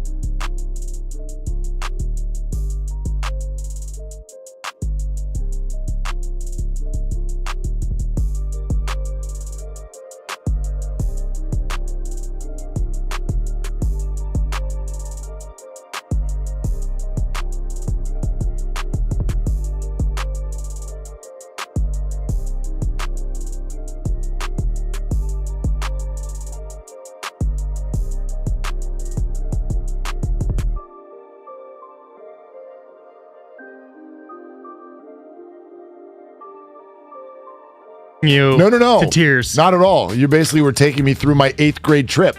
Like I went to DC in 8th grade. Did everybody? Not everybody. Did a lot of you do that? Oh, that's where you're honeymooning? Yeah, you're honeymooning. My dad was a chaperone on that trip. It was really fun. Oh, there's an interesting question. When you do that in 8th grade, do you want mom and dad there or not? Did that work for you, Spindown? At first, I was like the 8th grade kid, like, Dad, like, there's a girl I like in my class. Yeah, this is kind of like, weird. get Like, outta my here, dad Dad. was really cool. Wasn't like my dad there at still all. It really was more cool. like just like hanging out in the back, just doing Okay. stuff. But I found myself as the trip went along, like, this was really cool. My dad really appreciates history too. So it was really fun looking back to be able to experience that with him. Sweet. Now, did you guys do that panoramic picture of the whole 8th grade where one kid runs from one end of the picture to the other end faster than the camera moves, and then you've got the same kid in the picture twice on both ends? No, what? This was like a tradition. You guys are all looking at me like, what the hell? Obviously, with an iPhone, you can now do a pano picture, and it's very easy to do. When I was in 8th grade, back in 1904, so this would have been 8th grade. How old are you in 8th grade? 13-ish. Okay, so late 80s. All right? Late 80s. The classes that all would go out to D.C. at a certain point in front of the Capitol, you'd all stand on the steps together and they'd do a class picture. But it was so wide that whoever the people were there running the cameras, they had this pano camera that would take the picture by spanning from left to right, and then it would print the picture. But it moved very slowly. So if you had one, and they would coach you through this, whoever's at the end, like you wait for the camera to pass that end, then the photographer lifts their hand, and that person runs from one end of the picture to the other faster than the camera moves, and then you get the same kid at one end and the other. Hilarious. At 8th grade, it is. When you're 13, you're like, this is hilarious. Have you ever... Billy's in there twice. I feel like that's something you would still enjoy today. Oh, well, sure. Like if you went with your grown family, up. If you've noticed because this, like you right? said, you can just do it on your iPhone now. You'd be like, okay, Jude, stand here. And then when it gets to this point, you run over there. Gosh. Anyway, my one suggestion to you, if you end up in the, what was it? The hall of, what's with the, where the Declaration of Independence and all that is? What's that called? The National Archives. Thank you, the National Archives. When you go there, ask a security guard to tell you what happens if you break the glass where any of the documents are. The original Declaration of Independence, Magna Carta, all those. I got into that conversation at age 13. And at that time, I thought that security system was the coolest thing I'd ever heard in my entire life. I wonder if it's even more advanced now. Maybe, but it didn't sound then like it could get any more advanced. Right. If somebody breaks that glass, that's what they thought about what rotary happens phones too. So there's been no technological advancement since 1988. What are you talking about? Willard Dibs, Kyle's in. It's all sponsored by Fremont Bank, full service banking, no compromises. Yeah, I'm sorry for throwing out what we were going to talk about Klay, and then in any way having it sound like I had something to say about Klay Thompson. Klay didn't do anything wrong. Anthony Slater's asking him yesterday about Nemanja Bjelica. As one does. Right. And sort of asking, like, what is the inside thought on him? What does the team feel about Bjelica as opposed to maybe the way fans look at it? So Klay was led to water, and fans were a subject matter. And then here's what he said. And do you think he's what do you think of Belly as a player? And do you think he's kind of in some ways a little bit unique, and because of that, maybe he's not appreciated by just the average casual fan? Man, nobody's appreciated by the fans. The fans are so... fans, man. The real fans know what's up. I'm talking about the fans prior to winning championships who sat through many years of just not winning, but these new fans who come around and expect greatness and they weren't anywhere to be found prior, they can get away. We can forget those folks. They don't deserve to rep the Warriors. But Belly, like I said about Loon, amongst us, our peers, Belly is very well respected for what he's done for his national team and how long he's played professionally, and he's just an incredible modern day player as far as being 6'10", shooting the three ball, skilled, able to pass and rebound. I mean, without his 19 and 12 last game, I'm not sure we would have won. So Belly is he's just a great pro. He's been doing this for so long. I hate that Klay apologized. He's got nothing to apologize for. I get it. In today's day and age, the money that's being made, if you use the word fans as a player, it's really hard. Somebody's going to get offended by something. I don't think he did anything wrong there, but he brings up a very, very interesting concept, which is that in some way, fanship needs to kind of be earned.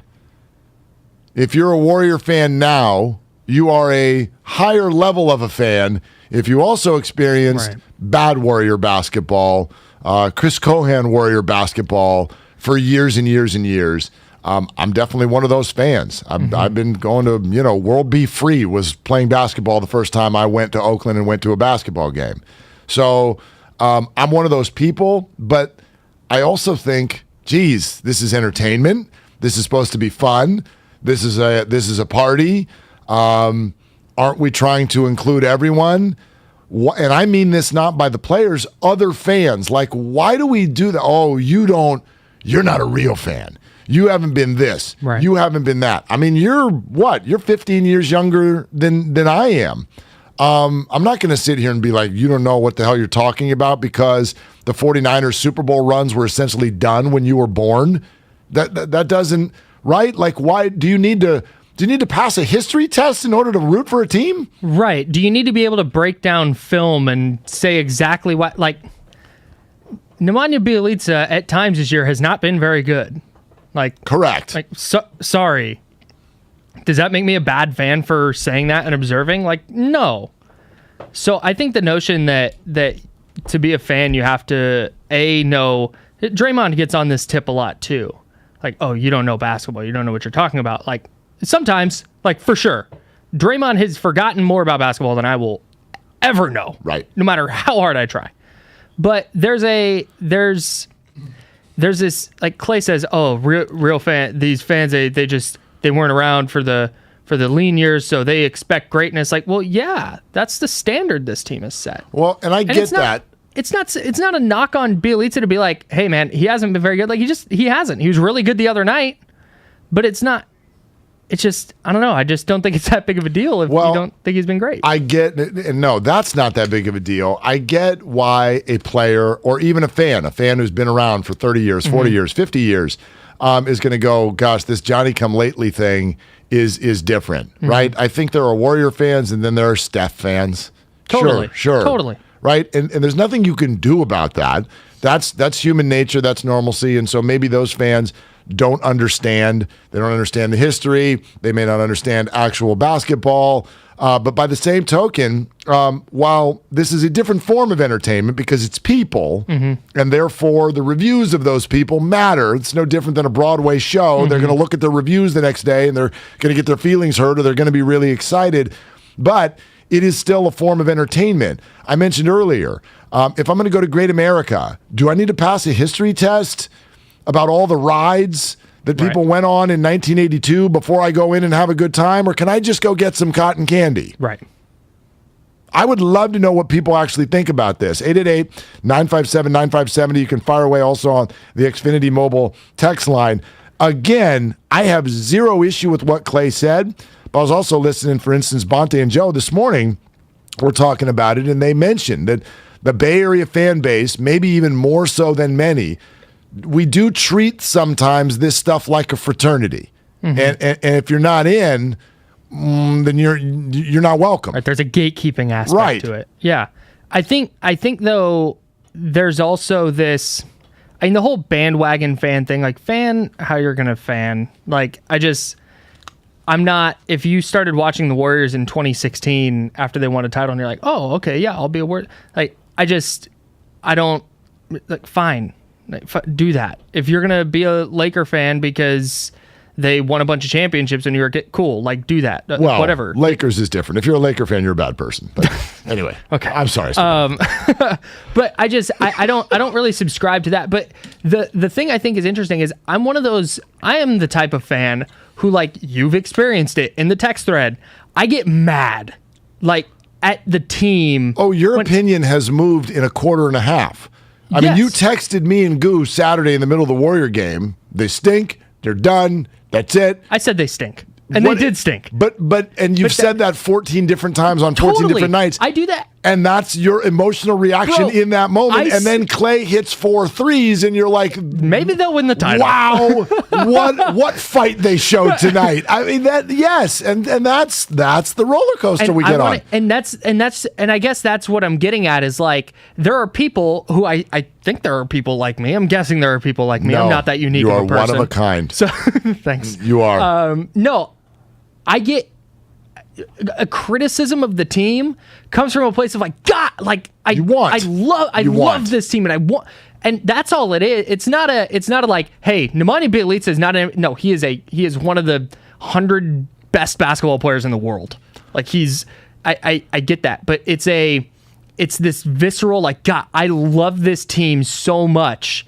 And I just want them to be great all the time. And yeah, I'm going to get mad at it. But dude, I'm going to get up tomorrow and I'm going to be like, yeah, I'm going to root for Nemanja Bjelica to hit 10 threes tomorrow night. It's not anti-him. It's pro-war. Like you just... Well, what we're also talking about is simply the definition, the difference between being on a team or being a fan of a team. And we as fans, we don't want to be told, again, they're smarter than us. We don't want to be told that. Don't tell us that you're smarter than us. Even though in the back of our minds, what do we know? You are. You are. But what do we all feel like the 49ers and Giants just told us in free agency? What does it feel like? They didn't say this. They didn't say it out loud. But what does it feel like they're telling us? We're smarter than you. Right. I know you want fancy things. I know you want what all these other teams are doing. But just sit down. We know what we're doing. We're very, very good. We're coming off highly successful years. Sit down. We know what we're doing. We don't want to be told that because we are emotionally invested. They are on the day-to-day, the actual function of running things. Right. It's two different things. Right. They're on the court and in the front office trying and putting their blood, sweat, and tears into this, and we are observing. And Klay really was doing like you and I talked about just now. Like I get upset during games and I fire off these and it's just my emotion. Like here's what's happening. Ask me 2 days from now what I actually think, and I'll have a better answer for you. Klay, in that moment, like I'm sure it's frustrating. You're out there. You're Klay Thompson. You have busted your ass to get back to this point.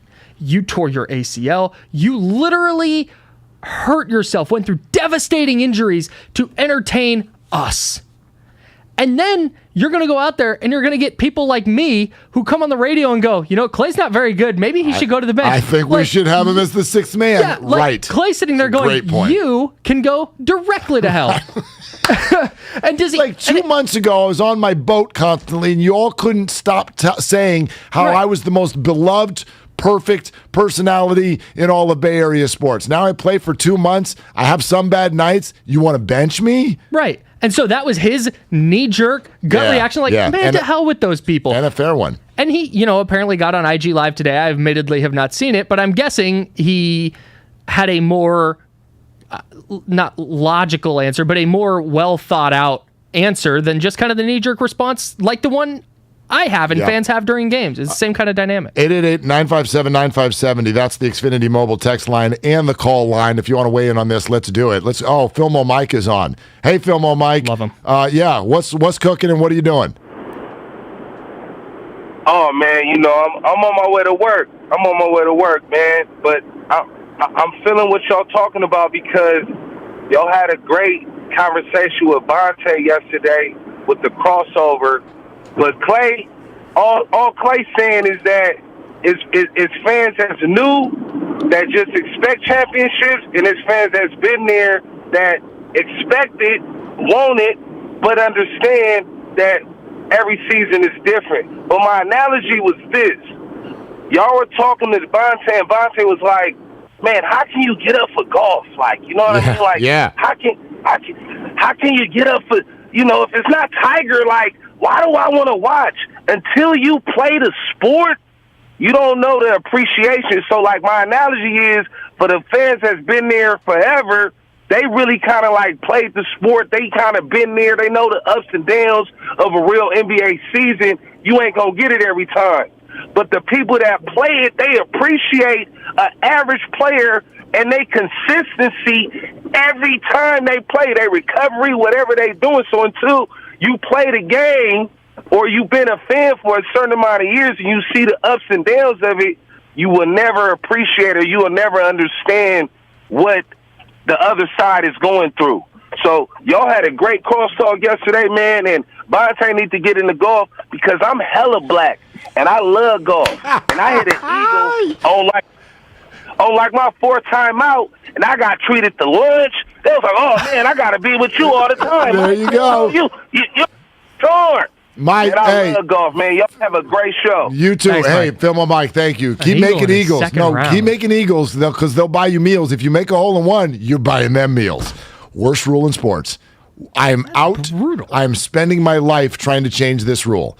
That if you make a hole in one, you got to buy everybody else drinks. It makes beyond 0 sense. Not only are you the one who should be celebrated as opposed to the other way around, if the rest of your group simply buys your drink, they literally only have to buy a third of a drink. It's just more efficient and cheaper for everybody. You've got to buy 4 drinks because you hit a great shot? Get out of here with that. The bachelor party I'm going to in a few months, I'm going to try and talk him into that. Like, yeah, it's like when you hit a hole in one, you buy drinks. It's your bachelor party. You buy all the drinks. It's great. That's right.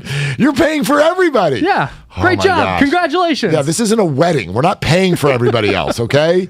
But no, it's a great call from Filmo Mike.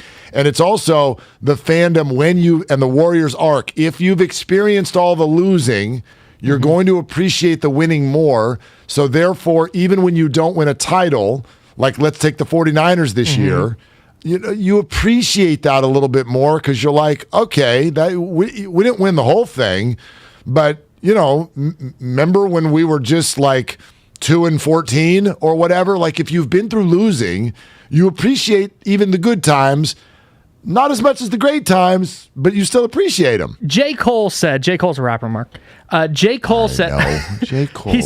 He said there's beauty in the struggle. And I think that fits this because like when the Niners were going on their run, and especially, through the early 2010s, I was in my early 20s, and people always complain, the bandwagon Niner fans. It's like, it's fine. They're going to go and they want to be part of what's going on with the Niners being good for the first time in a long time. They want to be part of it. Fine. But I know as somebody who has been through the muck and all the other Niner fans who have been through it, that person who jumped on halfway through the 2011 season, they're not going to hurt like I hurt after the NFC Championship game. Right. And had they won the Super Bowl, they're not going to enjoy it the same way I did. Right. They're going to have a jersey on and they're going to go to the parade, but it's not going to be this yes, like it's not going to feel the same. I tease my 15-year-old son all the time because he was born in 2007. So by the time he was 3, what a jerk! I was like, what are you doing? By the time he was 3, the Giants are starting a run of 3 championships in 5 years. By the time he was, let's do the addition there. When was the first Warrior 2007. He was 2007. 9, he was 8. born. Yeah. So by the time he's 8 or 9, here come the Warriors. And I'm looking at him like, you charmed, and the 49ers almost, right? They're in the Super Bowl with Kaepernick shortly after it. He was Kaepernick for Halloween the next year. I'm sitting here looking at this kid going, what are you doing? Like, this is not fair. You're never experiencing what I experienced as a child of the 80s. Sure, the 49ers were amazing. The other teams were just awful. And so B. Weezy gets a Buster hug, and I'm crying. I'm crying. And granted, he's only 3, but he just walks over and goes, "What's wrong, Daddy?" And I'm like, "You'll never know my struggle, kid." Get out of my face. No. Robert in San Francisco is on. Willard and Dibs. Kyle's in for Dibs. Hey, Robert, what are you doing? Hey, what's up, brothers? I'm actually driving right now. I'm heading to Oregon, but I definitely wanted to chime into this conversation because I don't really think this has been talked about. We got to look at Klay Thompson, the player before, the player between, and the player that he is now. The player before, he was super focused on basketball. He was real humble. He was quiet. He kept to himself. Once he got injured, his focus was basketball, but it was in his rehab. And as he was going through that process, he had to look at basketball now from a fan standpoint, the perspective of a fan, right? And as he's looking at the perspective of a fan, he's now listening to the outside noise. So now he's taking a look at what the fandom of the Warriors were. Like what he said, when he touched base on, like before he even was a Warrior, he probably looked at the history. He was like, man, the Warriors suck. But then him, Steph and Draymond, they made the team what it is today. And I think that when he said that, he was touching base on the emotional fact that everything from his frustration with the fans as well is, I'm Klay. I'm always going to be Klay no matter what. You're going to either like me or not. And that's what it is. Yeah, Robert. That's my perspective. We appreciate it. I think Klay's got, I'm guessing here, he's got to be in such a space, too, of being so thankful for just even being back out there. We forget what he's just been through. But even as he was going through all that rehab, he was still doing it as a member of the Warriors. So he's watching their story from the inside out. That's always really hard. You watch a story from the inside out and then hear the outside voices coming in who don't know what they're talking about. That's hard. Okay? Everybody can relate to that. Think about it in your own house, your own family. Let's say you're going through a divorce and here come the outside voices. Here come the voices of what other people are saying about you and the judgment, and you're on the inside of the home. You know what's going on. That can be very hard. And that's what Klay has now watched for 2.5 years. And now he's personally involved in it. Oh, Klay, you're not back. You're never going to be the player you were again. Do you know what that sounds like to a guy who's just been in the workout room for 2.5 years just to get back out there? Do you have any idea how mad that would make you? No. I don't. We can't. I would imagine very mad. I have never experienced anything close to that. But yeah, that's what I think. He went on to answer the question about Bjelica, but his answer was not, I don't think about Bjelica. His bit about fans, for sure, I agree with you. That was a dude. I see this stuff. Players can say they don't see this stuff. They see everything. They see it. You know who tells me that is Klay's dad. Yeah, when I did a show with Michael, he constantly was like, they always tell you they don't read. They tell you everything. They hear it all. I am nobody. And if I get a tweet posted on some meme site or I get linked in some random article, I get 4 texts about it. Like, hey, did you, and that I'm nothing. Right. Can you imagine being Klay? Oh, forget all the it. people are like, did you see this? Did you see this? Dude. And so I think there was a lot of frustration. And again, it's not like he came out and said anything crazy, but I think that not at all. He used that Bjelica question to speak his mind. Renel Brooks-Moon in 5 minutes, but real quick, Chris in Oakland, who apparently has a bone to pick with us, me, Chris. What are you doing? I'm glad you asked what I'm doing. I'm just making a cleaning solution out of ammonia and bleach. What could go wrong? Oh, man. I've seen Breaking Bad.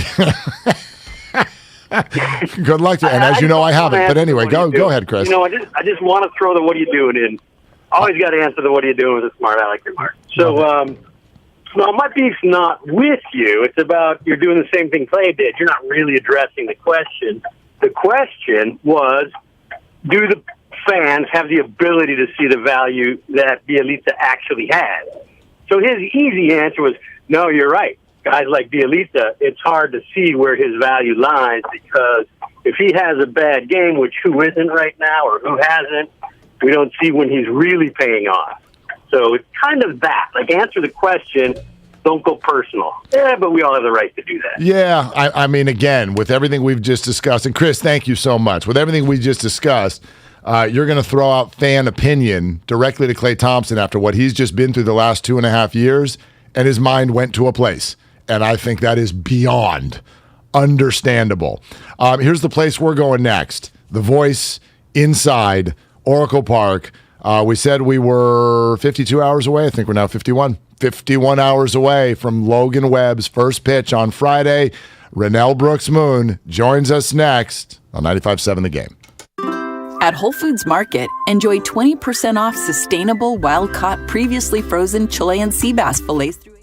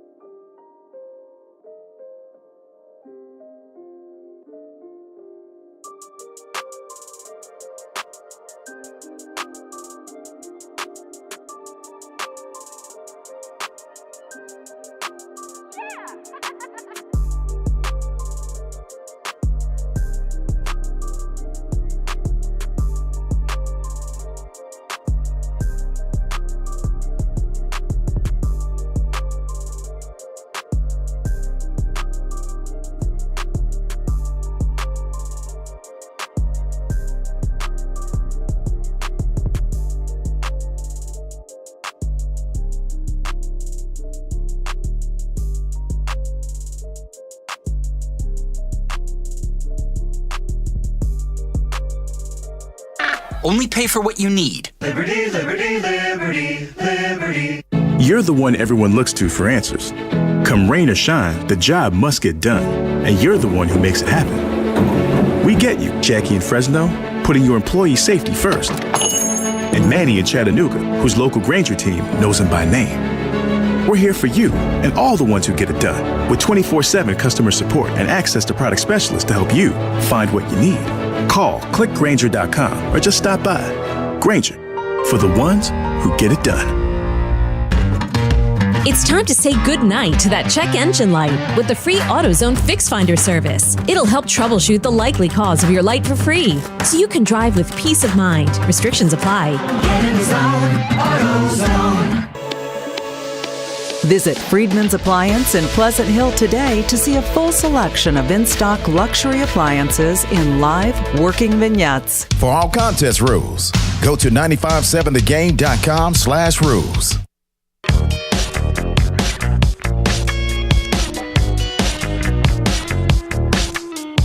Now, back to Willard and Dibs on 95.7 The Game. Okay, Willard and Dibs with Kyle in for Dibs today is brought to you by MB Jesse Painting. Are you a commercial property owner or manager working on 2022 painting plans? MB Jesse Painting offers full repaints, maintenance painting, carpentry, wood rot repairs. Why wait? Call 855-MB-JESSE today or online at mbjesse.com. And a reminder, because we often do it at this time, the Elton John tickets today are pumping on over to Steiny and Goose. So they'll have a pair of Elton John tickets for you today. Sweet. During their show, final tour, Levi's Stadium in October. Steiny and Guru giving away tickets the rest of this week, courtesy of Golden Voice. And speaking of Golden Voices. Great transition. I mean, I couldn't wait. Like, we got to the start of the week, and Kyle's like, who do we want to talk to this week? I'm like, I don't care about anything as long as Renel is on this show. Bro, you told me last week. Last week, it is the home opener, and I want to inject this voice into my bloodstream as Giant Baseball starts. Renel, how are you?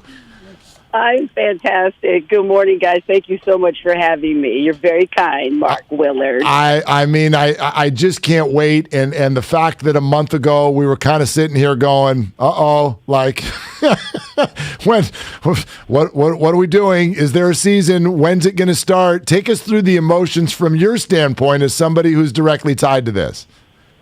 Oh, what a roller coaster ride of emotions, right? And then I was actually getting close to the mindset of it wasn't going to be happening anytime soon, you know? And then in the 11th hour, it's happening, and then we went from 0 to 100, you know, in like a day to create all of that pomp and circumstance that we're accustomed to for the home opener. But, yeah, definitely an emotional roller coaster, but I could not be more thrilled. And to have an opening day unlike any that we've had in the last 2 years, I mean, this is going to be the real deal this time for the first time in a couple of years. So I'm jacked up. I'm ready to go.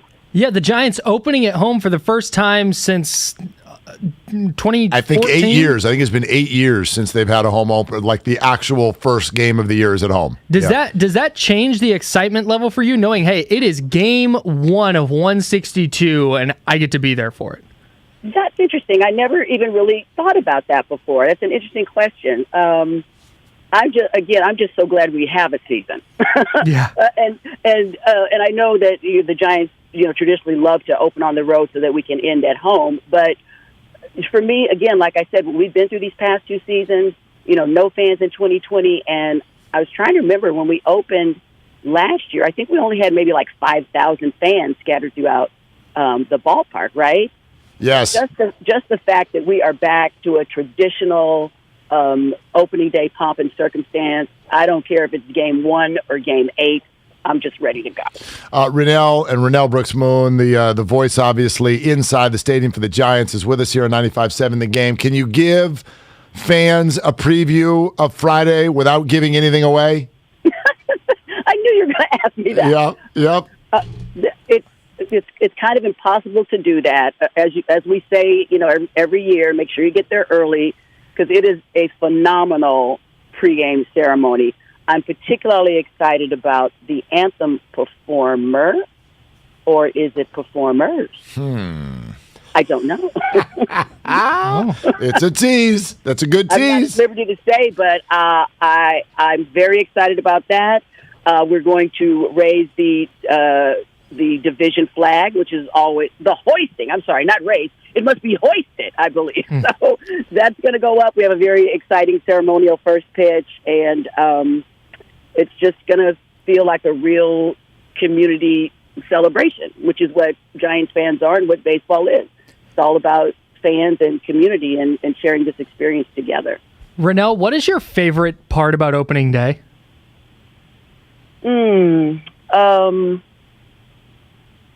I have to say I do love being on the field.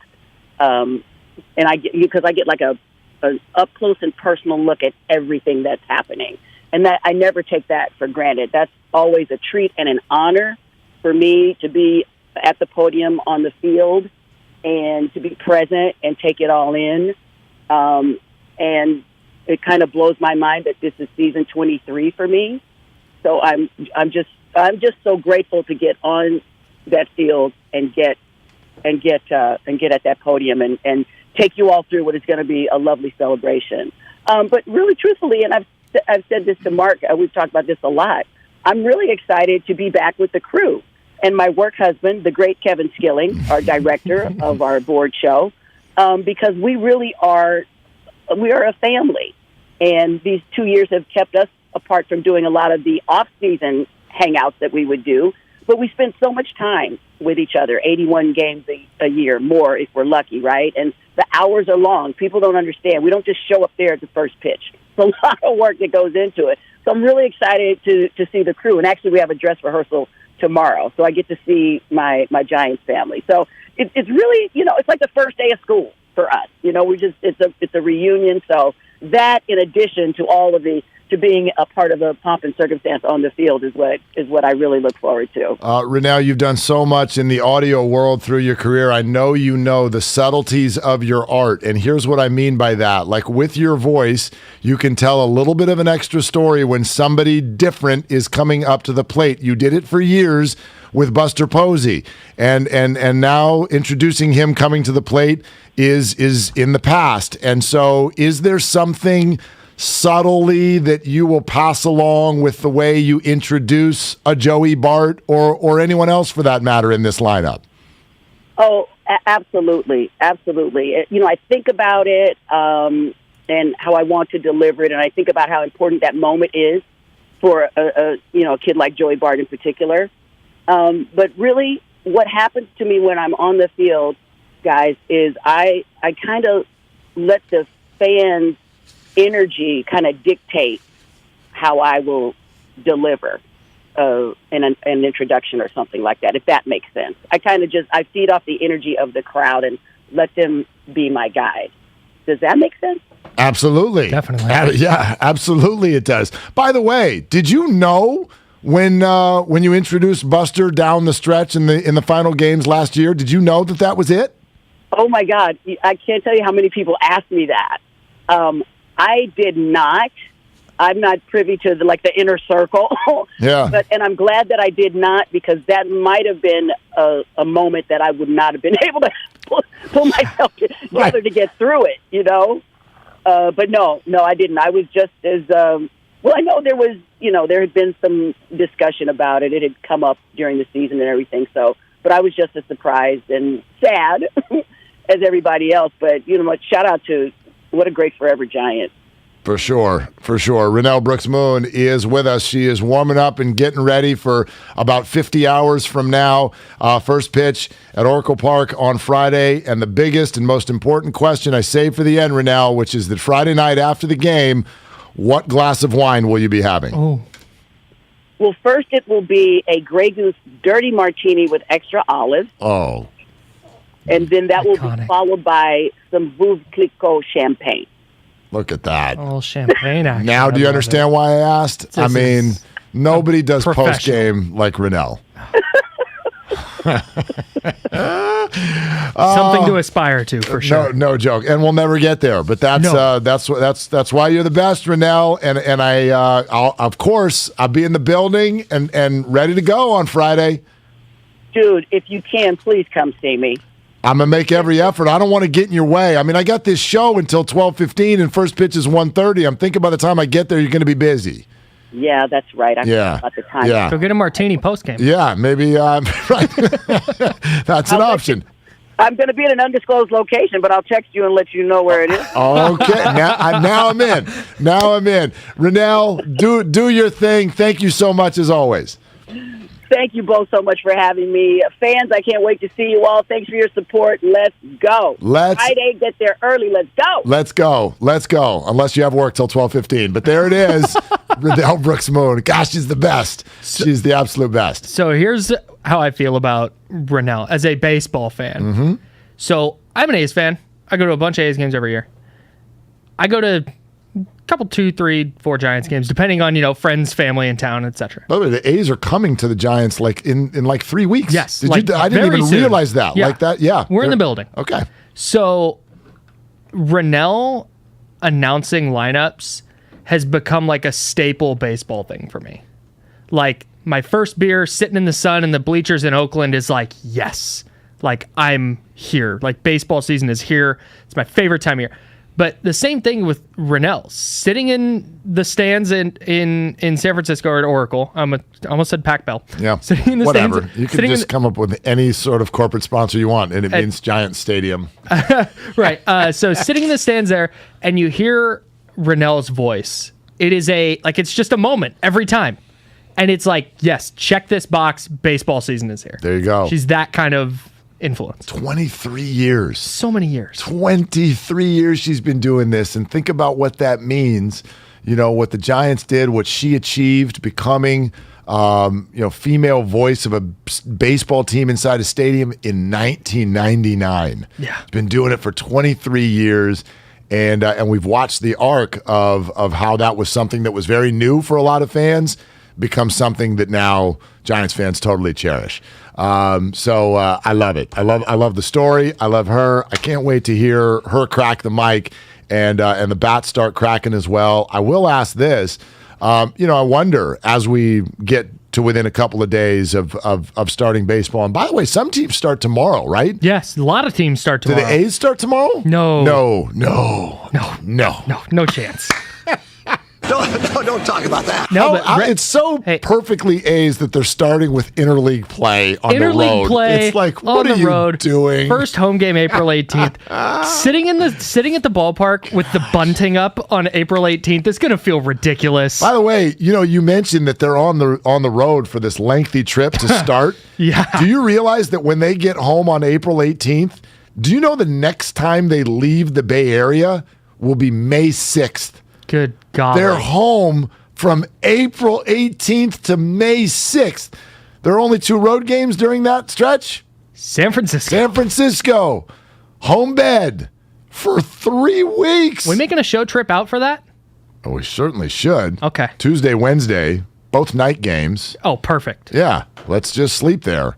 Let's get her done. All right. I'm in. Get her done. Yeah. Tuesday, April 26th, Wednesday, April 27th, A's and Giants at Oracle Park. So anyway, can I pause you real quick? Of course you can. Does it excite you more as a Giants fan knowing that they're opening at home? Like, is it different for you knowing that it's game 1 at home versus game 7? Yeah. Let me further the conversation that you and Renel started and say it this way. There's nothing more optimistic in baseball than game 1. Like when you start the season at home and you've already played 8, what can be hovering over your team is they're coming off a 2-4 roadie. Right. And then therefore there's pressure and there's 156 games still to go, but there's some sort of potential negativity, maybe positive. Maybe you went 5-1 on the road trip, but I remember last year, take for example, here comes the home opener. And I think they went 3-3, if I'm remembering correctly. But because they lost the series in Seattle, and then they went to San Diego, I feel like, and I think they won 2 out of 3. Yeah, that sounds right. Which then you're like, hey, they beat the Padres 2 out of 3 because the Padres were supposed to be the bee's knees. But remember game 1 in Seattle, a woeful choke job where they had a huge lead. The bullpen gagged it, and Gabe Kapler at the beginning of the year the thought around him was, I don't know about how he handles a bullpen, and he's like, I can handle a bullpen. And then they went out there, and so that's all sitting on your shoulders already in game one. I love. Plus, here's the other thing. Opening day, if you don't start at home, opening day for you might be starter 4, starter 5. Right.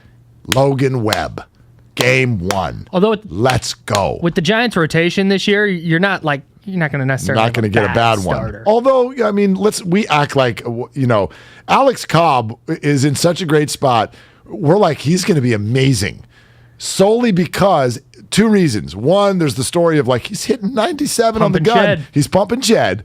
But the other thing is, this is this year's DeSclafani, Gosman, Alex Wood, Drew Smiley, Drew Pomeranz. It's Alex Cobb. And you're almost like, Alex is going to be incredible. Not because he's Alex, because the Giants signed him. Right. So I don't know what Alex Cobb's going to be, but yeah, you have high hopes. Webb is Webb. Rodon is a star. DeSclafani has been unbelievable this spring. Alex Wood got shelled yesterday, but that's fine. That's okay. I mean, he's Alex Wood. He's good. He's going to have a bad one every 4 outings, but he's good. Yeah, they look really, really deep. They look really deep. But I do wonder this. And this goes for A's fans and Giants fans. Yeah, what's up? Only one of those is your guy, though. Only one of them is my guy? Well, like we were talking about. Oh, homegrown? Yeah, homegrown guy. Logan Webb. Yeah. Yeah. So you get to see him game 1. Perfect. Yeah. Absolutely. And just bringing it full circle. Go on. Well played. Thanks. Yeah. Again, it doesn't have to be all of them, as long as it's some of them. Right? No, seriously. No, I know. It means more when it's opening day. It's Logan Webb. He shut down the Dodgers in the postseason last year. He was awesome. And now game 1, let's fire this season up. Versus like, all right, they're 4-2, and here comes Anthony DeSclafani. Right. Plus, well, now here's the other thing, though. Just as an addendum to your statement, you can become a Cities guy even if you didn't start there. Oh. Hunter Pence? No. Is Hunter Pence our guy? He is a San Francisco guy. Okay. So it's doable. It's tough, but it's doable, and you can become recognizable and become our guy. Totally. Right? I mean, is Iguodala? He's our guy. Is he our guy? Yeah. Right? Did Barbosa become our guy? He's still with the team, so yes. Sean Livingston, was he our guy? That's yes. Right? I could give you examples. This happens, Steve Young. Yeah, no, I don't. Steve Young our guy? Yeah, of course. So it's doable. I was saying it can't happen, but it's the difference when it comes to opening day. Right, for sure. So, but I'll ask this, Giants fans, A's fans, the offseason, if you looked at the offseason like a billboard, come to our games. Okay. How'd the offseason go for both teams? Not great. But the Giants have an advantage in that they can put up Brandon Crawford and Logan Webb and Joey Bart if you want to go there, Brandon Belt. Like they have players that they can market, even though they didn't sign. I'm putting Rodon on the billboard for sure. Oh yeah, he's a Cy Young candidate last year. He's a star last year. Big time signing. Get him on the billboard. With the A's, it's like Sean Murphy, Tony Kemp. I mean, honestly, Stephen Vogt. You got to be a hell of a fan to Jed Lowry. Really, I mean, okay. What kind of a fan do you have to be? Open up the A's team picture right now. No names. Names on. Go ahead and recognize one. Oh, that's easy. Yeah, it is for you. You're a big fan. You are an A's fan, and you work in sports radio. That's the only type of A's fan. But I'm talking to everybody here, like casual or just even just baseball fan. Baseball Got fan, it. like Okay, or not even but A's fan, but casual. Is there such thing? That's what I'm saying. Is I don't think that exists. Like if you're an A's fan at this point, you're a diehard. Like look at the Giants team picture. Okay, you're not a diehard, but you're like, I go to 3 games a year, and I love the Giants. It always amazes me. People who are like sports fans. I remember this last year. I'm playing golf with a buddy, and we're probably a month and a half into the season. And it's kind of like, how are they doing? What do you mean, how are they doing? They've played 35 games. I heard they're kind of doing well. Yeah, they have the best record in baseball. They're decent. Actually ended up having it for the whole year. It's weird, man. People are busy. People got stuff going on. Baseball's just there. It's omnipresent. It's every day. So most people are not like, I'm watching every game. That's an us thing. I've learned that about fans. So if you opened up the A's team picture, how many people could name a player, even in their own fan base? They could name Elvis Andrus. And they'd be like, that guy's still in the league? Yeah. But there he is. Hey, he killed us when he was on the Rangers. This but Jed Lowry's right. Like Stephen Vogt, like players that listen to the names you're saying right now. I am. If the Giants are being criticized for not going after stars, how many Giants are named in terms of, most recognizable baseball names in the Bay? Mm-hmm. How many Giants are we going to get to before we get to an A? Like 6, At 7. At least.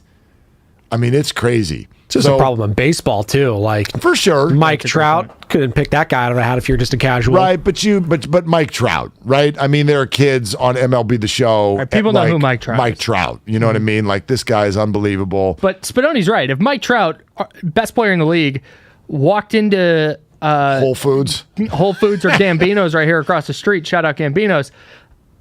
Is anyone going like, oh, that's Mike Trout? No.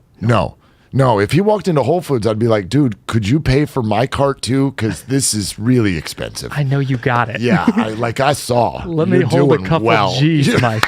Mike, I know you got that Amazon Prime, so can you help me out? I'd be like, I can't open my app. Mike, can you?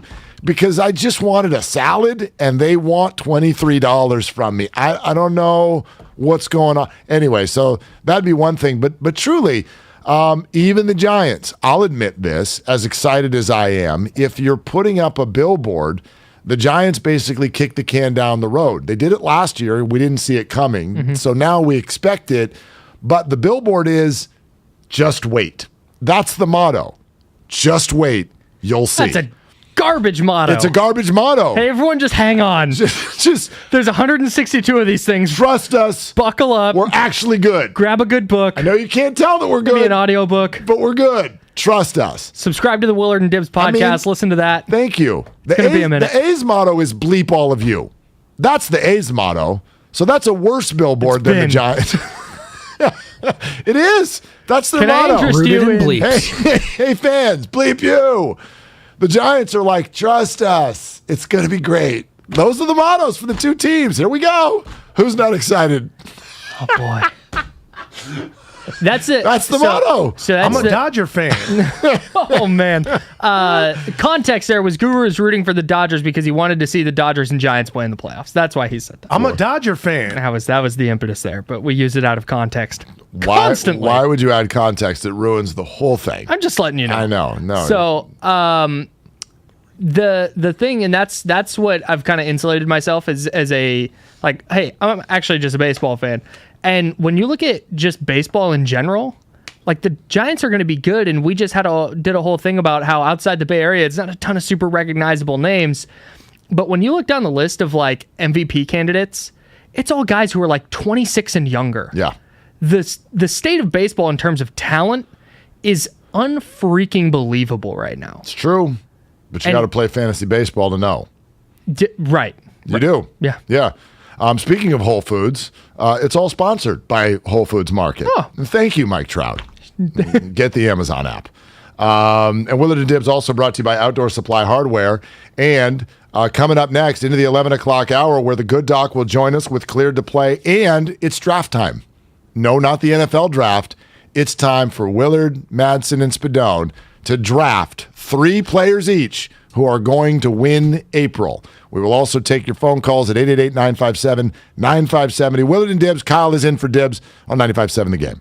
Club Osh from Outdoor Supply Hardware has everything to make home shopping more rewarding. From free delivery and birthday coupons to double points days and member-only pricing. It pays to join Club Osh. Join today at any Outdoor Supply Hardware location or at osh.com. Attention facility professionals, property managers, and building owners. Earn free education credits and network with the best professionals by attending the West Coast Buildings and Facilities Management Conference. This May 17th and 18th at the Alameda County.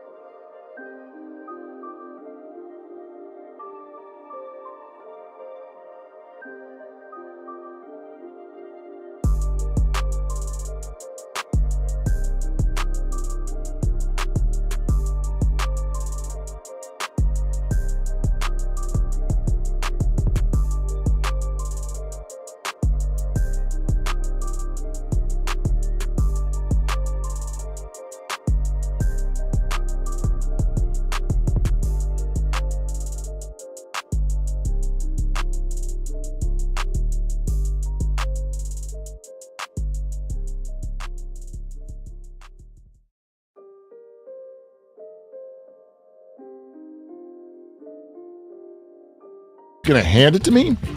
Sure. That was nice of you. Figured you need it. But then that also means... Did I do it right? Oh, gosh. That's a 3. But then that also means I get the 6th pick. So Right, we're going to snake go, it. We're going to snake yeah. it. So I'll go first, We'll you go explain the bit second. in a minute. Yeah, Spadone goes 3rd and 4th. You go Yeah. 5th. I go 6th and 7th. Right. Me 8, Spadone 9. So Willard and Dibs with Kyle in for Dibs is brought to you by Fremont Bank. Full service banking, no compromises. Not a single one. Look forward to talking to the good doc in a half hour. Cleared to play will be on. Tommy LaStella was yanked out of the lineup yesterday for the Giants, and I'm not sure what to do there. The Achilles injury, not the Achilles injury like a Kevin Durant Achilles, but enough to where it kept him out of the end of last year. There was off-season surgery. Like that area of the body, doesn't it scare you the most? If anything could be sore and it worry you, there's nothing like an Achilles. Like if my Achilles is sore, I don't even want to walk to the kitchen. It's like that injury terrifies me. Yeah, even just a little like twinge. Oh. I can't. This will surprise you. I'm not a high level athlete, but I know, man. What? When I'm like, I do stretch though. Stretching's important. Pliability, very important. And when I stretch, and even a little bit of a like, I'm done. Right. Like we're done stretching calves for today. I'm sitting down. Sometimes it's the only thing I stretch. If I'm going to go for like a walk or even just a light run, I'm like, Are you just quick? Like I don't care if if my calf starts bothering me, whatever, I'll stop. But like I will stretch the Achilles because my gosh, if I go up a staircase and that thing pops, a year of your life is over. Gone. I mean. And you have to motor around on one of those like knee pad things. It's ridiculous. It's like a scooter. I mean, it's not even just for athletes. I watched when I was, you're going to whoop me, but anyway, when I was working at ESPN in LA, Marcellus Wiley did this. Marcellus was a host at our station and obviously a large man. NFL player. To get him from his car up to the 3rd floor to do the show was a 45-minute process. I'm like, oh, please. Like, I watched that and I was like, that's it. My one wish in life is to never have this injury. Oh, man. Oh, it's so bad. So anyway, we'll talk to Doc about Tommy LaStella. Tiger Woods. I'm watching these practice round videos. I don't even understand. I don't understand. They're interviewing Alex Smith earlier today to be like, can you explain why Tiger is just cruising? And he's like, here's what you do. And it's just like, what? I don't know. He looks normal. How is this possible? I don't get it. Well, and that's something that we talked with Rex Hoggard about yesterday. Hoggard? Rex Hoggard yesterday was how does he look after 18 and then 36 and then 50? Mm-hmm. So, it's a tough course. It's going to be a lot of strain on the body, but I mean, all signs point to him being totally fine, which is bananas. So tomorrow morning around 7:30 our time. 7:34. 7:34, Tiger will tee off. And we talked about this earlier. We should come up with some sort of a Tiger tracker. We don't need to be all over this right now, Spadone, but like just spitballing on the air because that means he will be playing throughout our show. And in fact, his first round will come to an end right about when we finish. So we will be on the air probably from say, hole 6 through 18. And so we need to track it. And we will be celebrating every birdie for sure. And then we probably should cry every time there's a bogey. Maybe there won't be any. I'm shooting high here. I got high hopes. I just wanted to make the cut. Yes. That's my. I'm setting the expectation down here. He doesn't need to shoot 67 tomorrow. Right. I'm setting the expectation down here. If he clears it, A+. Yeah. Because if I set it up here and he doesn't, I don't want that to mar the fact that he's freaking playing in the Masters. Well, and we can get to this in a handful of minutes, but let's dream for a moment. And if Tiger Woods were to win the Masters this weekend, go ahead and give me a better sports storyline ever. Charlie, our producer, asked this on the call today, and I don't. in my lifetime, don't have one. Like Alex Smith coming back was pretty amazing, but he didn't go win a Super Bowl. Right. The 1980 U.S. Olympic hockey team is obviously the one that stands there. Mind. But this is an individual dude who went from like, he might be dead, he might lose a leg, he might never play again, to playing in golf's biggest tournament a year later. A year and a half later. Yeah. Yeah. It's already mind-boggling, and he's boggled our minds a number of times before. You know, the last Masters that he won was not supposed to ever come close to happening again, and it did. If he follows that up with this, I don't even know. But obviously, we're way ahead of ourselves. It's Wednesday. But anyway. We want early crosstalk to be in here tomorrow at 7:30 when he tees off. Oh, yeah. Bonte and Joe don't even know. Yeah. Have you not told them that I'm doing the last hour and a half of their show with them? No, not yet. I'll run it by them. No, you're not running it by them. I'm just coming in here and turning the damn thing on. Okay. Yeah. They're just going to have to whole deal with it. So anyway. Okay, real quick ground rules on the draft. Can it be, and again, the idea is we are drafting just for the month of April, and who we think Bay Area athletes will win the month of April. Athletes, coaches, execs. Okay, so does it need to be a surprise, though? Like, if with the number one pick in the draft, can I go with the biggest name in town or no? Yeah, no, it doesn't have to be a surprise because, and here's why we're doing this. We have Giants opening day on Friday. We have Warriors playoffs starting middle of the month. Yep. We have the NFL draft at the end of the month. Like, and A is opening day too. We can throw them in. Or you could go wild card and say Colin Morikawa is going to win the Masters. Morikawa does count. Yeah. So it's a massive, massive month with the way the Warriors are closing, the Niners with their draft, and then opening day for baseball. You want to get out to a good start. So I'm going to get quirky later in the round with some picks that I know you guys won't take. So I'm going to go ahead with the number one pick in the draft and do the obvious. The pick is in, and with the first pick, I, Mark Willard, will select Steph Curry. He will be back. He will be back, and he will play well right away, and he will lead the Warriors to a round one victory in the NBA playoffs. I want to elaborate on that, but first I'm going to make my pick because it ties in with yours. Okay. With my first pick, I'm going with Klay Thompson. And I think this goes back to what we talked about yesterday with how, like, the Warriors playoffs matter the most here. The most, sure. Because it's the playoffs. It's the playoffs. But I think Klay, when, did he have a couple of bad games there? Yes, but you can see the bad games are starting to become less and less. And I think we're going to start to see more and more good to very good games from Klay. And I just think if the Warriors are gonna make a little run, he's going to need to be good. And I think that he's finding a spot where he's going to start playing really well. I almost picked him number one overall, just because what we're talking about is where will they be at the end of April versus what people are saying about him now. Right. And 4 days ago, people were like, I don't know about this guy. Mm-hmm. I don't know if he's ever going to look like he did again. And maybe a lot of people still feel that way. Yeah. Obviously, he's coming off of a hell of a Saturday night. And so that changes it for now. But yeah, I think it's a good pick. Spadone, welcome back to the show. Oh, pick's already in. It's in. Might as well round out the big three there, gentlemen. Draymond Green is my pick here. Okay.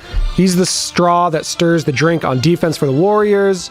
It looks like he might be rounding back into shape here. Got to worry about that back, but if he stays healthy, they got a chance. Okay, very, very good. Now, Spadone. Oh, go ahead.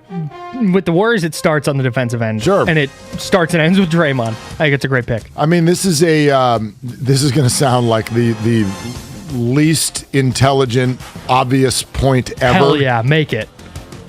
They're not going anywhere unless those three are themselves. We're all sitting here. Digital clips that. Now, if that doesn't run on the Odyssey app during commercials for the next 3 days. Tune in to Willard and Dibs. There's got to be. I mean, listen to what Willard noon. said. Steph Curry has got to be good. I don't have a strong opinion. No, but they need to quintessentially be themselves. Yes. Right? Like, it can't just be on the court. Great that you're back. They've got all three of them. And that's why in the back of my mind, yes, they still could win a chip. But those three guys have got to look like the people we've come to know. And that's been fleeting this year. So I'm into it. Spadone, you're not off the hook yet. It's a snake draft. You're going again. Sticking with the Warriors, fellas. Obviously, a lot riding in April for the Warriors, not so much the Giants or A's. So I'm going Jordan Poole as my next player. I think he will need to step up in some of these playoff games. Have a big one here or there. If Steph's struggling, Klay's struggling. So Jordan Poole is the number 4 pick. Okay. I like that. There it is. Yeah, I mean, nothing wrong with that. I thought about Jordan, and he's got a lot on the line in terms of solidifying himself as a playoff performer and somebody. Right now, we're all sort of assessing: is this the guy? Is Jordan Poole the next guy? Whenever Steph and Klay are no longer Steph and Klay, is Jordan Poole the guy you build around? Yeah. For the next generation of Warrior basketball. Yeah. So, all right, your pick. All right, my pick with the 5th overall pick. I am stepping away from the Warriors, and I'm going to take the Giants opening day starter, Logan Webb. Oh. Phew. Sorry I thought you were going to take my guy. It's a good pick, but that's not my guy. So Logan Webb, I think the Giants just in general need to get out to a hot start. They don't need to go. They have 21 games in April. They don't need to win 19 of them. It doesn't need to be anything crazy like that. But Logan Webb's probably going to get 4 starts in the month. Can he get out to a really good start and spearhead this, what should be a very good pitching staff? I think it's going to maybe not start and end with Logan Webb, but I think that's going to really set a tone for them. Okay, that leads to pick number 6. Yeah, Logan Webb. Solidify what you did last year. And then my pick, who will solidify what the Giants did in free agency. I will take day 2 starter, Carlos Rodon. I think that this is being woefully undersold, and it's because he's a Chicago White Sox, and nobody here, as we were just discussing, really knows what the Giants just acquired. Can I just read some obvious stuff that maybe will pop to help you with the back of the baseball card? Let it fly. This is not a good pitcher. Last year, this was a great pitcher. Yes, there are injury concerns. Yes, he only did it for 1 year. I trust the Giants' ability to assess talent. This guy's ERA was not under 3. It was under 2.5. 2.37 ERA. He struck out 185 batters in 132 innings and only walked 36. 13-5 for the White Sox last year, an All-Star and 5th in the Cy Young Award voting.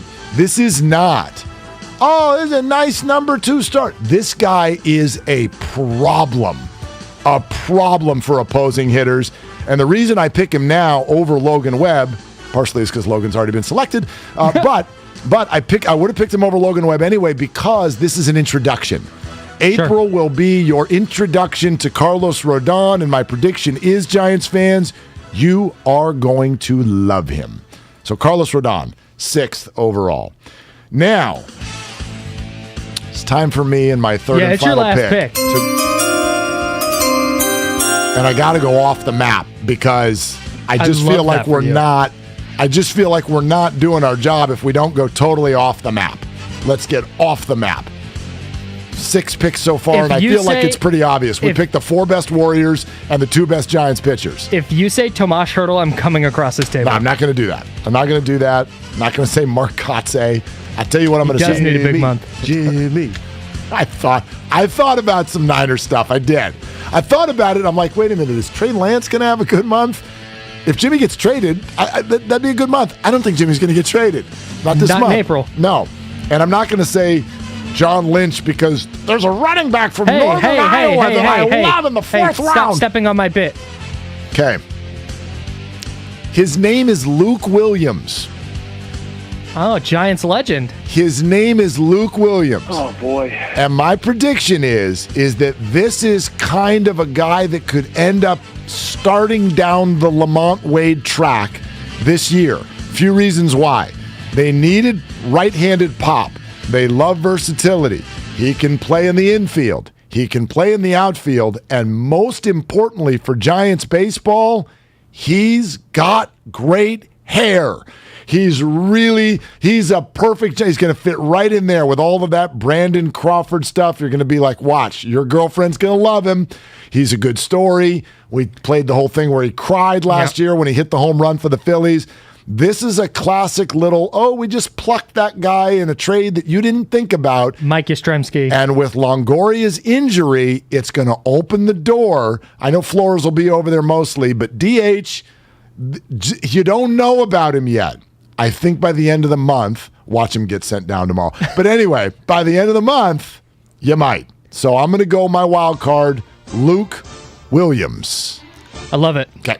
It's fine. You have no idea who he is, right? No, I do know who he is. No, I know I'm you just not sure. You go Curry, Rodon, and then this guy, Luke Williams. I had to have a wild card. For sure. You could have made up a name right there and said all the same stuff, and I'd have been like, yeah, sure, man.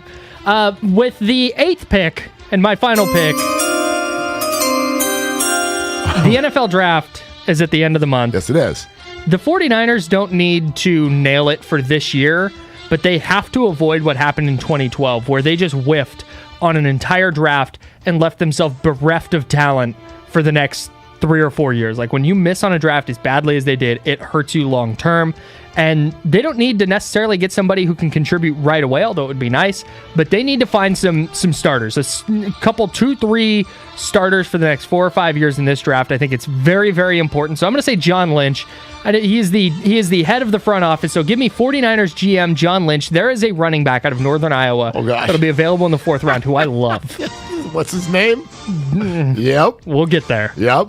I haven't grinded all the tape yet. Billy Jablonski. He's amazing. That's him. Okay, John Lynch. on base. Yeah. There's a safety from Penn State named Jaquan Brisker.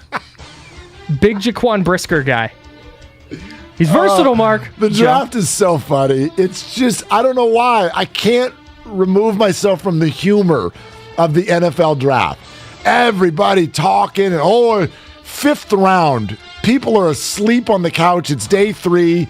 They're letting fans announce the picks, and then there's somebody who'll be super serious about it. Oh, this is a reach. This guy had round 6 all. It's like, Todd. What are we talking about? Like, nobody knows anything ever in the NFL draft, but we act like we do. I've heard there's a lot of depth along the interior of the offensive line, Mark, which is big for the 49ers. I also like Nick Cross, versatile safety prospect from Maryland. Spadoni, to you. Gentlemen, I'm going with another Warrior, but we're going with head coach Steve Kerr. That's big time. Great You just pick. made Steve Kerr Mr. Irrelevant. I did. That's controversial. And you know what? This could be his last go-round as head coach of the Golden State Warriors. Oh, what are you saying? How about that? Listening to Steiny and Goo too much. Is what Brainwashed is what I am. You go. Drinking the Kool-Aid. Come on. According to sources, Mark. No. According to sources. Yeah. You never know. For sources. This could be the last little go-round for the current cluster that is the Golden State Warriors. You never know. But also, we talk about it. Steve Kerr is going to have some very tough decisions to make when it comes to who's starting, who's finishing games, what's the best matchup. Like, Steve Kerr is going to matter in the playoffs. So I love that pick by Spadoni. How does it go? How does it go? I mean, if they lose in the first round, I mean, there's be questions to say the least. The questions. 510 just texted something elite after that entire discussion and just wrote, can we just talk about how awesome the pick is in sound is? It does something to you, doesn't it? It doesn't it? There's certain sounds in sports. Monday Night Football theme has always been this for me. There's certain sounds in sports where immediately, whether you want to call it hair on the back of the neck is standing up, you move up in your seat, that sound, there's a Pavlovian sports response, which is, something's about to happen. Everybody shut up. And then what's funny is, again, 90% of the time, what's about to happen is somebody in a suit is about to walk to a microphone, say a name and a school that you've never heard of, and then going to turn around and walk back off the stage. But it works. You're like, oh, wait. Okay, it's a strong safety from Miami. His name is Joey Sheldrick Redwine, Chestnut. bro. Big Sheldrick Redwine guy. But that Cleveland Browns legend. That sounder, very, very well done. It's like when you squeak a toy and your dog stops what it's doing, and it's like, what? Now a lot of people are firing away at the different sounds. How about the sound when your Yahoo fantasy draft begins? Oh, that is anxiety inducing. Well, it's anxiety. I hate it. I would like to someday, I aspire, if this ever, becomes something that doesn't work for people and they need to freshen it up. The you are on the clock. You know that guy on your fantasy draft? You are on the clock. I'd like to be the next you are on the clock guy. I'm putting my name in the hat for that one. All right. Hit up Yahoo. You are on the clock. It's super it's almost accusatory. Stop sitting there. You're on the clock. Do not go to the bathroom right now. You are on the clock. All my best fantasy picks come from the bathroom, actually. Well, you can do them there. That and my tweets. We're coming out of a pandemic. We might need to do drafts in person again. I totally agree. Right? In-person draft. What do you guys think is more difficult, fantasy baseball or fantasy football? Baseball. For me, it's football's way harder than fantasy baseball because I think fantasy baseball is a lot more trend-based and there's a lot more games. You just have to pay attention more daily to it. That's football, the problem that's for me, though. Harder for that's me. the bandwidth of fantasy baseball is an issue for me. I mean, fantasy baseball, if you go on summer vacation for a week, you have to give somebody else your password. You're like, I can't do this. Right? I'm taking the kids to the Disneyland Hotel for 4 days. What am I like? I know you could do it on your phone. Getting up at 6 a.m. mark and setting that lineup. That's what you're doing. I know, but it just becomes overwhelming to me. Yeah. The football aspect of only having to set that lineup. I know you got to follow your waivers and you got to do your thing. It's not like we're not on the football site every day because we are, but there's no pressure. If I get to Friday and here come the injury reports, okay, I can do that Saturday. Right. I can get to that tomorrow. That to me makes football easier. Plus, I think we're talking all about the Q rating of these guys. Football players, we've heard of them more. If I get into a fantasy baseball draft, I'm basically going to go chalk. I'm going to be like, what does the magazine tell me to do? And you're laughing because I said magazine. I don't actually, I don't bring a magazine to the draft. I got my ratings. I'm ready. Still handwrite all your picks and mail them to your friends. Totally. Now, what is this? You guys do it on a computer now? I used to just put stickers on the wall. You know what's nuts is when I first started playing fantasy football, it was like 2006 or 7. And you did the draft on the computer, and it was pretty, advanced based compared to writing it and mailing it to your friends. But I was doing 2 fantasy football drafts at the same time while grocery shopping this year. You know what I do? 2 drafts at the same time. 2 drafts inside. Absolutely.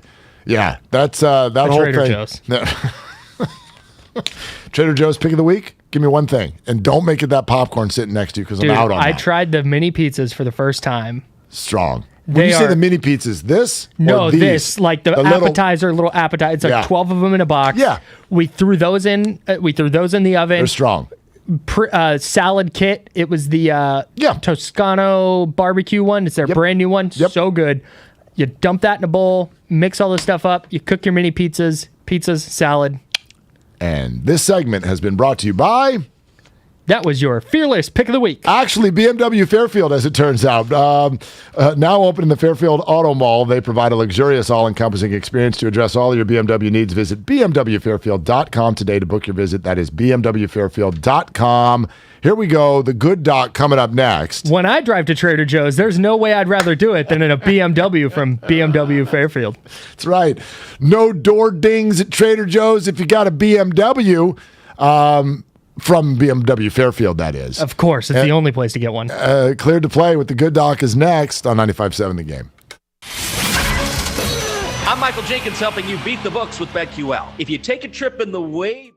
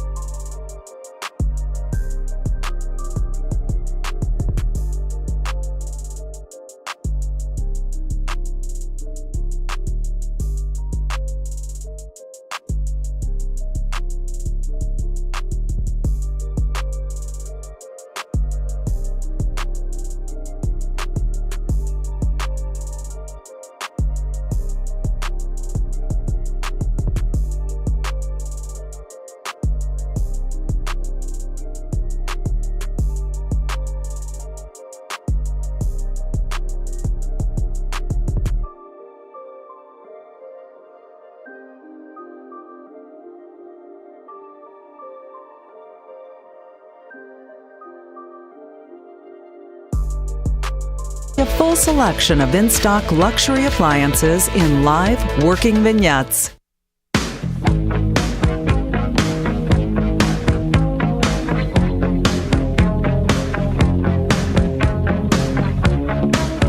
Now, back to Willard and Dibs on 95.7 The Game. All right, rocking and rolling today. That was a whole lot of fun. Boy, I hope Luke Williams makes the team. So we'll see. We'll see about that. But right now, it is time for Cleared to Play, where we take you inside the tent to get you updated on the latest injuries in the Bay. Proud to partner with UCSF Health on this segment and bring in Associate Professor of Orthopedic Surgery, Dr. Nirav Pandya. Well, hello, friend. How are you? I'm doing great. How are you guys doing?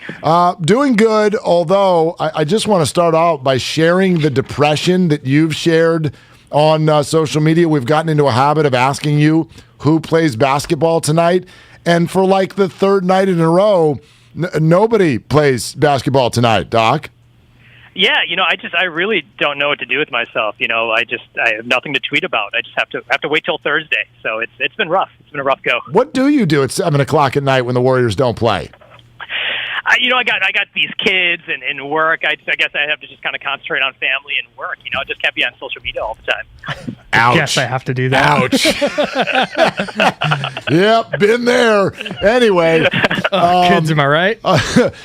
Doc, I know that you've been around this bend on social media already with regard to Steph Curry, and then the announcement that came a handful of days ago that he's not expected back for the regular season, and it freaked everyone out, and then you struck a positive chord. Can you share with our audience what you're currently thinking with what we've heard about Steph Curry? Yeah, no, I think he's exactly on the path to kind of get back for the playoffs, assuming that he has, no setbacks. I think in general, with these kind of foot sprains, they kind of end up being around 4 weeks out. And that's right where Curry is at in terms of making a playoff return. So the first 10 to 14 days, you're in the booth, getting that pain under control. You get reevaluated, and now he's doing stuff on the court. And assuming this week goes well, and it sounds like Steve Kerr said he's been shooting, I wouldn't be surprised at that next evaluation date. I think it's next Monday. He gets to go ahead and practice and be ready to go in 4 weeks. So I didn't expect him to play in the regular season. There was really no rush to get him back for those last couple games.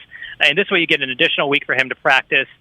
He's walking normally in these videos. So I think he's going to be fine. And we're going to see Curry have a good run with a little silver lining that his body's going to be a little bit rested. So I think we'll get some good performances. A big part of Steph's game and what makes him so effective is his conditioning. He runs 50 miles a game or whatever insane number it is. Is there any worry that this foot injury is going to impact that conditioning, or is he going to be able to kind of be ramped up to a full 40-minute workload by that first playoff game? I think he'll be ready to go a full 40 minutes. And I think unlike, say, like Draymond's back or Klay's Achilles, with the foot, there's still a lot of conditioning you can still do. You can still get in the pool. You can do treadmills that don't put pressure on your foot. You can bike. So I think given the fact that he'll still be able to condition, and it's really, his main downtime is really only going to be 2 weeks, I think he's going to be ready to go. And hopefully, doesn't have any soreness. But, will they potentially be keeping him 30, 32 minutes and kind of making sure he doesn't kind of get a little bit of soreness elsewhere, potentially? But I don't think there's going to be a need for this huge ramp-up for him coming back from his foot injury. Doc Pandia with us, cleared to play every Wednesday at this time on Willard Dibs 95.7 The Game. Doc, you following the Tiger Woods story? And can you, to me, this is like, what on earth? How? As a doctor, how do you view it? It's actually pretty remarkable. And when you think about Tiger Woods' injury, you kind of think of Alex Smith plus worse, and part of the issue is that you have, kind of bones coming out, you got bad fractures. One of the bones that was injured that they said was his talus. So you really worry about someone just even walking again, nevertheless playing sports. So it's pretty remarkable that he's out there on the Masters taking these practice rounds. I mean, if there's a potential that he does play, I think you have to take into consideration just how much he's been injured in general in his life. He's had 5 back surgeries, knee surgeries, and now he's got this issue. So I think any comeback has to take that into consideration. I'm not concerned about him playing a round or two, but it's really if his foot and his ankle and his shin can hold up to playing multiple rounds, if that's the case. But given this type of injury, this is the kind of injury we tell patients, look, we're happy if you're going to get walking. Your ankle is going to probably be bothering you for the rest of your life. And to actually get back to that level and potentially play is pretty remarkable. And if anyone couldn't do it, it can be Tiger. But I think it's going to be really hard for him to be effective, but we potentially could see him out there playing. Yeah, is the bigger worry the injury itself or the supporting areas around the injury? I think it's supporting areas around the injury. At this point, the bone's healed. It's just does he have the endurance? I remember, I think it was Casey Martin who, kind of petitioned to get a cart just because he was having difficulty walking around. We concentrate a lot on the actual game, but the actual stress of walking at the Masters course, which is really hilly, I think it's a little bit understated a little bit. I mean, it's going to take a lot of endurance and strength for him to kind of just do that. And then all the muscles and ligaments around the ankle, maybe limited him. So, yeah, it's all that other stuff. The injury itself is probably fine, but it's all the secondary damage that's occurred from being away so long. I might be asking you to speculate a little bit here, but I heard him say something yesterday about what his team does each day after a round in order to therefore get him ready for the next one. Do you have any idea what it is they probably have to do after each round? Yeah, no, I think a lot of it has to deal with, pain and swelling. So I'm sure he's probably getting a lot of ice treatments. He's getting massage because the muscles are going to get tighter. I mean, honestly, for him to prepare to play, it takes a lot of flexibility and agility to be effective on the golf course. So there's probably a lot of warm-up beforehand. And then afterwards, I mean, that joint is just more susceptible to get pain, to get swelling, to get stiffness. So pretty much they're just kind of getting the inflammation down, making sure he's not stiff for the next day. And probably also treating other areas of his body that are getting sore just from compensating for that ankle. So it's pretty extensive for him to be going through this. It's almost like an NFL player kind of getting ready week to week, just the degree of kind of inflammation and pain that he's having in his body. We've talked a lot about ramp-ups with Tiger Woods and Stephen Curry, and now we're hearing about Javon Kinlaw, the 49ers 2020 first-round pick. He had the reconstructive ACL surgery that ended his season last season. Now he's ramping up. What does that look like for somebody who didn't have the ACL tear but had the ACL reconstructive surgery, or I don't know the medical term. I'm not a doctor. No, happy to take that on, Kyle. No, it's so, for Kinlaw, I think the key thing was that he, obviously all 49ers fans were always frustrated with his degree of injuries, and it sounds like a lot of this pain and swelling he was having in his knee was coming from the fact there was something wrong with his ACL. So once you get that ACL surgery, regardless of what the reason is for it, you're kind of right in the middle of that normal ACL timeline. So typically what that is for athletes, the first 6 weeks, you're kind of brace, crutches, not moving around too much. Then you get rid of those brace and crutches, and you really get that strength and mobility back. And right around 4 months is where you really can start running and kind of gradually ramping up to doing more explosive work. And I think there's that video of Kinlaw that came out yesterday, which showed him kind of doing resistance work and sprinting, which is right where he's at in that 4 to 6 month time frame. And right around 6 months, you can start doing agility. You can start doing more football-specific drills with the goal that right around 9 to 12 months, based on how he's feeling, he can get back. And the key for him is whether he'll be ready for the season is how much secondary damage was in his knee over the past couple of years from having this ACL issue. And if it's not limiting him too much, then I expect that he probably will be ready to go for the season and hopefully be able to contribute, and all those injury issues he's had are in his past. Doc, it was not an Achilles tear, but an Achilles injury. There was surgery. He was supposed to be back. He was pulled from the spring training lineup yesterday. What's your take on what Tommy Listell is going through and what our expectations should be? Yeah, it's interesting. We always think about Achilles ruptures. We know that with Klay and Kevin Durant. And it's kind of these non-Achilles rupture injuries. They're a little bit harder to kind of get a grasp around. But typically what happens in this is that, if you have tight calf muscles, or you kind of do a lot of explosive activity, you can start getting a lot of inflammation in your Achilles where it inserts on the bone. And what can sometimes happen in athletes is that those tendons get hard, bone spurs develop. You have to go in there and kind of take out the tissue that's been damaged. The problem with this is that anytime you've kind of operated on the Achilles or done something around it, it's more prone to get sore. And you're always worried about, is that soreness just from overuse, or is it because that area is getting weaker and you don't want this to lead to a rupture? So particularly with an Achilles, because it can be really traumatic if it does go on to a rupture, like we saw with John Wall, who had a similar type of surgery. You want to avoid that. So anytime pain comes up in that area, you want to be really, really cautious. So this could be something that for the next couple months, he's kind of off and on in the lineup, but you always want to err on the side of caution, because if it goes wrong, then you're talking the full 9 to 12 months out from playing baseball. Doc, great stuff as always. We love our visits on Wednesdays. That was super informative. Thank you so much. No, thanks for having me. Appreciate it. All right, thanks, there Doc. It is. Yep, it's Dr. Rob Pandya every single Wednesday. The proceeding was sponsored by UCSF Health. And Pick Your Battles is coming up next. Kyle is in for Dibs. It's Willard and Dibs on 95.7 The Game. We're on a journey to make healthcare more accessible and more equitable, to treat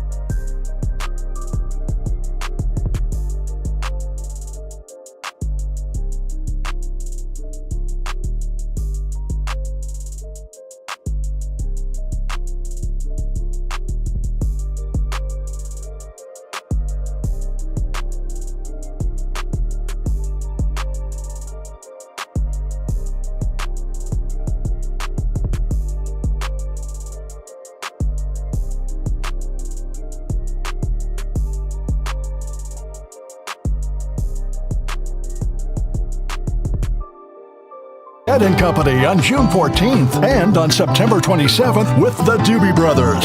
95.7 The Game has your chance to win your way into both shows. Visit 957thegame.com/contest to enter.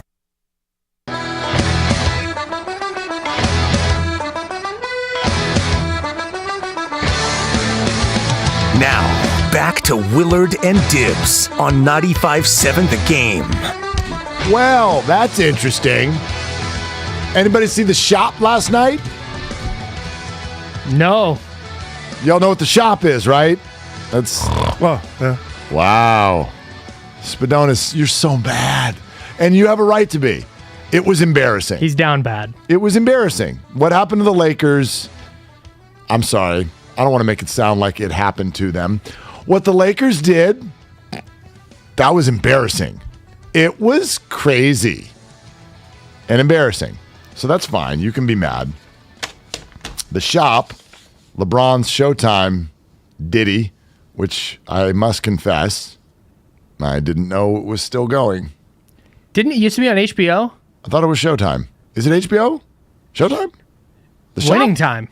Winning Time. That's HBO. On HBO. That's HBO. The Shop is on Showtime. Hold on. The Shop, LeBron. This is good. No, you're right. HBO. My fault. Anyway, whatever it is. I watched it when it started, and I actually find it to be very interesting. I find it to be entertaining. I can't seem to track when the new episodes are coming out. And then there's also, you know me, I don't watch anything unless it's a game. I thought I was bad. Like, if you list the 10 greatest movies of all time, I might have seen one. I'm really bad with that. Yep. But you terrible are worse than me, which is hard to do. But it's not something I defend. I hate it about me. Totally. Same. I wish it was different. It's equally no bandwidth combined with when I finally do, I fall asleep. Right in the middle of the show. So I have not slept through this show 4 times yet, which is usually what it takes for me to get through the whole show. 15 minutes, fall asleep. Next 15 minutes, fall asleep. That whole thing. But wow, we're going to play something for you in about 5 minutes that LeBron said on an episode of The Shop last night that dropped after the Lakers went through their elimination sensation. That's a buck. It is a buck. And I'll just say it involves one Steph Curry. So it's an interesting statement. You won't believe what LeBron said about Steph Curry. Coming up next. So this is one of those things that, you know, when you hear something or see something, like this happens a lot with me with sporting events. Like as the sporting event's going on, I'm just like, oh, this is a thing. Like I'm watching game. Duke, North Carolina. Yeah, Duke, North Carolina, Sure. which you were dialed into. Yep, locked in. Yeah, Game 7 Warriors Cavs 2016. I know it's a bad memory, but there was a timeout with like 2.5 minutes left in that game, and I'm sitting there and I'm like, this is peak. Like sports, like it doesn't get better than what this is. Like I'm living this moment. I'm gonna tell my kids what I was doing in this moment. This isn't one of those.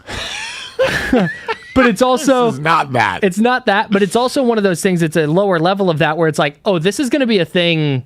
Yes. We're going to come back to this season long. This is, and it's a Q rating thing. It's LeBron James and Steph Curry. So we'll have that for you in a few.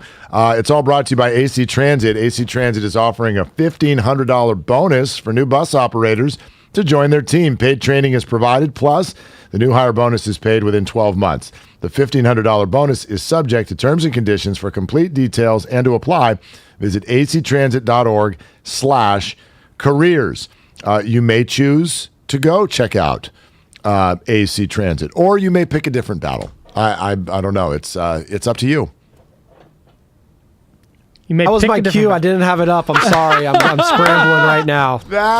You're doing great. That is an understandable error on Joe Spadone. And Spadone had to I was pick his actually battle. just sending a text if you guys would look at your phone. Oh, I got it. I get a text. Oh, okay. Got it. Thank you. He's technical producing 2 shows right now. Well, we can inside. And we can pass this along. There will be no crosstalk today with us and Steiny and Goo.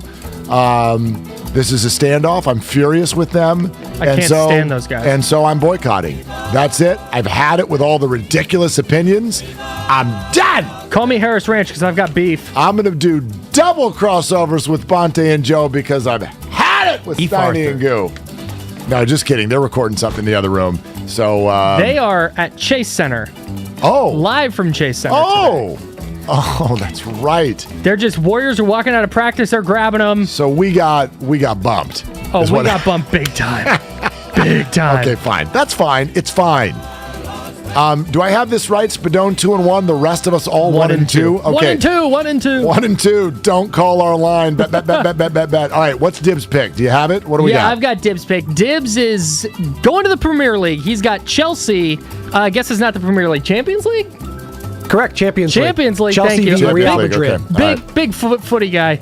Chelsea minus half a goal against Real Madrid. Okay. The wickedly talented. They just have to win. Minus half a goal. Sounds good. That brings it to you. You. Yeah, I'll throw a pick out there. Go ahead. You. I'll go first. Go.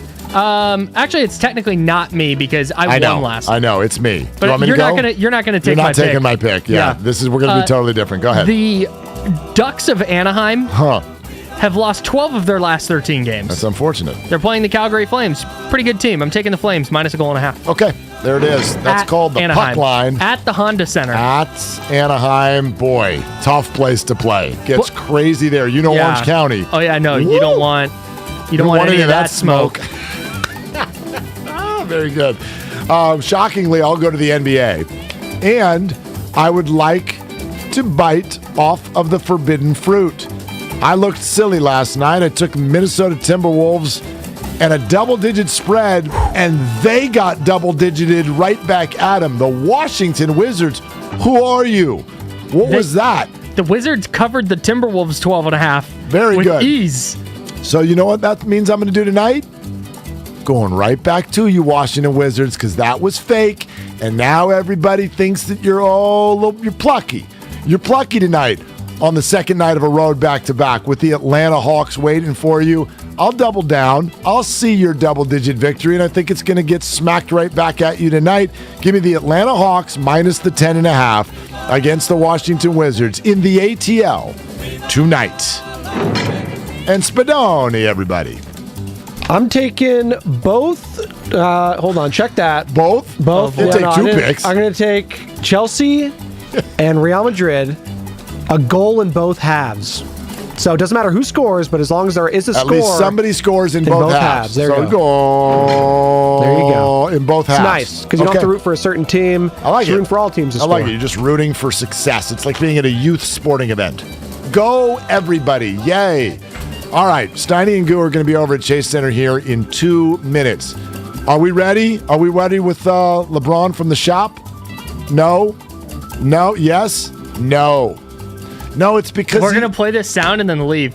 I don't know if we're going to play this sound and leave. I don't know if it's going to be ready before we got to go. It may not be ready. Steiny and Goo will run with it. Yeah, well, LeBron made he made a bad word. So repeatedly. Like a lot. It's the shop and it's HBO, and so he made a bad word. That's it. He's got a potty mouth, and so the sound is ready, but it's not ready. Right. Right. That's a great tease. LeBron said a bunch of bad words about Steph Curry. It's coming up next. Okay, tease it for tomorrow? I mean, okay, I'm sorry. I will paraphrase, though, because I'm not going to do that to everybody. Like, wait till you hear this. Goodbye. Tomorrow. No, I'm not going to do that to everybody. LeBron was asked in today's game, who would you like to play with in today's NBA? And the answer, after some hemming and some hawing and some thinking, swearing, and some cussing, LeBron James said, quote, in today's game, bleep, man. There's some bleepity bleepers in today's game, but Steph Curry. Steph Curry, and listen to the way he phrases this now. Steph Curry is the one that I want to play with for sure in today's game. My God. There's a word missing from this, and listen, everybody's mind can start going into entry points of how like, how would you even get these guys on a roster? It's sort of the insinuation in this conversation is that LeBron did try to recruit Steph Curry at some point in his career, but the word that's missing is would. Steph is the one I would want to play with, as in, this is make-believe. No. Steph is the one I want to play with. Was 1 year the left quote. on his 1 year left on his contract. Steph is the one I want to play with. Yeah. Of all the bleepity bleepers in the league. Speaking of bleepity bleepers, Steiny and Guru next. Every morning at 8:50, the Morning Roast presents the Xfinity Flex of the show. Bonte and Shasky flex with their best moment of the day. Replayed at 8:50. This is why I love Frank Gore. He's got a lot of the Draymond qualities. You gotta watch him to really appreciate him. Right. It's the perseverance. It's the little things like, boom, he gets it. The Flex of the show. Presented by Xfinity.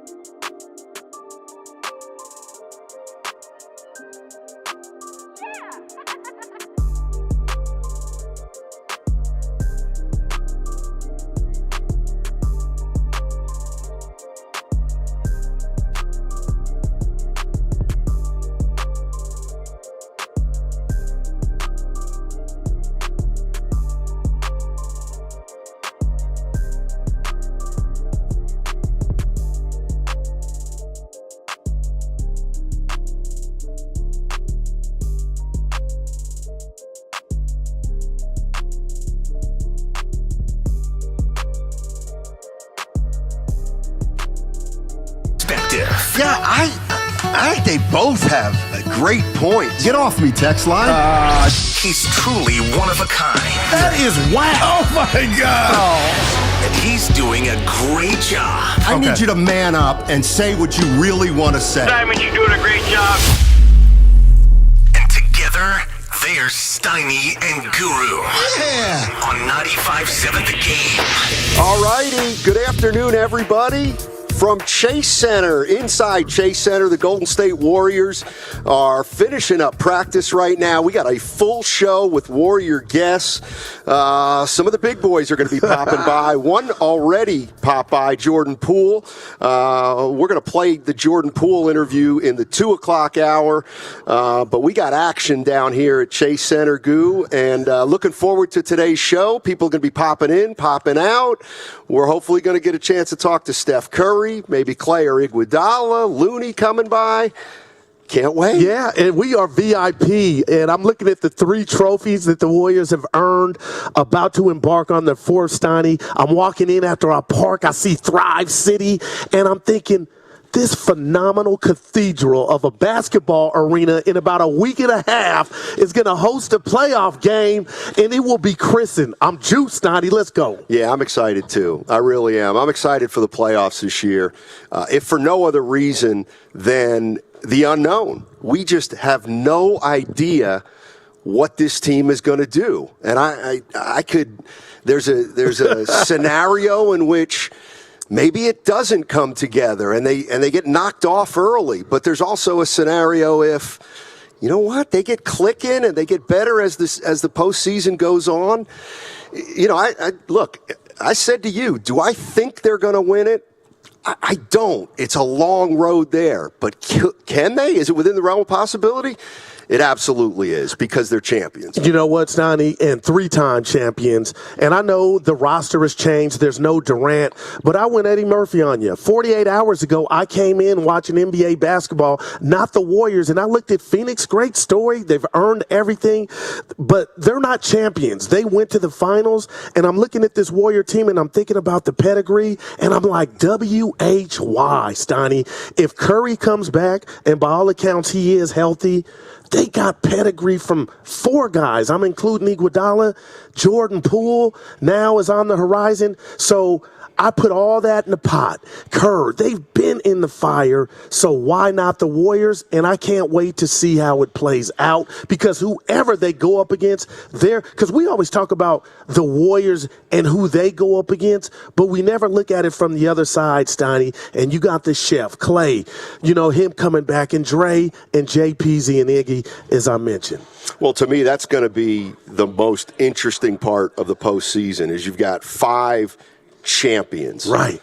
They have 5 champion players. Gotcha. And then they have a bunch of guys who have never been to the postseason. And here comes one of them right now, Gary Payton II. Look at him. And yes, I'm very interested to see how guys like Jordan Poole, Gary Payton II, Bielitsa hasn't been to a lot of postseasons. Andrew Wiggins has only been to one. Obviously, Jordan Poole hasn't been there. You got to come through in the playoffs, GP2? How do we know what to expect from you? You guys know what to expect. I'm here to guard, so it don't matter who it is. I'm ready. I'm excited. I'm going to see whoever it is 4 times at the minimum. So hopefully we can get it done. I've said this to my partner, and I mean this, GP2. Life is so much about timing.